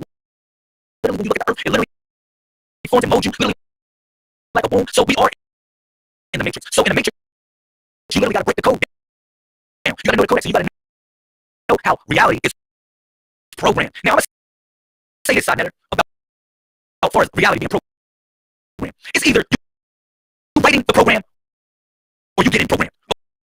Okay? Look, it's either you writing the program or you are getting programmed. All right? Now, you'll say, Lamel, well, you trying to program us? No, I want you to simulate the data. All right? Utilize it for what it's worth. All right? Real talk. So let's move forward. What is the codex? Okay? Codex is an ancient manuscript text in book form. So anything can literally be a codex, ancient manuscript in text in book form. Ancient manuscript text in book form. All right. So now I'm gonna say this. All right. Let's say, Lamel, you're trying to bring us something new in reference to the codex. How is this ancient? Okay. Well, I'm gonna say this. These are the ancient artifacts that they're going to uncover 2,000 years from now.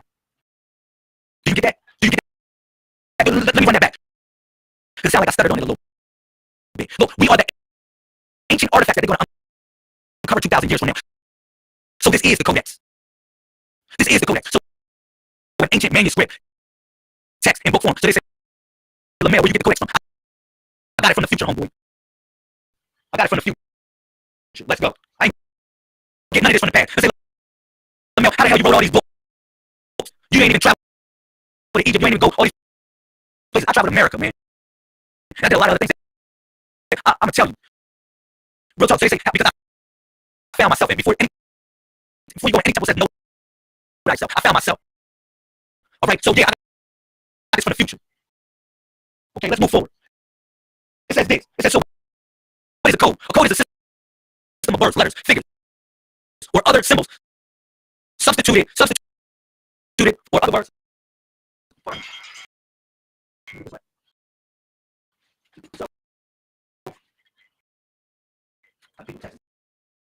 It says, look, so it says a system of words, letters, or figures, all right, or other symbols substituted for other words, letters, etc., especially for the purposes of secrecy. So that's what I was saying about in reference to all these books. They're all literally codified. It's a secrecy to these things. It's an allegorical meaning. It's an algorithm. It's mathematics that's connected to all these books, all right?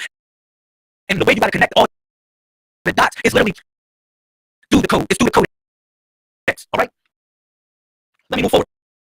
So you'll say, well, what book you want to use? I can utilize any book that you want to utilize. Any book that you want to utilize. You go to the Bible, you go to the Quran, you go to the ancient Egyptian book that it did. It's all literally codified in some sort of way. It has a mathematical principle to it. And you want to say, well, Lamel, we before the gods or the Netchers came before the Elohim or the gods of the Netchers. You want to argue with me about so many things in reference to what came first. And I'm going to tell you, you know what came first? If you want to argue with me, I'm going to tell you, the primes came first. The primes came first. And you want to say, well, what the hell are the primes, Lamel? I've got you. The primes.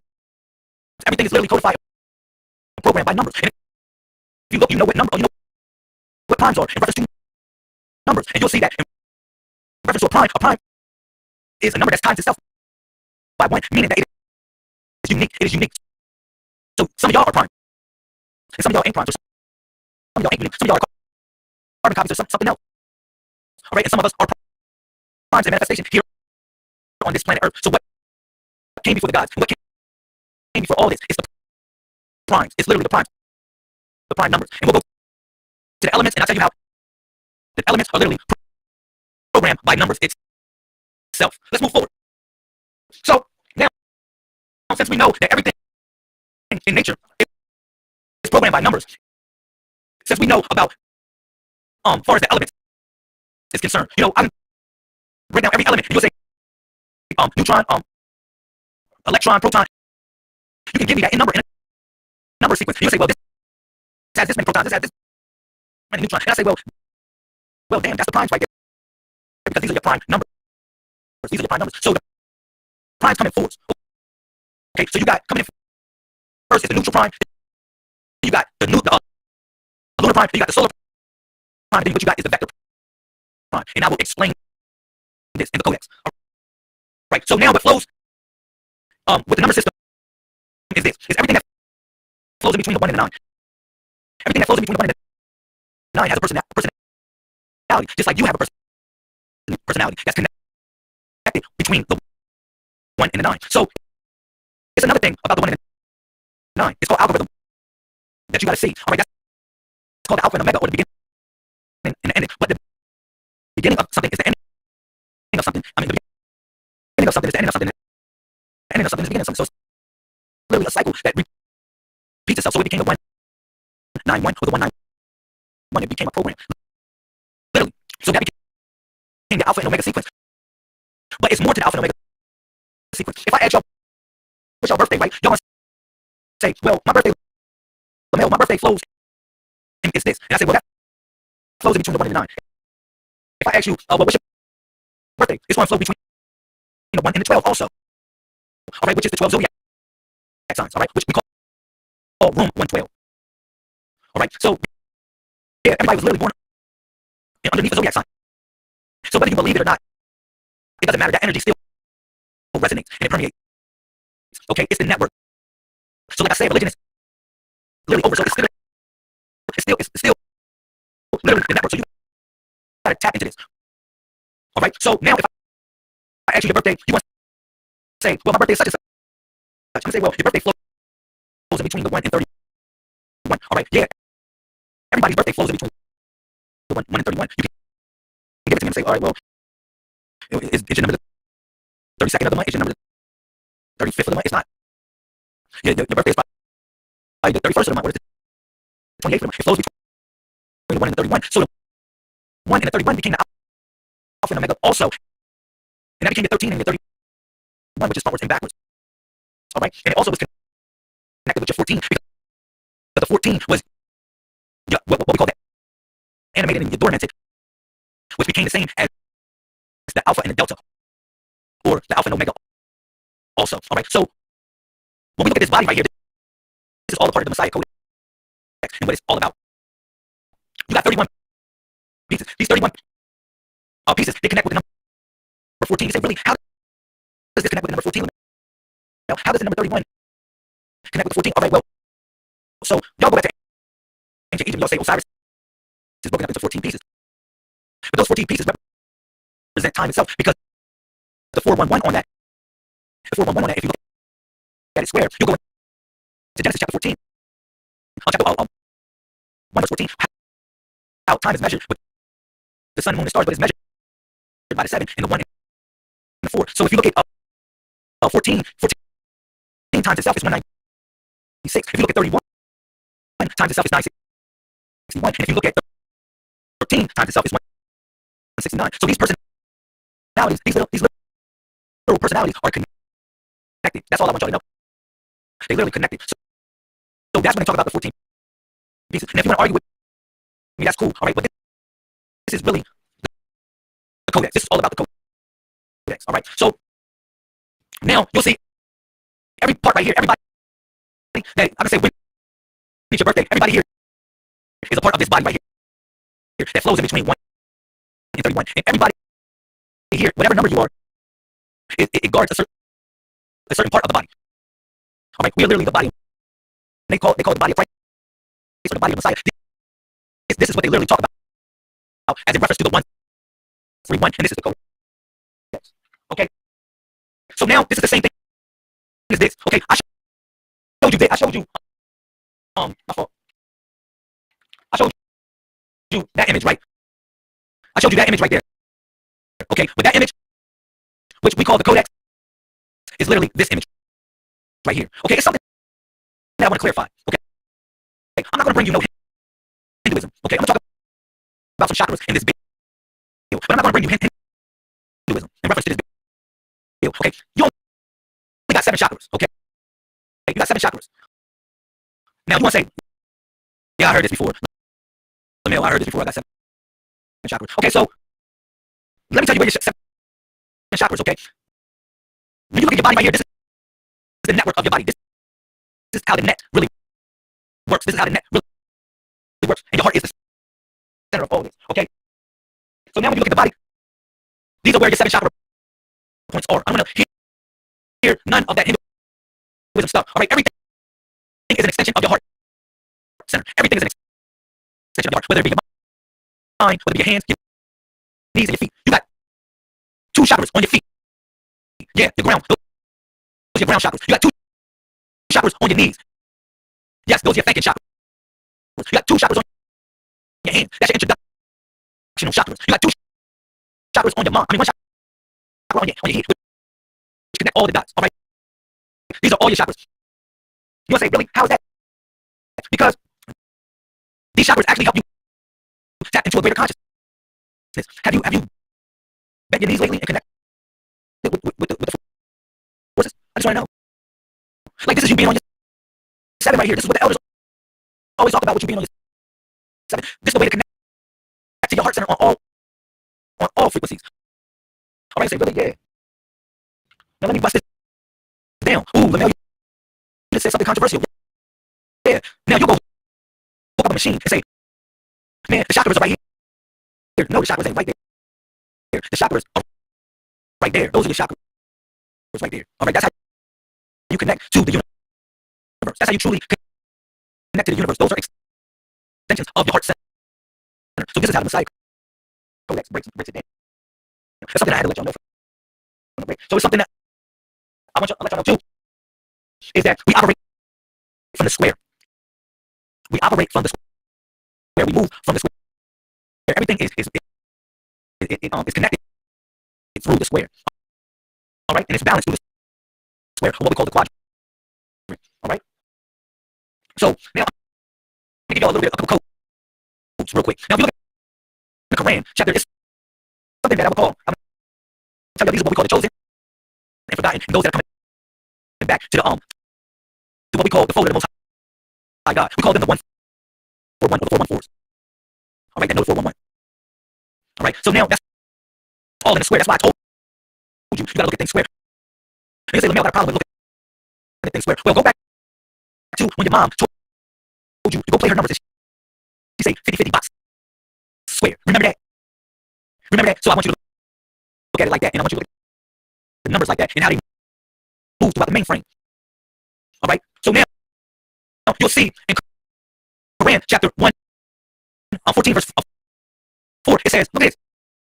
And we did not send any messenger except speaking in the language of his people to say clearly for them.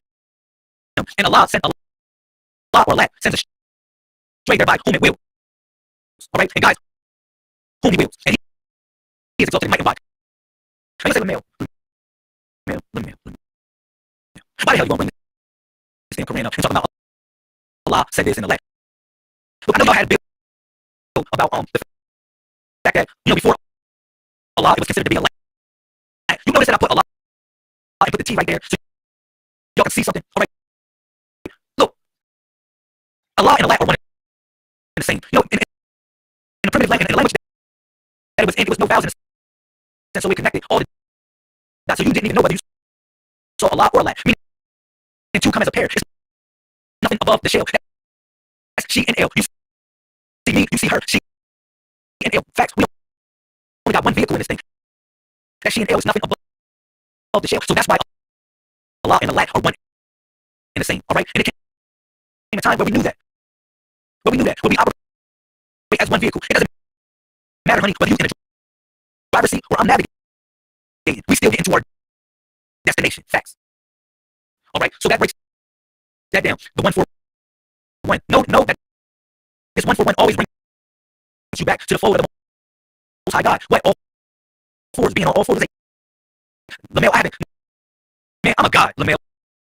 I'm not getting on all fours and praying. What force are you going to connect me with? All right, I got you on that before I even slay it on there. I'm going to say this.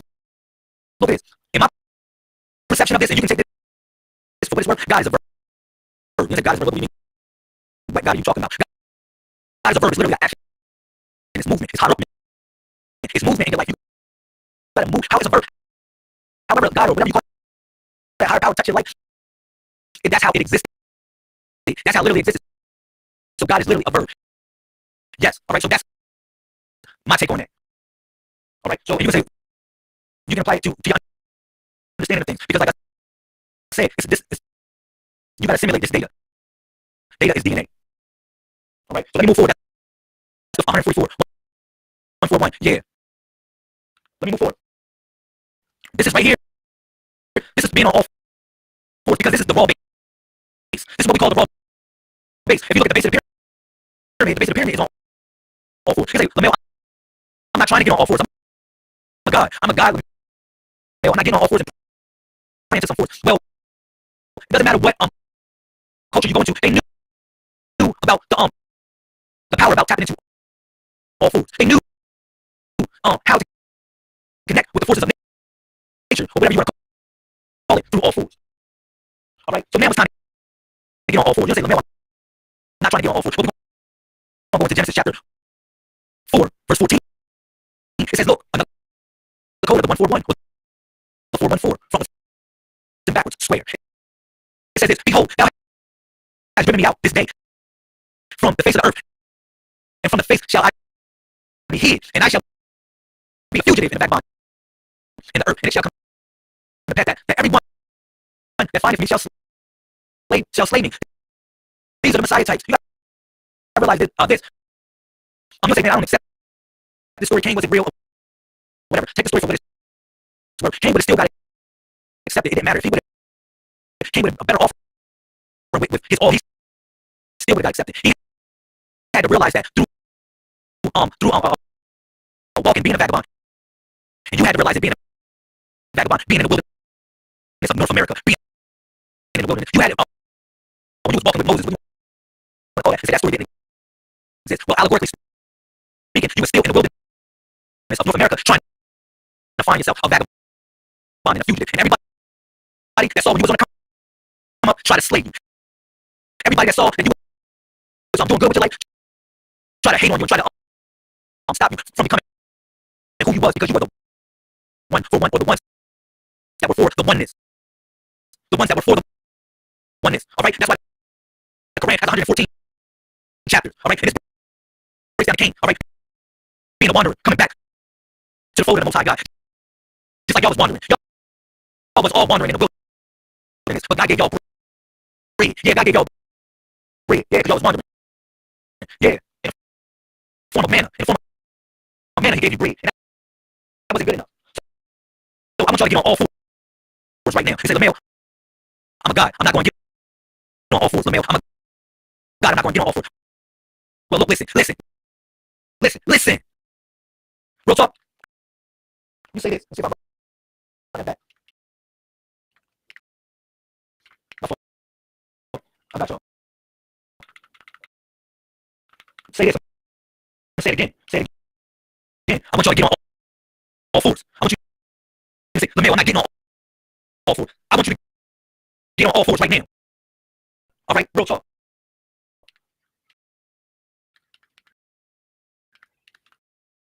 We'll move forward. Front side. Not going past that. Yeah. All right. So like I said, I'm going to say it again. If anybody got a problem with it, I want you to get on all fours so you can connect with the universe.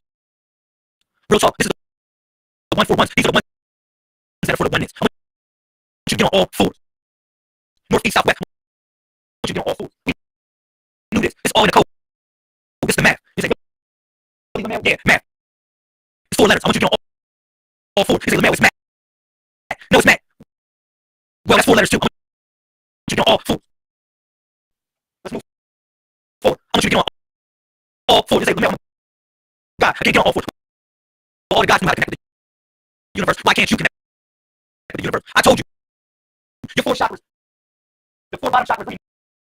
Move this up a little bit. See it? The 4 bottom chakras right there. That's how you connect with the universe. That's how you connect with the quadrant. Right there. It's by getting on all fours. We move forward. Yeah, like I said, do the math. You got a problem with it? Get on all fours. Get on all fours. You're like, I'm not ready to get on all fours. God, well, all the guys got on all fours. Right? They got all fours. They knew about adding. being fruitful and multiplying. They knew about dividing. And yeah, we was Africa. Yeah, Africa say, oh, Africa means divide. No, I'm gonna bring something else with Africa on that. They knew about subtracting. Well, we gotta get rid of some people. They knew about the math. They was on all fours. So I want you to get on all fours with the eye open. You see that right there? You see that square right there? That's all fours. That means your eye is open right now. Facts. And it's math with a T. You put a math with a T behind it. Let's move forward. So you say, so now that was the Codex. That was a part of the Codex. What we talking about? I got this for you. You signed that. This was something that I really wanted to give you real hardcore. How many degrees in a circle, sign that? How many degrees in a circle? You don't know? Hopefully they know in the chat room. Hopefully y'all can answer the question. How many degrees in a circle? I just want to know. You know what I'm saying? We heard this bill before. We heard this bill 1,000 million times before. We've been on side of it before. It's 360 degrees in a goddamn circle. Well, contrary to your opinion, it's not 360 degrees in a circle. I knew you was going to say that. That's how I know. That's what you going to say. Because I know you're going to say something. It ain't no goddamn 360 degrees in a circle. We upgrading the mainframe consciousness. The masters have given us the key.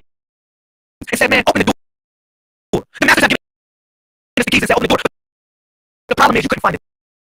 Dot, where the keyhole went at. He said, really? Yeah, real simple bill right here. It's a real simple bill. So how many degrees in a circle? It's 360 degrees in a circle. No, it is not. It's one thing that y'all forgot. Y'all forgot the goddamn dot. Y'all forgot the goddamn dot. It's 361 degrees in a circle. And that's that 360 degrees. If you want to debate with me about it, here I am. All right, real talk. Get upside down. It is 361 degrees in the mainframe consciousness of the circle. You forgot the little dot. You say, really? Yeah, everything starts from the dot. The dot is the thoughts. The dot is the thoughts. The center. That's right there. It's the apex. It's the center. Everything starts from the dot. That is 19 times 19. 361 degrees, which equals 10. Yeah, male and female. Yeah, the 1 and the 0. Nothing above the shell. That's G and L. Okay, cool. For all my people in here, from the Messiah Code family. Shout out to the Purple Heart Squad, and shout out to the Dracula Squad. You know what it's for everybody throwing up the meat. Okay, look, it's 361 degrees in a circle. Okay, this is how you measure it. You start off in a dot. You say, really? Look at this, man. If you don't really have no rules to regulate yourself, you'll just be a wild bull. Man, if you don't have a center where you located, you'll just be a wild boy, a wild girl. You don't know where home is. You really know how to deal with life in a sense. So you can take it for what it's worth. You say the eyes to the doorway to the solar mill. Yes, the eyes have a dot in the middle. Yes, 361 degrees. All right, facts. All right, that's a fact. That's 19 times 19. Everything that flows in between the 1 and the 9. That's the alpha and omega principle. All right, let's go. So, between grandmother and grandfather, mathematics. Let's do this, man. Yeah, you need this. How the hell you want to find the area of the circle if you don't know the damn radius? So yeah, you need a dot in the middle. You need a dot. You say, man, well, I need the pi too. Well, you want a piece of the pie? We'll go to Revelation chapter 3:14. You'll see how this connects up with pi, how that's connected up with the Amun, who was always there since the beginning of time. Yes, you already know. It's talking about the dot. It's talking about the dot that's always been there. Yeah, I don't care what dot you want to color it. Black or whatever. That dot is a blinding dot. The light, that dot's light is so bright, it'll literally blind you, man. It'll literally blind you. All right? So let's move forward. It's something I'm going on, but I'm not going to read all this. But I really want y'all to go to 2 Timothy 3:16. Because this one, 3, this is 2 Timothy, verse, chapter 3, verses 1 through 16. And that's 361 degrees. Because God so loved the world, he gave his only begotten 131. All right, so at 361, or that 2 Timothy 3, 1 through 16, it will break down for people that are caught up in this God conscious situation. Real talk. For people that are caught up in too happy and too proud to literally go on all fours. Go on all fours. You too happy and proud to connect with the universe to do the math. Real talk. So that breaks that down for anybody that wants that. So now this is called real sacred geometry. The Messiah Codex, what I'm gonna give y'all, and the 361 degrees or the 613 commandments. You like that? 613 commandments is 361 square, isn't it? 19 times 19.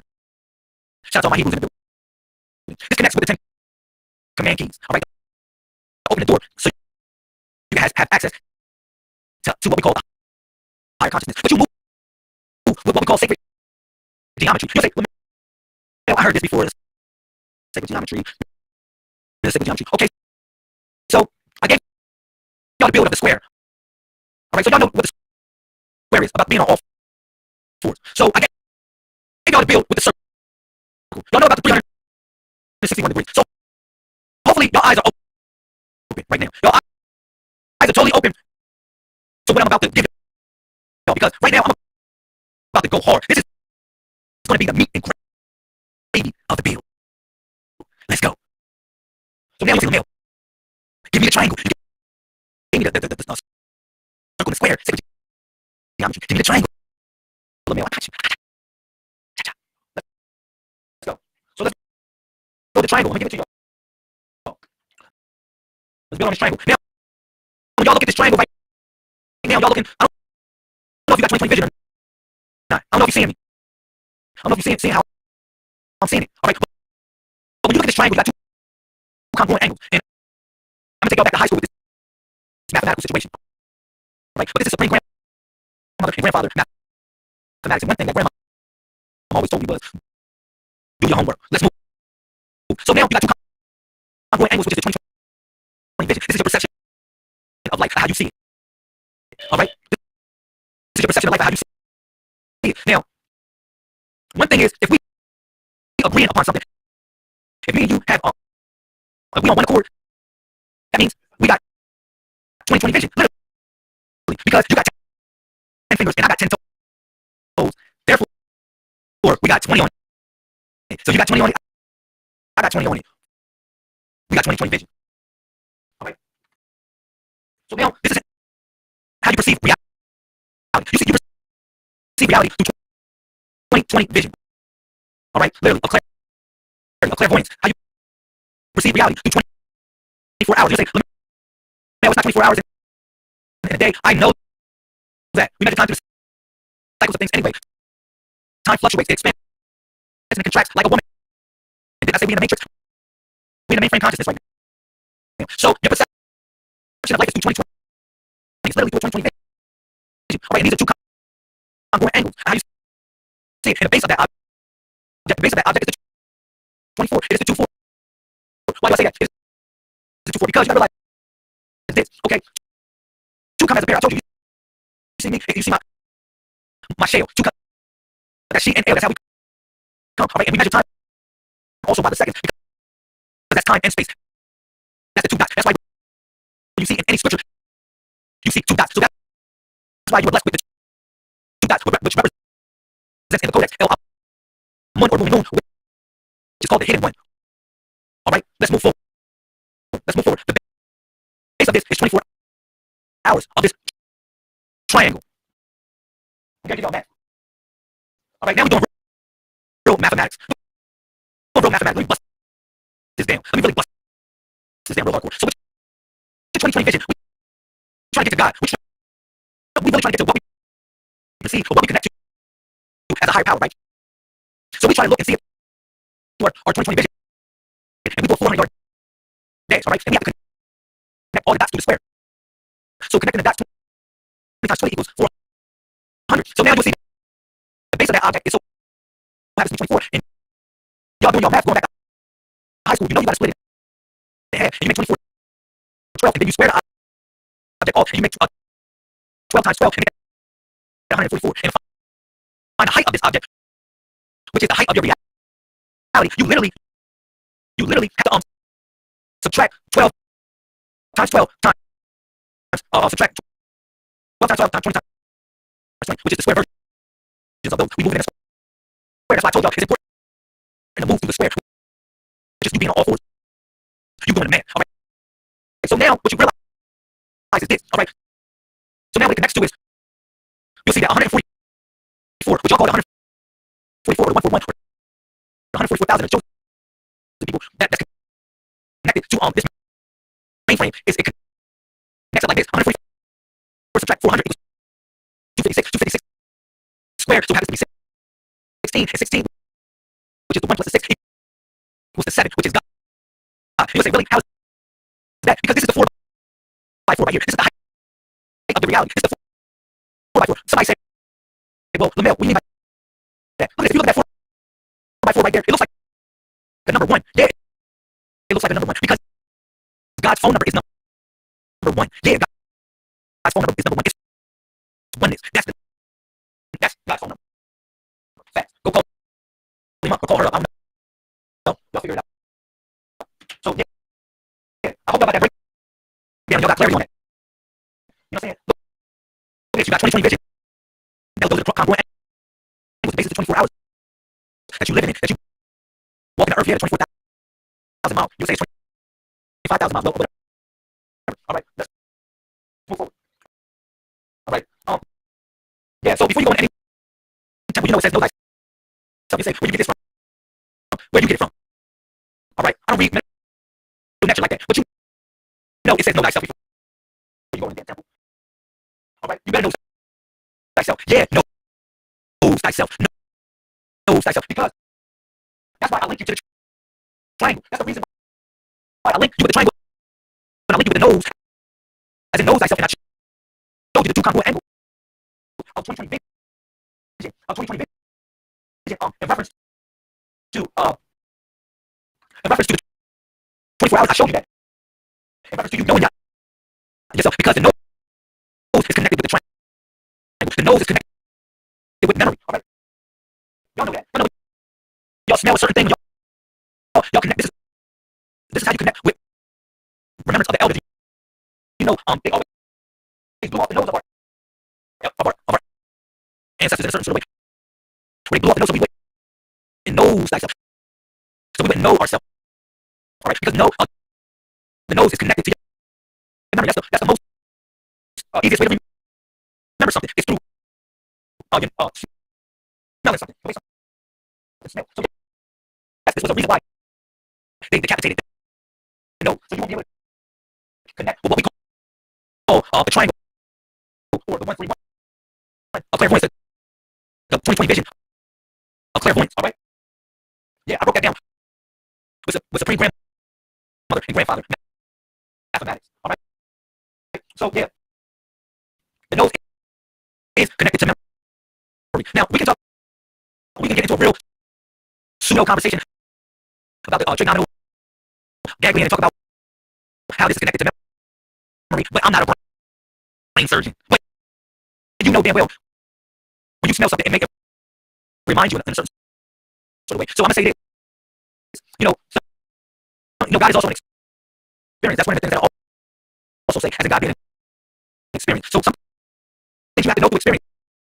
And you know certain smells link you to the way you remember certain things. So yeah, all right. So now I'm gonna get into this about this 131 thing because I showed y'all the pieces of the puzzle. We just putting the pieces back together, meaning that we looking for our piece. Yeah, we looking for our piece of mind. We looking for peace. Every time we try to look for peace, we can't have it. So we putting these pieces together when we on a search for God's kingdom. All right, you say, really, Lamel, you get revelation because you keep on saying God. You can apply it to whatever name you want to apply it. God has many names. I told you God is literally a verb. All right. So now when you see in Luke right here, which is 131.